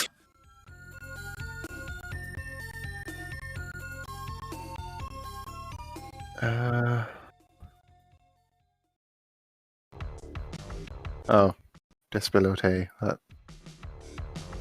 I mean, I'm probably butchering the pronunciation of that, but any game that is produced by Cosmo D gets a thumbs up from me.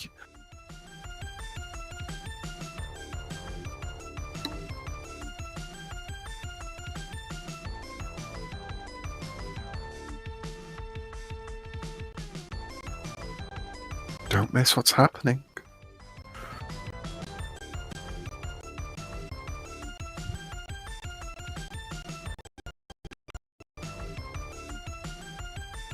Yeah, unfortunately, they don't really have a proper website or anything set up for it yet.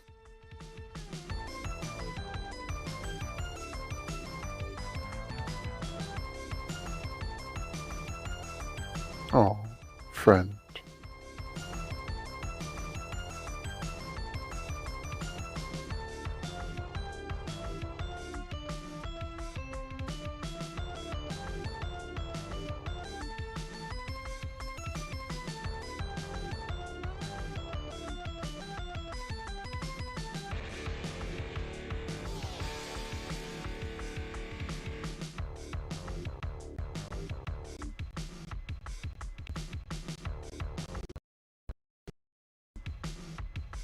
It's a bit weird just kind of silently sitting looking at the store pages. Did you accidentally mute your mic? Hello? Hello? Hello? Hi, have you been talking? Yeah, I have been talking, although I've... Not heard a single word of it, it's just been silence. Oh, I think I know why. Because this is my laptop, and I was using a remote mouse cursor to browse the thing on there, and I guess the hotkey wasn't being sent through for my voice. So, I thought something felt a bit off. Yeah. Yeah, I've been talking for like the past 10 minutes or so. Whoops. That's a shame. Oh well. Yeah, I'll just use the actual mouse rather than the remote one. Because I'm not doing a window capture here. This is just my laptop. I've just got it going through the capture card because it's easier.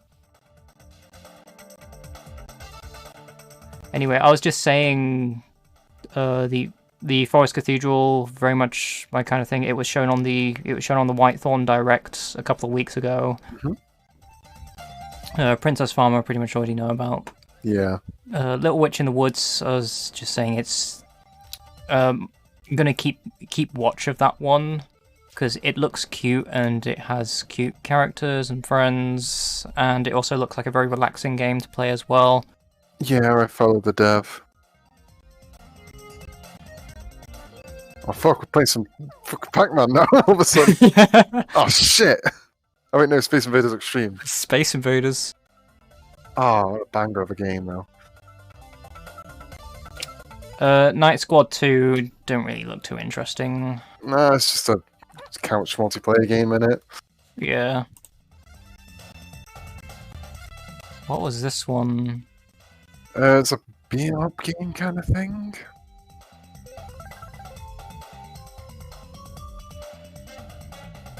I wasn't particularly interested. Oh, thanks, in it. Twitter. Don't miss what's happening. By the way, just so you know. Need an account. So it's like concept art.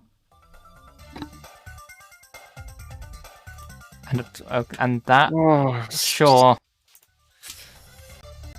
Mentioning everything at everyone at once. There's a website there. Thanks. Cool. Because they haven't updated their certificate.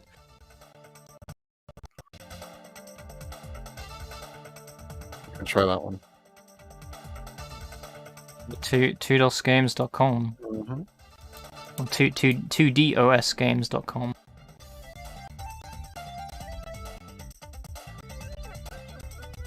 Ah, there we go. It looks nice. Yeah, you got an interesting aesthetic going on. Just wasn't sure about the gameplay of it. Yeah. Froggy. Oh.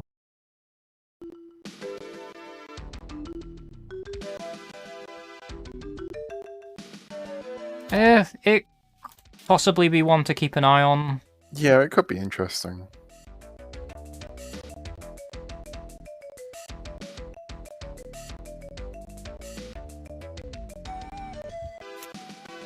Echo Generation, what was that one? That was the one with the voxel, the voxel aesthetic going on. No, it was kind of papercrafty. No, I meant voxel because it's actually using voxels. Is it? Yeah, Oh, there's voxel one was the Echo fishing game.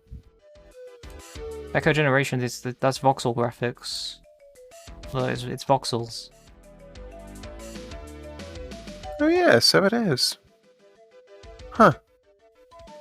Well, not all of it is voxels, but... Yeah. Got some nice shader work going on it. Yeah, it looks very, very pretty. I'm gonna... that is one that I put on the wish list, so I'm gonna go ahead and preemptively bold it, I think. Mm-hmm.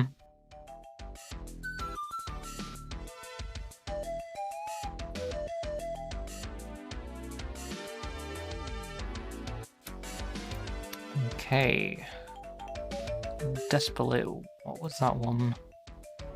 Oh, that one was... That was shown off during the... Yeah, this is the very unique-looking Cosmo D produced. Yeah, we saw a brief glimpse of footage. And by the way, it's about football! Football! Yeah, football. There it is. There's the ball. Doesn't look like it's going to move, though. No, I mean, there's our fill of football for today. Sorry if anybody... There we go. Thank you. Thank you. Oh, that's a tall person. Make you full screen. There we go. Oh! Wow! Gone down in a flash. Look, the ball's moving now.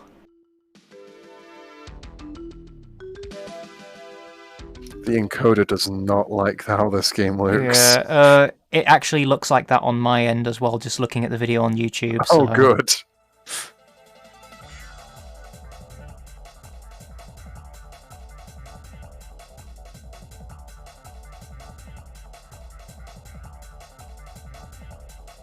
This is very much not a stream-friendly game. No. Oh! Sure. Just go into the wall. This is also very much alpha footage of the game. That was a bottle, not a ball. Obviously, before they figured out any of the storyline and stuff. Yeah, this very much... Oh, there we go again. I don't think the game currently looks like this. Judging from the screenshots, let me looks see to be a bit more colourful. Let me see what date this video is. Teaser. 17th of May 2019, Oof. so Yeah, this has had quite a lot of development. Have they uploaded anything new? Last video a year ago, so no, we haven't. I worked on Levidad.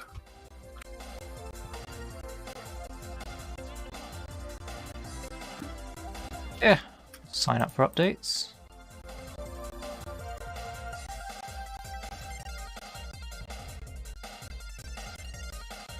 Why not?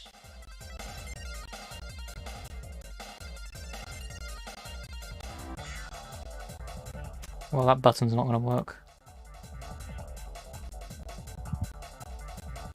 Hopefully that went through. What else do we have? Alba, that game, I follow the devs for this one on Twitter. It looks relaxing. It's a very chilled out game.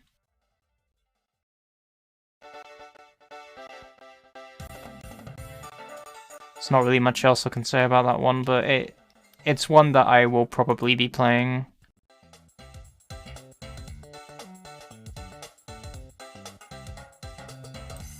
Yeah, I'm not entirely sure if I want to bold the ones that I'm already like aware about, like ones that are. I don't know. I think about it. It probably would have been a better idea to create a system of like I'm interested in it, you're interested in it, or we're both interested in it. Yeah. But oh well, too late for that. Shame. I mean, our interests do cross over quite a bit, but doesn't really. But it does also tend to stray apart quite a bit as well, in equal Yeah. measure. Such as Alba. Alba doesn't really interest me that much, but it's very much your kind of game. Mm-hmm. You ready to see how fucking mad these streets are? These streets are so fucking mad. How are the mad streets? Let's see how mad these streets really are. Oh, it's part of that IWOCon. I will be covering that on Sunday. I'm very excited to see what they have. It's a punch 'em up game.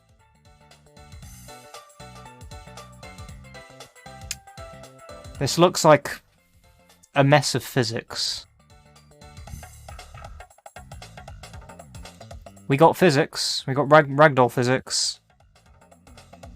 EvoCon is supposed to start today. Yeah, it starts today. And they have the whole Steam page dedicated to it. Mm-hmm. It's a lot of games. So many games. Oh, so many games. I don't really want to look into any of this just yet because I will be covering it on Sunday, so that's just a quick peek. Very much interested with what they have set up for their virtual convention thing. I'm pretty sure, there are more games on my wishlist that aren't out yet than there are games that are out. Yeah, that just tends to be the way with Steam.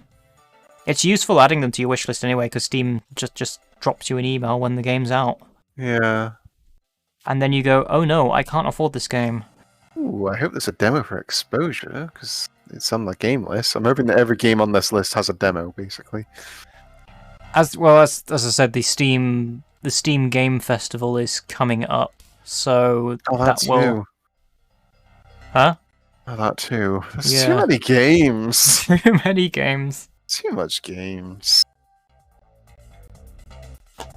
Riftbreaker. What was that?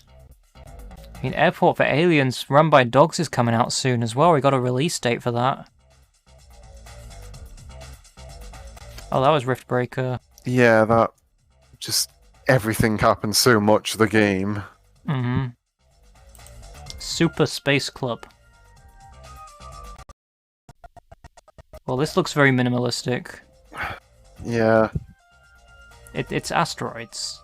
It could be interesting, but it needs a bit more going on with it, personally, for me. It's asteroids.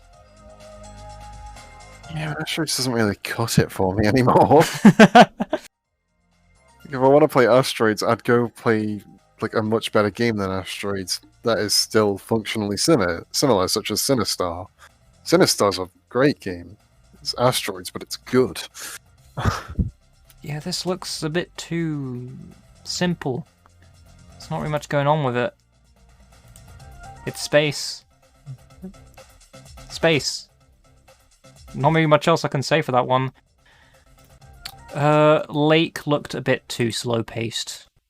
Sorry, not I really. was quite interested in what it had to offer.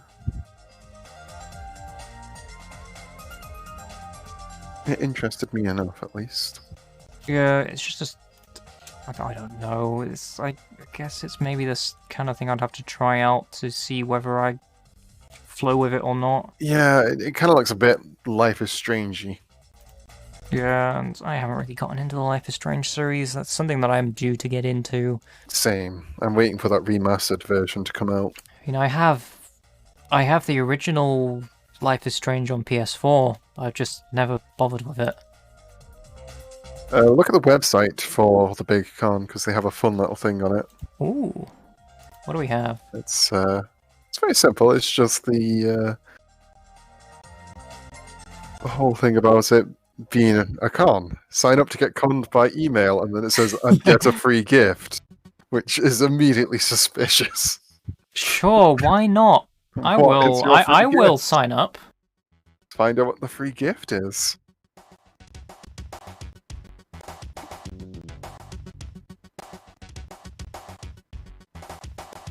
Thanks. I will take whatever your free gift is. It's probably nothing because it did say sign up to get conned by email. Yeah, this seemed alright. Yeah. Kind of reminds me a bit of Welcome to Elk. Mm-hmm. Definitely has that kind of thing going on with it. Speaking of Welcome to Elk, I still need to play Welcome to Elk. I played the demo for it, but I never went on to playing the full game. It's on the list. Yep. A trio. What was this one?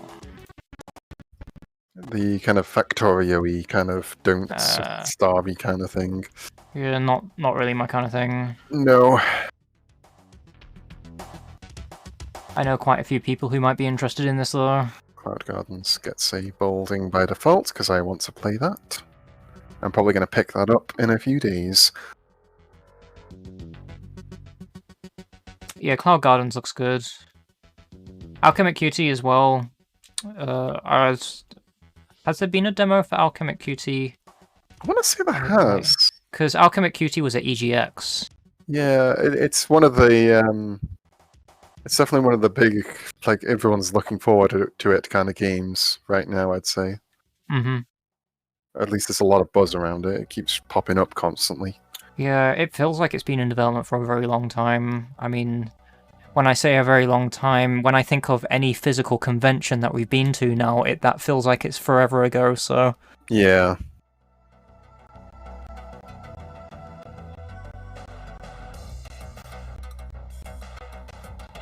Griftlands.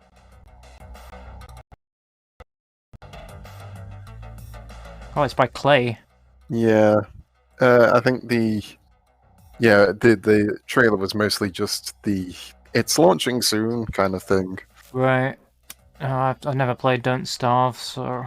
It's unrelated to Don't Starve. I know, I'm just saying I've never really played anything else by the same dev before. It's a completely different game entirely. It's this kind of, I guess, a negotiation and talking game where you use cards to try and do it. It seems neat. Yeah. It also seems like a very, very much a game Mark would play. Yeah, very much so. I guess it's another one where it does have a demo. Okay, so I will add that to the demo backlog for Sundays. Mm-hmm. God, so many on the list.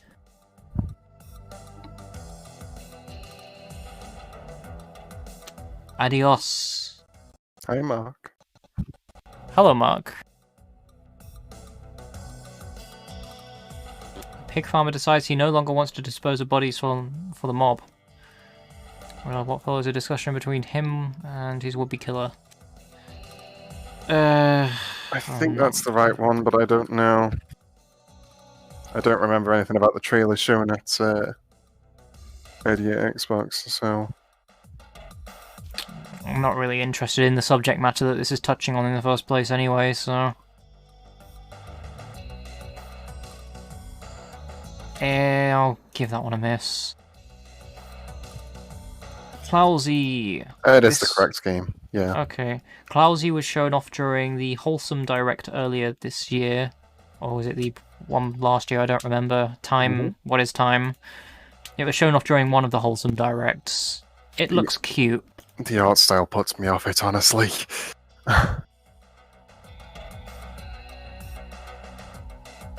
Very much feels like one that I want to play about with for a bit out of curiosity, but not really something that I would maybe probably get into. Yeah. It's kind of like, from what I can tell, it's like a virtual pet kind of thing.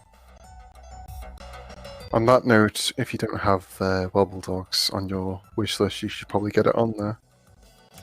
Yeah, Wobble Dogs is one that I've wanted to try. Not really some. Again, it's similar to this. It's maybe not something I would get into, but I wouldn't mind trying out at some point. Should probably set up Steam Family Sharing again on that note. Yeah. So you can play it. I think I already have it set up with you on my desktop. Might need to reinstate it just in case, because it's a bit fucky.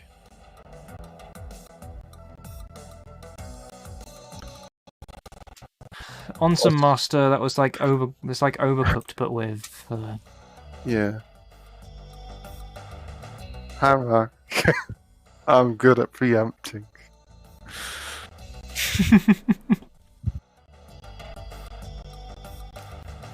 This is just banter stream at this point. Yeah, I mean, I want to redo the family sharing thing regardless anyway, because you definitely have some games that I want to play that I don't have. Yeah. Easy to on I mean, reboot that comes to mind. There's Give it a try. A few things that I backed on Kickstarter as well that are eventually coming out that you might want to try as well. That jazz game, for example. Genesis Noir. Yeah. Backbone. Not too interested in Backbone. Trying to think of. Not my thing. Maybe actually just go to my Kickstarter and just remind myself of which games I've actually backed that will be coming out soon. Keep bashing my headset against my chair. Have you received your free gift from the big con yet? I haven't checked my email. We're gonna see what your free gift is.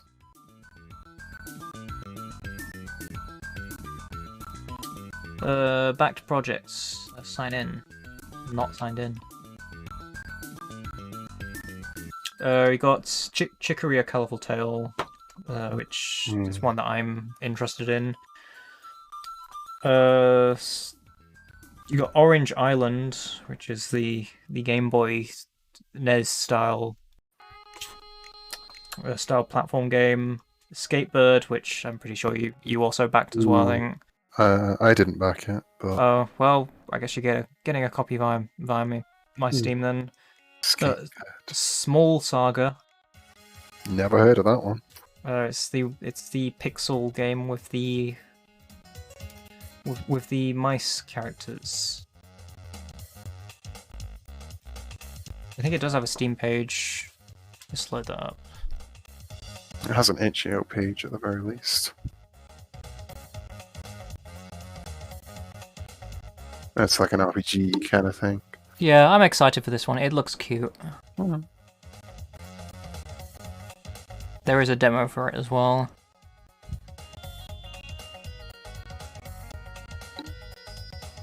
I mean, this wasn't shown off during the showcase today, but I figured I'd just... No. I figured I'd just show it, because why not? Got Combustion, a diesel punk action RPG. That's a game that's being made by a friend of mine, who's very much Raccoon friend.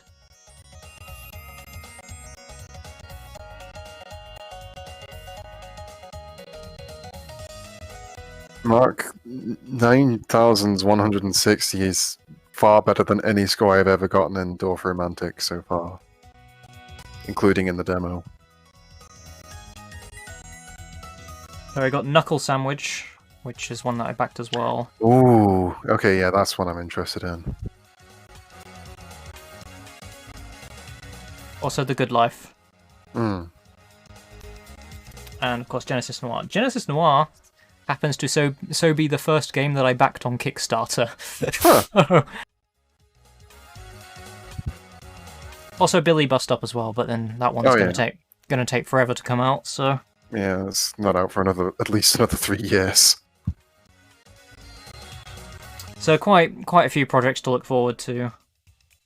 And I believe Knuckle Sandwich is going to be coming out very soon as well. They are pretty much just about finished with the development for that game.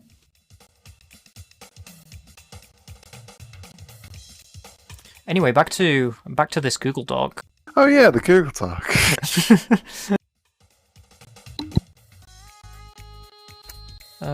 Dungeons and Dragons. Moonglow Bay. Yeah, Moonglow Bay gets an automatic bold. Yeah, that game looked lovely. Comfy fishing game. Art of Rally. Console edition. It's already out on PC. I'll give Art of Rally a pass anyway. I wasn't very good at the demo. Craftopia. Craftopia looked all over the place. Yeah, It's it did. I can't deny I'm not interested in it, honestly. Like, I can't say I'm not interested. I am interested in playing this. It looks a mess, and I'm fascinated by it. It looks like it's a lot. It's everything.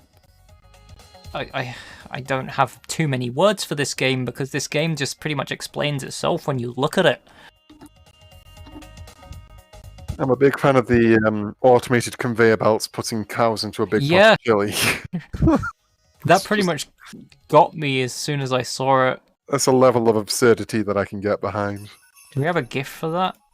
Yep, there it is. I knew they were going to have a GIF for it.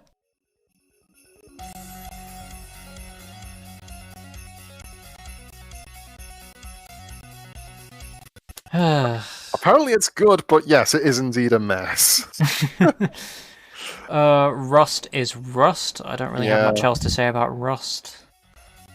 Narita Boy, I don't really enjoy myself, but I don't know, maybe you might get a kick out of it. I don't know. I was turned off from it the moment I saw screenshots. Yeah, it's very slow paced. Oh, Soup Pop. It also very much feels like it's a retro callback game at the same time as well. It's just one of the things that interested me initially, but then getting into it, I struggled with it. It's too slow, and also it's a Metroidvania as well, which I struggle with Metroidvanias.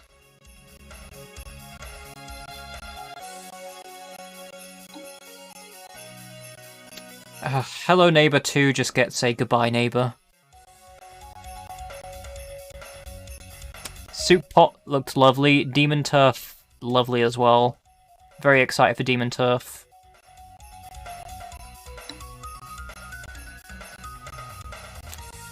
Okay, judging by the thumbnail of that one, I'm not even going to bother. Yeah, no, it's the war shooter. Song of Iron. That was that one that looked kind of limbo souls. Yeah, it looked like. Not sure about this one. This does feel like the kind of one that I would want to try a demo for to see whether I like it or not.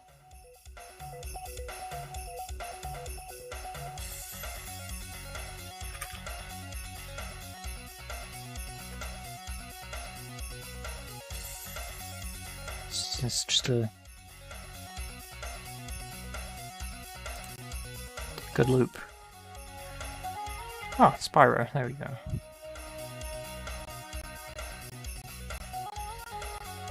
XO1 looked...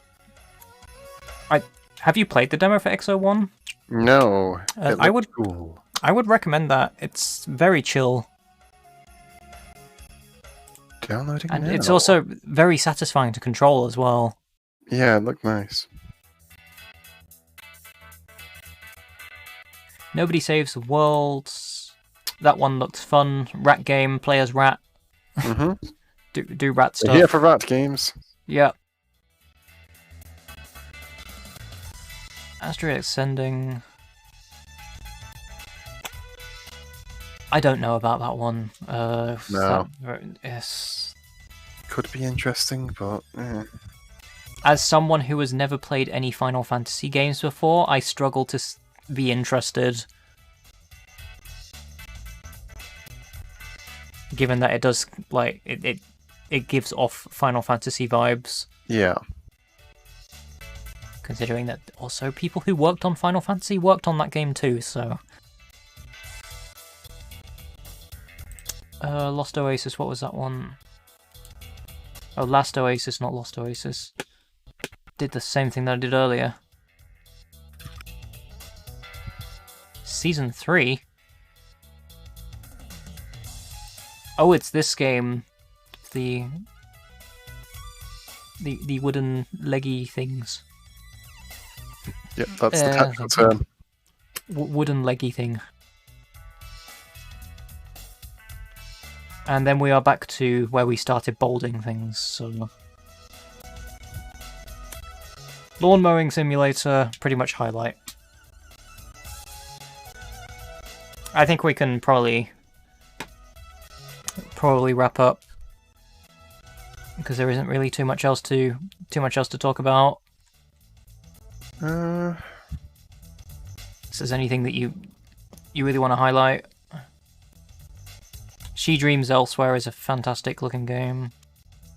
I didn't really take a look at much at the stuff from the Game Pass.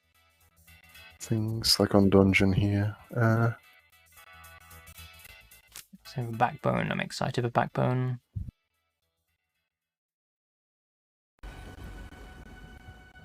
Undungeon looks like it could be interesting.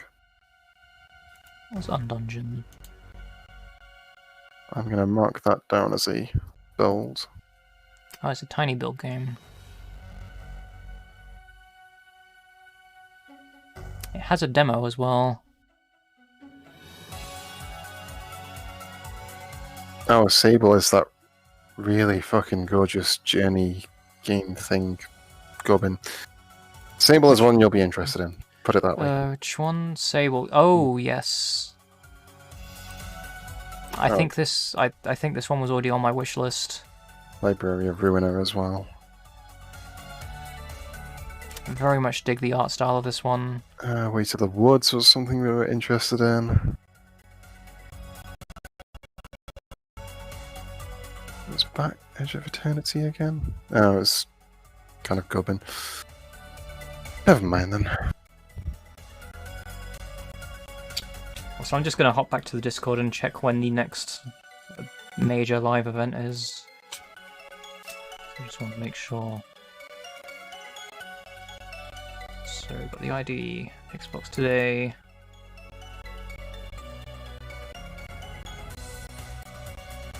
I highly doubt there's going to be like a Nintendo Direct or anything surrounding Mario's execution.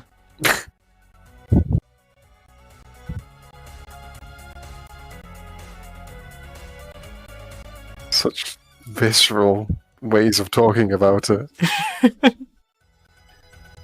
Just going by what Jeff Grubb was saying.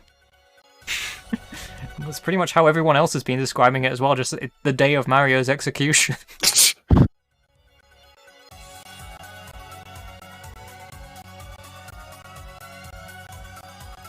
I mean, outside of whatever the heck Nintendo has planned for the day of everything getting taken down, there really isn't much else on the schedule. I don't think I can be bothered to cover Wired Direct. I don't know, there might be something interesting in it. Apparently someone who is in the official Bilbo the Cat Discord has a game that they've been working on in it, so... Oh, okay. There could be something interested on it. I might put some time aside to cover that one then. I mean, like, it's Wired Productions, it's going to be like, what, half an hour at most? Yeah, that'd make a quick stream, and it's also on the same day that I do Backlog Monday as well, so maybe I can just put a bit of time aside for it. Yeah. Play a bit of Crash Team Racing, then cover Wide Direct.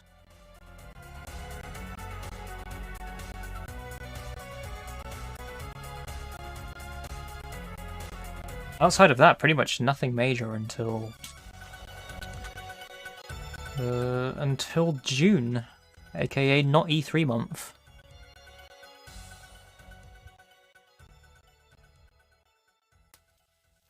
Jeff Grubb was saying like today's Idea Xbox thing was pretty much Xbox slipping in for Nintendo's lack of a Indie Worlds showcase. Because there isn't really any other outlets for indie games happening until June, July. So this kind of fills a void around now. Yeah.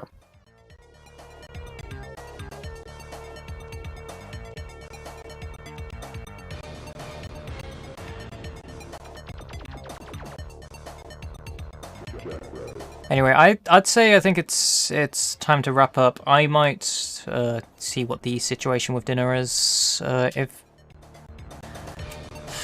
I might have something to eat, and then if there's still time, I'll do a mini PlayStation 1 demo disc thing tonight. Because I'm feeling a lot better than I was earlier. So that's good to hear. That's good. I did take some Immigram earlier, and that seemed to have helped clear things up. So yeah. Anyway, I think it's time to wrap up. We've been going for almost 4.5 hours now. Good God, it's such a long stream that was. Yeah. Good grief. Yeah, I mean, I made the Google Doc at 5 o'clock, which was in itself like a full hour into the thing. Yeah. And it continued until about 7:30. Gotta say, for an ID presentation, it did not disappoint. It really didn't. That was a great showcase. That's probably one of the best showcase streams I've seen in a good while. Yeah, I mean, outside of the filler for commentary. But... Well, as this person who was building the massive list of games and putting links in and everything, I was personally very grateful for those. Very fucking grateful. Yeah. Oh God. But yeah, anyway, I think time to wrap up. Yeah, I'm gonna see who is streaming at the moment and see if there's anyone I can raid. If there is even anyone still hanging around in the chat at the moment. I don't know who is still here listening to us rambling on. There's still a few people kicking about.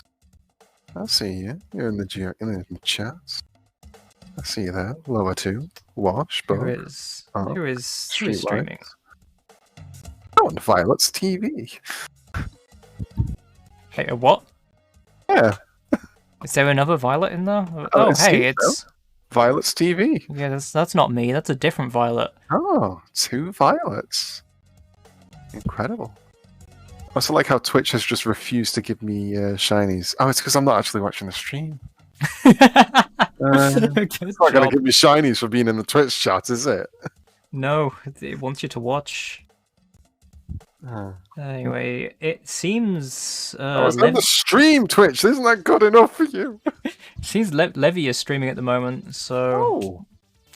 pass on to them. They are currently streaming the Balan Wonderworld demo. Oh dear.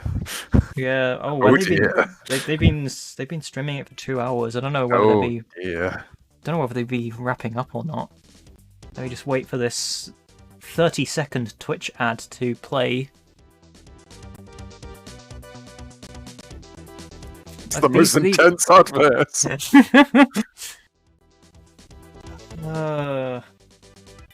Come on, Twitch. Just let me see what is going on.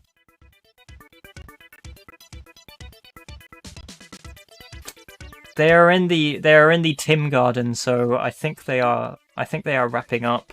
Tim. I think I'm gonna raid them anyway because I'm sure they'll be happy to have some more people come in. Yeah. So anyway, I'm gonna switch scenes now, which means you will be kicked. Oh no! So... Oh no! Say your goodbyes. Bye bye everyone. I love you. I don't know. Thanks for coming. It's been fun. Yeah. I will possibly see you during the Wired Directs. Yeah, I'll I'll probably cover or not. come in for that. I'm gonna be a pest and invade more of your streams from now on. you can't get rid of me now. That's it. I'm in for streams. I'm in for life, baby. I mean, I think I still have Discord enabled on the goodbye screen.